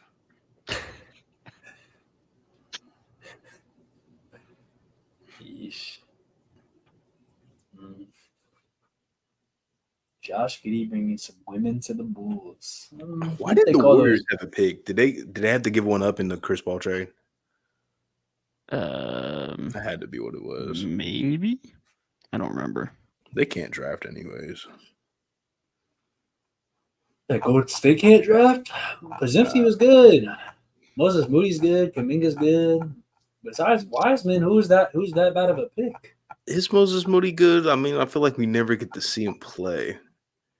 Bro, that's Steve Kerr's fault. Yeah, it's true. When they that was a down the line pick for real. 5 years. Iguodala to Memphis. That's ages ago. We didn't know what the word pandemic meant. And he just didn't want to play there. He still made the finals that season too. Bubble doesn't count. Memphis hated him, bro. Even like 2 years later. I would boo him Like- too.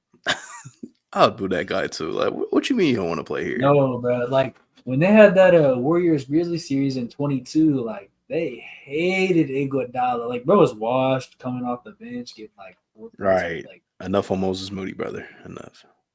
It's Steve Kerr's fault. I Bruh. get it though, because like we were the same way with Goran Dragic. Raptors fans hated Dragic, so like I get it. We hate Fournier. We can't stand that guy. Yeah, I was having Bruh, a Forty has a lot of hate. Jay. You and Jay, Celtics fans and Jay. He's joining the Celtics union on that 1 point. I just What was it, Aaron died Bledsoe Evan was the other Fournier guy? because we gave up like 3 second-round picks to get him. He was trash. He went from shooting 40% from 3 to like 29. Was ass in the playoffs and then left. He just went and sat on the bench for 4 years. I was having a conversation with some of the homies. This was like over a month Washed. ago.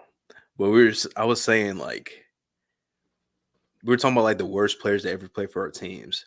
And Fournier was one of the guys I mentioned, but I was like, I think the worst Celtic I've ever seen is Tristan Thompson. They get decent minutes. The worst Raptors probably Aaron. Probably. You feel me? Because like Definitely. Aaron Baines Thank probably you, was man. not. He probably was not the worst player that you ever watched in a Raptors uniform, but given his role, Like no, bro. Like starter Aaron minutes, Aaron Baines is definitely a better player than like Jalen Harris. yeah. Like I was saying, like Tristan Thompson was worse than like Chris Wilcox. Well, Chris Wilcox was playing like 12 minutes a game. Tristan Thompson was starting. I'm like, bro, he was so bad in Boston. Like he was awful. Almost forget that he played there. Jalen Harris's legacy is just looking like Nav. Hey, that's the CEBL single game point records holder as of a couple of weeks ago. Dropped the first 50 piece. Anthony Lamb. Oh my God, he was awful. I forgot about him. Yeah, he was tragic. I need to go watch. I need to go watch Jalen Harris play. He's playing for Saskatoon's team this year. He's an hour and a half away. Actually, I don't know what Kerr's obsession was with that guy. He was getting like 22 minutes a game for like 2 months He straight, was. bro. Like that was crazy. Raptors fans definitely. That man, he might not be allowed back in Canada. That is just nuts. I don't think we ever got to talk about that. That's crazy. About Jonte Porter. Yeah, I don't know if I want to. Hey, all I'm gonna say is, like, to me, I'm a Cincy guy. Pete Rose always stood on business, man. I still free Pete Rose. But if you bet on your own team to lose, that's crazy. Yeah, you're a sucker. You're like, bro, Calvin Ridley, he just wanted a couple parlays, man. Let him go. But also, please betting on your own team to lose is insane. Please go get some help because you are addicted if you're a professional athlete gambling. Please go get some help. Bro was playing him over Kamika. Trying to collect a bag, bro. Nah, Anthony Lamb is way more than FanDuel money. Anthony Lamb's definitely was dating like Steve Kerr's daughter or something. Like it had to be something like that. No way that brother was getting minutes. Yeah, he was on that Damian Lee, Curry's sister. God, Damian Lee. He was in Phoenix last time I remember. Yeah. I don't know where he's at these days. Louisville guy. Damian Lee, he's still with the just trying to collect the bag. Still employed. That brother's bag off gambling was nowhere near what he was getting paid. That's what I'm saying. NBA money. Probably NBA he was playing good too. He probably would have got a contract was. before we started gambling. Yeah. Yeah, he was looking decent. This guy, man. Them Porters. MPJ is like the only sane one, and even he be wild. He don't know how to pass the ball, man. He averaged career high in assists this year, 1.5. Is that like 2? Like 1.5. Career high 1.5. That's devious, man. They posted a graphic too, like career high 1.5 assists. Like That is crazy considering there's social probably like team. some non-passing bigs that probably have higher career highs. Yeah, like Capella's career high is 1.4. I'm sure Robert Williams' career high is more than 1.5. Oh, 100% it is. Look up Luke Cornett's career high. I bet it's higher. Robert Williams' career high is 2 in 21-22. I thought it would have been like 2.8 or something like that, maybe 3, because he was out that high post dealing. The Cornette 1.3 is rookie season. Bro, I saw some random film on Luke Cornett. Like, this was when KP went down in game 2. I forgot, like, he used to just really be like a stretch 5. He really used to shoot that ball. Like, he's coming up pin downs, picking pops. Really was shooting that shit. That shit crazy. That is crazy. Michael Porter feels open to meet you. Yeah, brother. Do I have a gun? No. What are we doing? Do you? That's some diversity of questions coming in tonight, that's for sure. Yeah, Xavier Tillman has a higher assists career high, 1.7. He said rookie. That is a nuts question, GabeSlidIn. I'm starting to think, bro, the feds, man.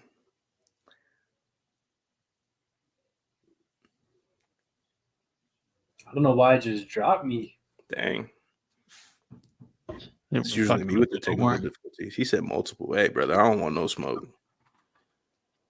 You're part You of gotta the go. That's a part of the crazy, community, man. I don't want no smoke.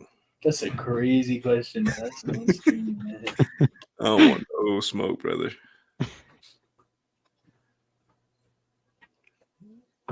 Yeah, bro asked if Reek had a gun, and I dipped immediately. Yeah, Gabe definitely ain't want no smoke. He ain't want no smokers. He a family man. Yeah, man, I got my 3 kids all in bed over there. Unk. It's the old man of the pod secretly. Yeah, hey, the old man and the real old man in the 3.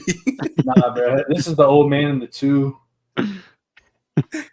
342, man. Sign us. Give us the deal.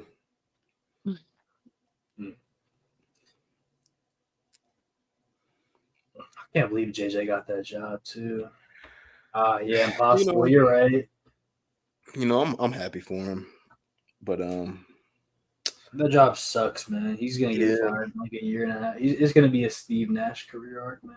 If it's I hope not, but it's the Lakers. That is a bad front office. So it's a bad job. I don't think like they're not gonna win a ring. You know, there's not gonna be anything he can do about it. They're not gonna be like, yeah, but we hired this podcaster with no experience. He's got to go. And it's like, you knew that when you hired him. No, for sure. The hope is he just does a good enough job that he has a good enough rep around the league that he can bounce off somewhere else if he wants to continue. Because realistic, like you say, he's going to get canned eventually, and it's probably going to be under expectations that are unrealistic. But hopefully, he just leaves a good enough impression, regardless of what the Lakers think. We just talked about 40-year-old LeBron and get a ring. We just talked about 5 teams out west for next season. We didn't even think about mentioning the Lakers. Nah, I mentioned the Clippers before them too. Well, I don't know what happens with Paul George, but if they retain it, yeah, they're at best the 6th best team in the conference. Yeah, at the absolute best.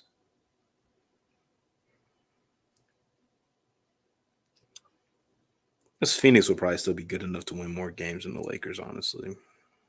Phoenix. Yeah, they might be. I got to see what they do in free agency because they're losing arguably their 2 best role players that are not Grayson Allen and Royce O'Neal and Eubanks. So, and Eric Gordon's leaving, so that they need to completely redo their bench again.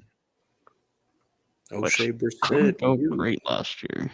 A bench of vet minimum guys. Yeah, they just signed a bunch of dudes. Like you get they got a tax mid-level spot and then a bunch of minimums, and that is it. Surprised like Nas Little. I'm surprised Nas Little is just not great. Yeah, role player. kind of disappointed. I was high on him coming out of the draft. Yeah, me too. Thought there was something there. I remember the one season in Portland, like he started off really good. Like he was averaging like Yeah, he did. 10 or 11 a game, shooting good from 3, defending, and then he got hurt. Trent Jr. to Phoenix. I don't know if they got the money for that. They did not have Damn the sure money they for got that. money. The most they can offer is the tax mid-level, which this year is going to be like 6 point something. Why Gary's were they talking so bare why- minimum double and a bit that. Yeah, were they so I think thirsty? Trent gets 15 a year. If they weren't so thirsty to get Bradley Beal and would just kept Chris Paul for his last year, you would have had probably the same result, first round exit, and then his money's off the books. They would have had my glorious king, DeAndre Ayton. Ayton's washed too, by the way. Oh, we No, we for talked about him earlier for a good like 5 minutes. We talked about him. Yeah. Yeah, he's Yeah. washed. Yeah. Okay. At tax mid-level this year is 5 million, so it's even lower than I thought. So maybe they ain't signing nothing with that. Oh, brother. Ugh. Oh man, I don't even really know what the market would look like for that, man. That's not a good name. The market for who? That's like O'Shea Brissett. Yeah, I don't know who you're getting for 5 mil. Nobody great. Nobody just turn your team around. No.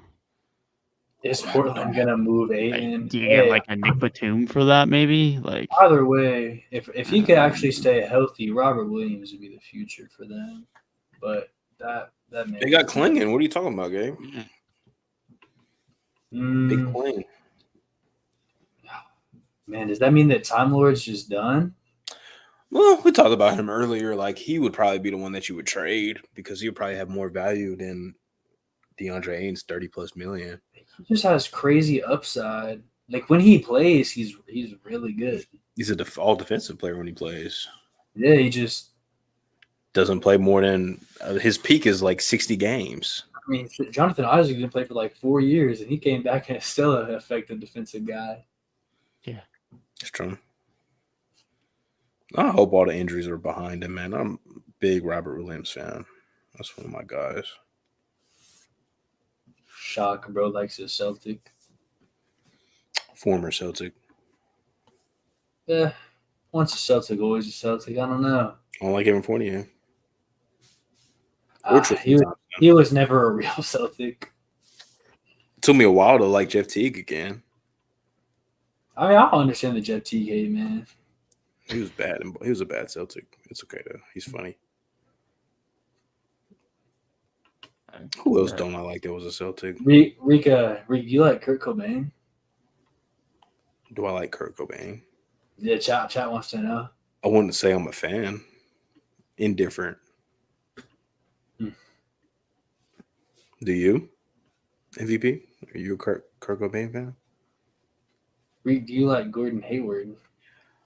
Indifferent. Why are all the questions for Rick, man? I don't know, man. Chat. And take that shirt off. I just like the shirt, man. I'm sorry. I don't even see what the shirt says. This says Nirvana. Bro's trying to tell me to take my shirt off, man. Do freaky, bro. Hey, yo. Do the little freaky. This is a wrong. Hey. What if instead of Tyrik it was Ty Freak and he. Bad joke. Didn't stick. Gabe, do you? This is what you get when you ask why the questions are only for free. Hey, MVP. I don't know if you know game, but it comes with that. My guy. That's nuts. It's already on there, bro. Smurge just comes around every like 20 minutes to just drop a comment. He definitely playing the game and just listening in the background, like, hold up. Man, y'all actually got me off X-Defiant and Elden Ring for one night. You said what? Like every night I'd be on Elden Ring or X-Defiant at this rate. I haven't played Elden Ring. Bruh, that DLC just dropped. I don't know if it's my type of game. Skill gap. I might just wait until NCAA comes up before I buy another game. Tap into X-Defiant season, anyways. X-Defiant is for the free ski. It's a COD clone for free. You said it's a COD clone? Yeah, so this is the gunplay. It's just like COD. It's like domination. I am like the worst single player shooter like ever. I'm terrible. Like I'm so bad that it's not even fun. Like I stopped playing COD because I just wasn't good. I can't. You just only play sports games? Either that or just like single player games. He's waiting for GTA 6. Yeah, I'll take it. Bro asked him if he had a gun. I wants him to take his shirt off. Tyson, let me cook. Crazy. Hey, yeah, Tyrik is he's not popping off like that, man. 3-point weekly after dark is crazy. What's going on? What is going on? Yeah, last games I played, I finally got into The Last of Us and I finished part 1 and part 2. Excellent game. It's a good thing you don't have a gun. Dude, I was playing Final Fantasy VII for ages, bro. I played Remake and Rebirth back to back. For him. Because the biggest thing was the PS5 had no games. So once PS5 has some games, I had to tap in it. Yeah. Final Fantasy VII was, bro, took hella hours, but it was fun. Yeah. Yeah, I'm kind of in just my single player game phase. I don't even be playing like sports games online for real. I haven't actually purchased a 2K since like 22, I think. Not worth it. I'm not buying another 2K actually. Yeah. I don't think I bought a Madden since 22 either. Not buying another Madden either. Yeah. Madden's fun to me too. Like I just saw like one of my friends will be like, "Hey, bro, I got Madden. You want to play? Sure." Hop on, give them smoke. I feel like that's the only time it's enjoyable though, is if you're playing with like friends. Yeah. I don't even know if I like online is cool, but it's low key. Madden has become a couch co-op game for me. Like I like sitting talking shit in the room. Mm-hmm. Yeah, that's when I play Madden the most. I got a couple of buddies. We'll do a online franchise mode, and that's about it. Yeah, that's the only time it's fun. Y'all think MVP got a? Y'all think he got a Glock or like a Smith and Wesson? Or I don't think he has one. I'm gonna be honest. you don't think? You think he's lying? I don't think he's perped. He ain't got none. Yeah, I think 2K is actually worse than what Madden is right now. 44.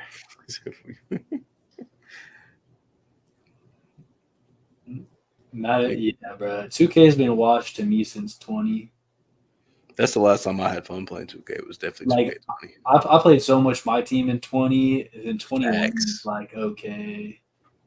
But low-key, the neighborhood was a cool idea for like a year, and then it just took too long to walk around, man. I'm not gonna lie. Yeah, Park was just undefeated. The Park era was just a lot better than neighborhood shit. I like parking like 16 and 17. But 19 was elite too. I had a lot of fun in 19. once you couldn't hop on and like, I'm not gonna lie, like you just couldn't be a casual past a certain point. Like once I graduated high school and I just had shit to do, You had to start buying VC for everything.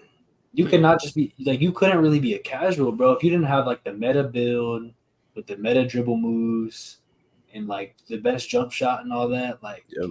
it's just really, it was not casual friendly at all. You If can't. you play an online mode and you're against like literally day one against 13 Dark Matters. And like you can't just play My Career to get better. You have to buy VC. Like it's okay, so good. Yeah.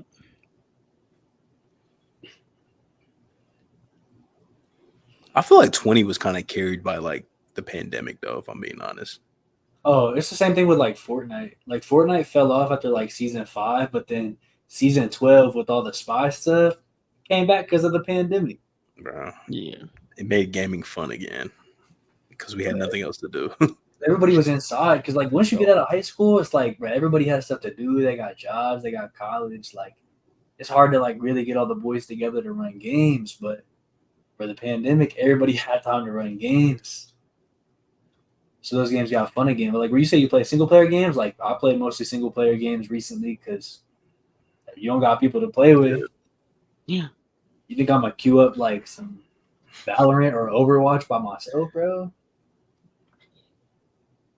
That is a crazy time. Like I feel like in like 5 years we're gonna look back at it like, bro, that shit is nuts. Like, you really weren't supposed to be outside unless Hey, you bro, had to. dude, I didn't know what Reek's face looked like for years, man. Cause we had we had masks on for like school and shit when we were allowed back outside. Like, that is a crazy time to look back.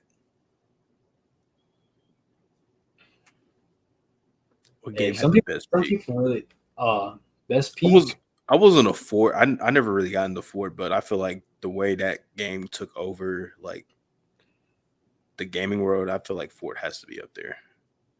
I didn't even play it. I just knew how like massive it was. Yeah, I don't know if Minecraft ever had a crazy peak. It's just had crazy longevity. Like it's been consistently popular forever. Among Us wasn't as big as Fortnite. GTA 5 has had That's probably the several longest peak. peaks, That's probably the longest peak ever. but that's a long peak. And then to me, the best peak is probably if you want to consider COD just one thing, the whole like probably Modern Warfare 2 through like Black Ops 3. Black Ops 2, even Black Ops 3, like bruh, COD was untouchable. Like Modern Warfare 2, Black Ops 1, Modern Warfare 3, Black Ops 2, Ghost was cool enough. I liked Advanced Warfare and BO3. Like that Black whole Ops 2 was my favorite too. That was my favorite one. I don't know which my favorite is. Honestly, I think the original Black Ops was good too. Modern Warfare 2 was like the first time I really remember playing COD like consistently.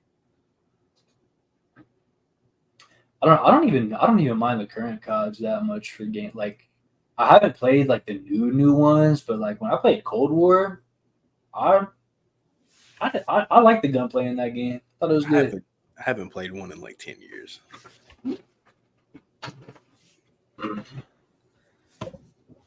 The sound of the ballista. I was a DX guy personally. Yo. MVP tripping, bro. Buddy fooling. GTA is a good one too, though.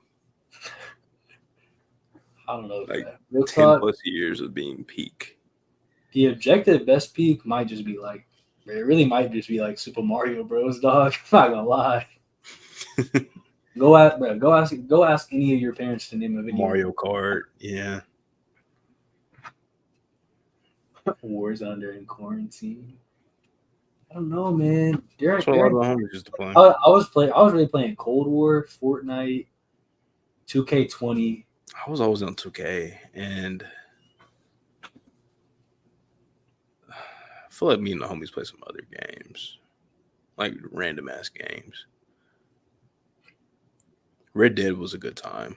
Yeah, y'all ever play Siege? I can never get into it. No, I haven't. Mills was playing it like recently. He said he fucked with it. Smurges and past your bedtime. I feel like I had a mini Rocket League era. Yeah, I never really got into it too much. I need another single player game, story mode based game that I can play. You got a P5? Yeah. Hey, get Final Fantasy VII Remake. Will it make sense if I haven't played any of the Final Fantasy games? Oh yeah, none of them are connected. Okay. Now you do have to play Final Fantasy VII Remake before Rebirth. Okay. Because like the Rebirth, like the sequel, because the Final Fantasy VII Remake is like a 3-game thing. Okay. But hey, bro, if you've ever heard of Sephiroth the GOAT. I have not.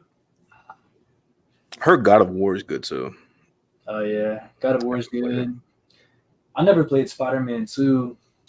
I wanted to buy it. I don't know why I didn't get around to it. The reviews said it was not as good as like the first one of Miles Morales. Yeah.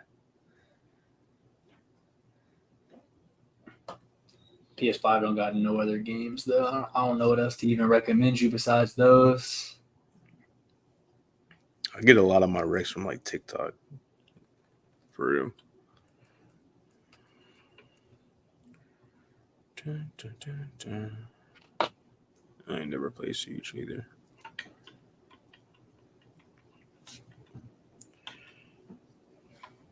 Wonder when Bronny's getting picked tomorrow. That's what we're worried about.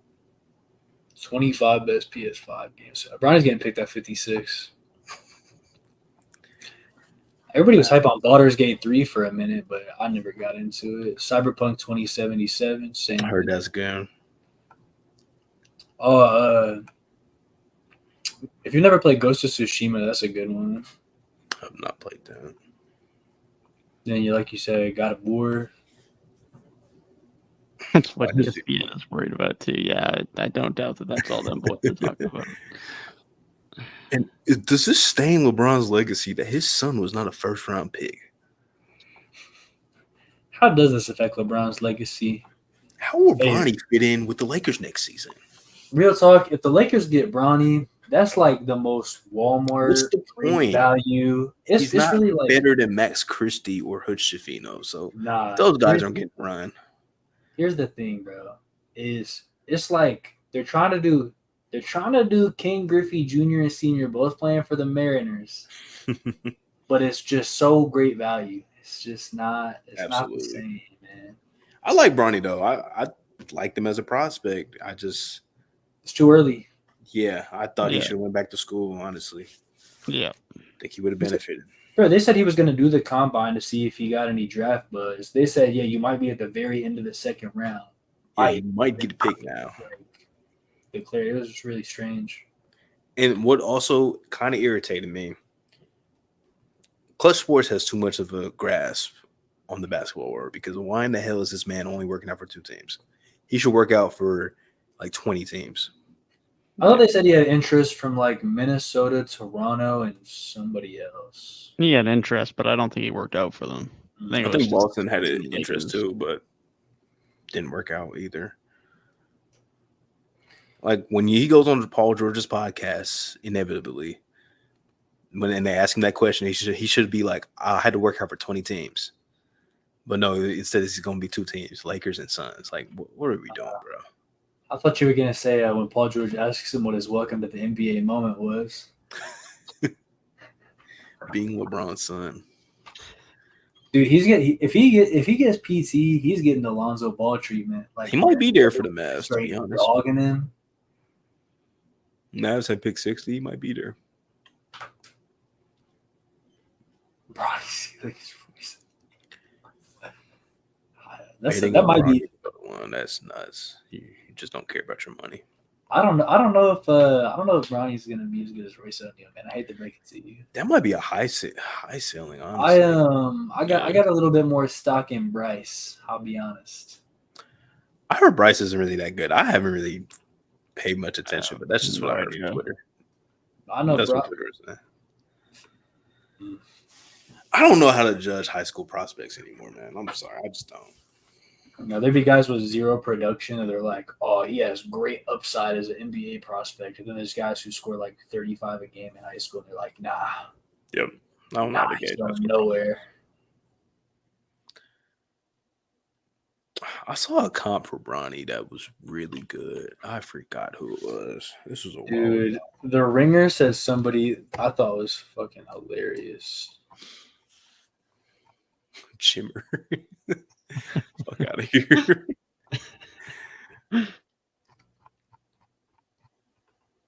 God, oh my God. This is gonna bother me. Bronny shades of Davion Mitchell and Norris Cole. I don't think it was Davion, but it was somebody like Davion. Norris Cole's a crazy guy. It's like the Avery Bradley type of players, but Avery Bradley would be like if he just absolutely maximized everything. Yeah. Like everything went right for him. Like that's the absolute ceiling. Gary Harris, yeah, kind of. That mold of player, small 3-and-D guards. The clutch influence is crazy though. Like it's out of hand at this point, man. They said that they were like, yeah, whatever team might just try to draft Bronny for leverage against the Lakers, and they're like, yeah, Rich Paul's gonna make sure that team never gets a clutch free agent ever again. It's too much, bro. But bro, what is bro talking about? Reek Loki, you might be getting sexually harassed, bro. Bro asked you to take off your shirt. That's crazy. Asked me if I had a gun. He asked you if you had the pass. A lot of questions, man. I feel like this is like a job interview or something. Yeah. What's bro on? It's the podcaster train. That's how we get it started. What is bro on? Guy's on a secret op from the Pistons to see if he can get the coach. He's trying to pose as the Pistons, the trade hater, so he doesn't look suspicious. I'll fucks with you too, MVP. You've been in the stream since like damn near the very beginning. For real. 4.5 hours. Do you have a gun at a job interview? I'm really trying to think of this Bronny comp that I saw. I am Monty Williams Jr. Bro. Maybe he's like Bronny too. Oh, Deuce McBride. That's right. That's who I was thinking. Yep, I like that. But I think that's still like the higher end. High end, yeah. Yeah. Davion Mitchell might be more accurate, honestly. Yeah, and then at the low end, he's like Malachi. If LeBron James Jr. was a Malachi Flynn, that would. At least he made it to the league. MJ son didn't make it. This is why LeBron's better than MJ. Absolutely. I mean, if that's the case, LeVar Ball might be better than both of them. His ceiling is Ron Holland. I was more thinking Ron Baker. Poor Ron Holland. Poor Ron Holland, man. This brother is just trying to enjoy his night. Probably on a flight to Detroit right now. And 3 guys in 3 different locations are on stream just cooking him. It's really crazy because Rika's gonna be there on the sidelines at the Lions game, and they're gonna be like, "Here's our honored guest, Ron Holland," and you're just gonna think about this moment. Have to give him the recorded video to say like, something to Lions fans. I don't know if the Lions do it, but like the Bengals always have like their like ruler of the jungle for like every home game. Like they're definitely the Lions have to have some like shit like that. Usually they just like introduce them like during pregame, like how you said. Everybody, turn your attention to this so and so area. Pistons rookie Ron Holland. Gosh. Like, yeah, be honest, not a fan of the pick, but hope you do good things. Great guy. If he develops a jump shot, man, he's gonna be special. Nah, if you meet Ron Holland at a Lions game, you gotta To be honest, come on,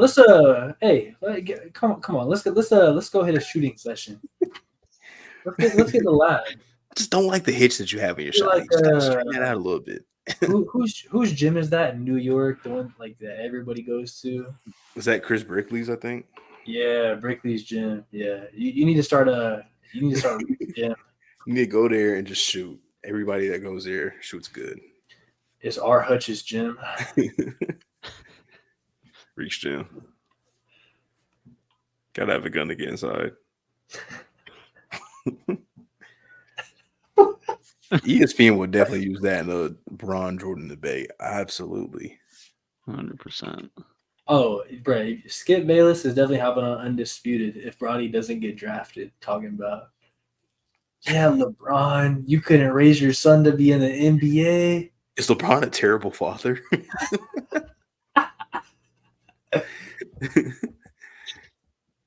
It's really a lose-lose. If he doesn't get drafted, they're gonna be like, LeBron's trash. He couldn't even get his son drafted. And if he does get drafted, they're gonna be like, nepotism. LeBron's taking the dreams away from some kid trying to make it out the hood. Some kid from Serbia that's been working hard to get noticed. A cattle farmer from Serbia. He turned his famous life around. I can't believe Skip and Shannon broke up, man. I've not touched Undisputed since then. Oh, I never really watched it, but I watch What I clips. see, it's bad now. There was some clips that are cool. I don't watch First Take either. Though. First Take was Washington. Max left. Peak Sports TV was really like Steven and Max and Skip and Shannon. They was really the week of the finals just talking about Laker stuff on First Take. Yeah. I remember I got to work one day and literally for like an hour straight, the segment was, does LeBron is having a new head coach a stain on LeBron's legacy? How many head coaches has LeBron played for? But that's got to be at least 12. This will be his fourth with the Lakers. Fourth. 2 the second time in Cleveland. Was Luke Walton still there when LeBron got there? Yeah, for 1 year. Oh my god. Spoelstra would be 7. Mike Brown's 8. I think he had one more before Mike Brown, so 9. I think so, yeah. Yeah, there was a segment apparently on him on following Burke. Like, what are we And doing, it's- bro? The yeah. NBA Finals is on. The draft is in a couple weeks. Like, what are we fucking doing? Most of LeBron's coaches ain't even bad coaches either. Like, there's definitely a couple stinkers, but like Blatt's probably Spoelstra- like Blatt's like the worst. Actually, Luke Walton might be the worst one, and then Blatt. Yeah, probably. And then Blatt, Luke yeah. Walton stunk. bro, like Yeah. Spoelstra, Ty Lue, Frank Vogel is not a bad coach at all. No. Darvin Ham was He was probably bottom 3. Yeah. He wasn't terrible. Let me see who their Good, first, but- who his first head coach was. I forget his name. Yeah, I don't remember either anymore. Paul Silas. Is that who it was? Yeah, 03 to 05. And Mike Brown 2005 to 2010. He said 9. Yeah, 9 is That's correct. great. Bo, Blatt, Lou, Walton, Vogel, Darvin, JJ Redick. I guess Brendan Malone was a coach for a second, but we won't count that. That's like intern. Yeah.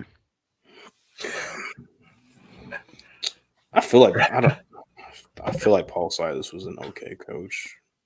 This is what Yahoo Sports wrote about the JJ Redick hire. They said the Lakers so far have hired a veteran head coach and a rising assistant coach to manage LeBron James. In Redick, they're going a third route with James' podcast co-host. That's a crazy name change. It feels beyond parody that Los Angeles thinks the best man to manage its bench is the guy who sits across the mic from its best player, especially when he publicly wasn't the team's first choice. What are we doing? That's a crazy name change. What are we doing? What? Hey, man. Oh my! What? Hey, bro. I think MVP was much better. Hey, bro. Hey, bro. What are we doing? Just what are we doing, bro? Hey, bro, Rick, I think you got to stand, bro. If this is what fame feels like, I don't want it. Yo.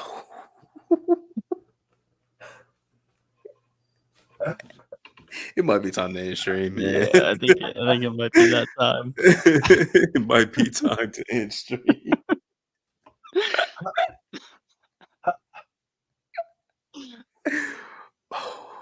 Bro, this is where I need our other bro to come in chat and see this. I Like, need am I just- Smurge. I Am need I just saying Smurge. things? Like, what are we doing? That is definitely a sign we are at too late of an hour, and Man, it is time to call it. MVP needs to go to bed. Definitely time. It is indeed past his bedtime. Needs to Can go to confirm. bed. Can confirm, but Keep the 44 tucked. Bro, keep the family away. Keep the family away. oh man, but Run for your life. Speechless. Hey, I think Real MVP talk. might be MVP might be a 69 god. He is 69 God. oh, Oh man. All this and Ron Holland is still a Piston, man. Nuts. Can't say this is how I expect the draft night to end, but Hey, I don't here know. we are, 4.5 hours deep. Will Ron Holland be a better Piston than James Wiseman? The Lakers are interested in James Wiseman.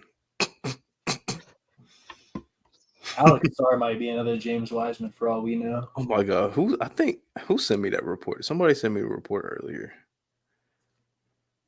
They were saying like the Lakers view James Wiseman as somebody they can mold into be Anthony Davis's replacement or something like that. We got to end stream, bro.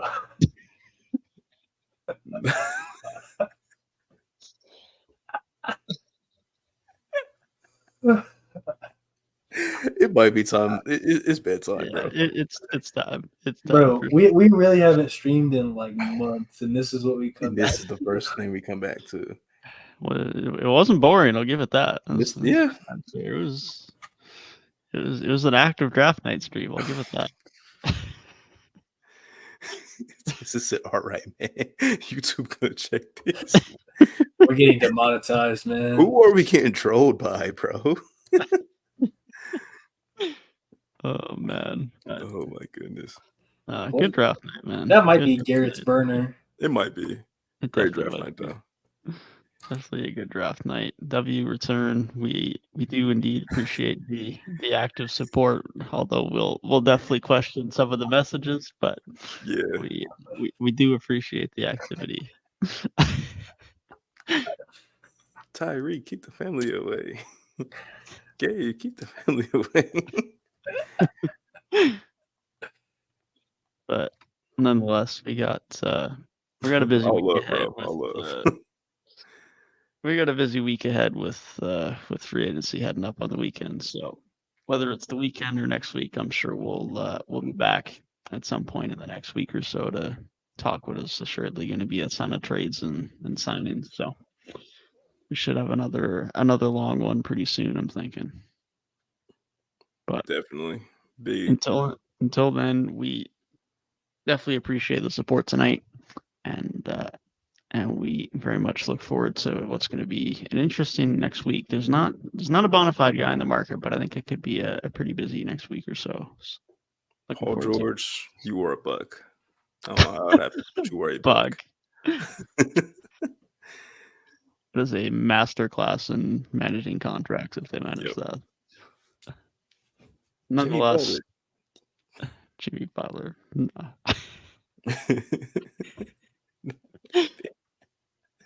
It's time. We appreciate y'all. We appreciate y'all. We appreciate it, man. See y'all sometime next week.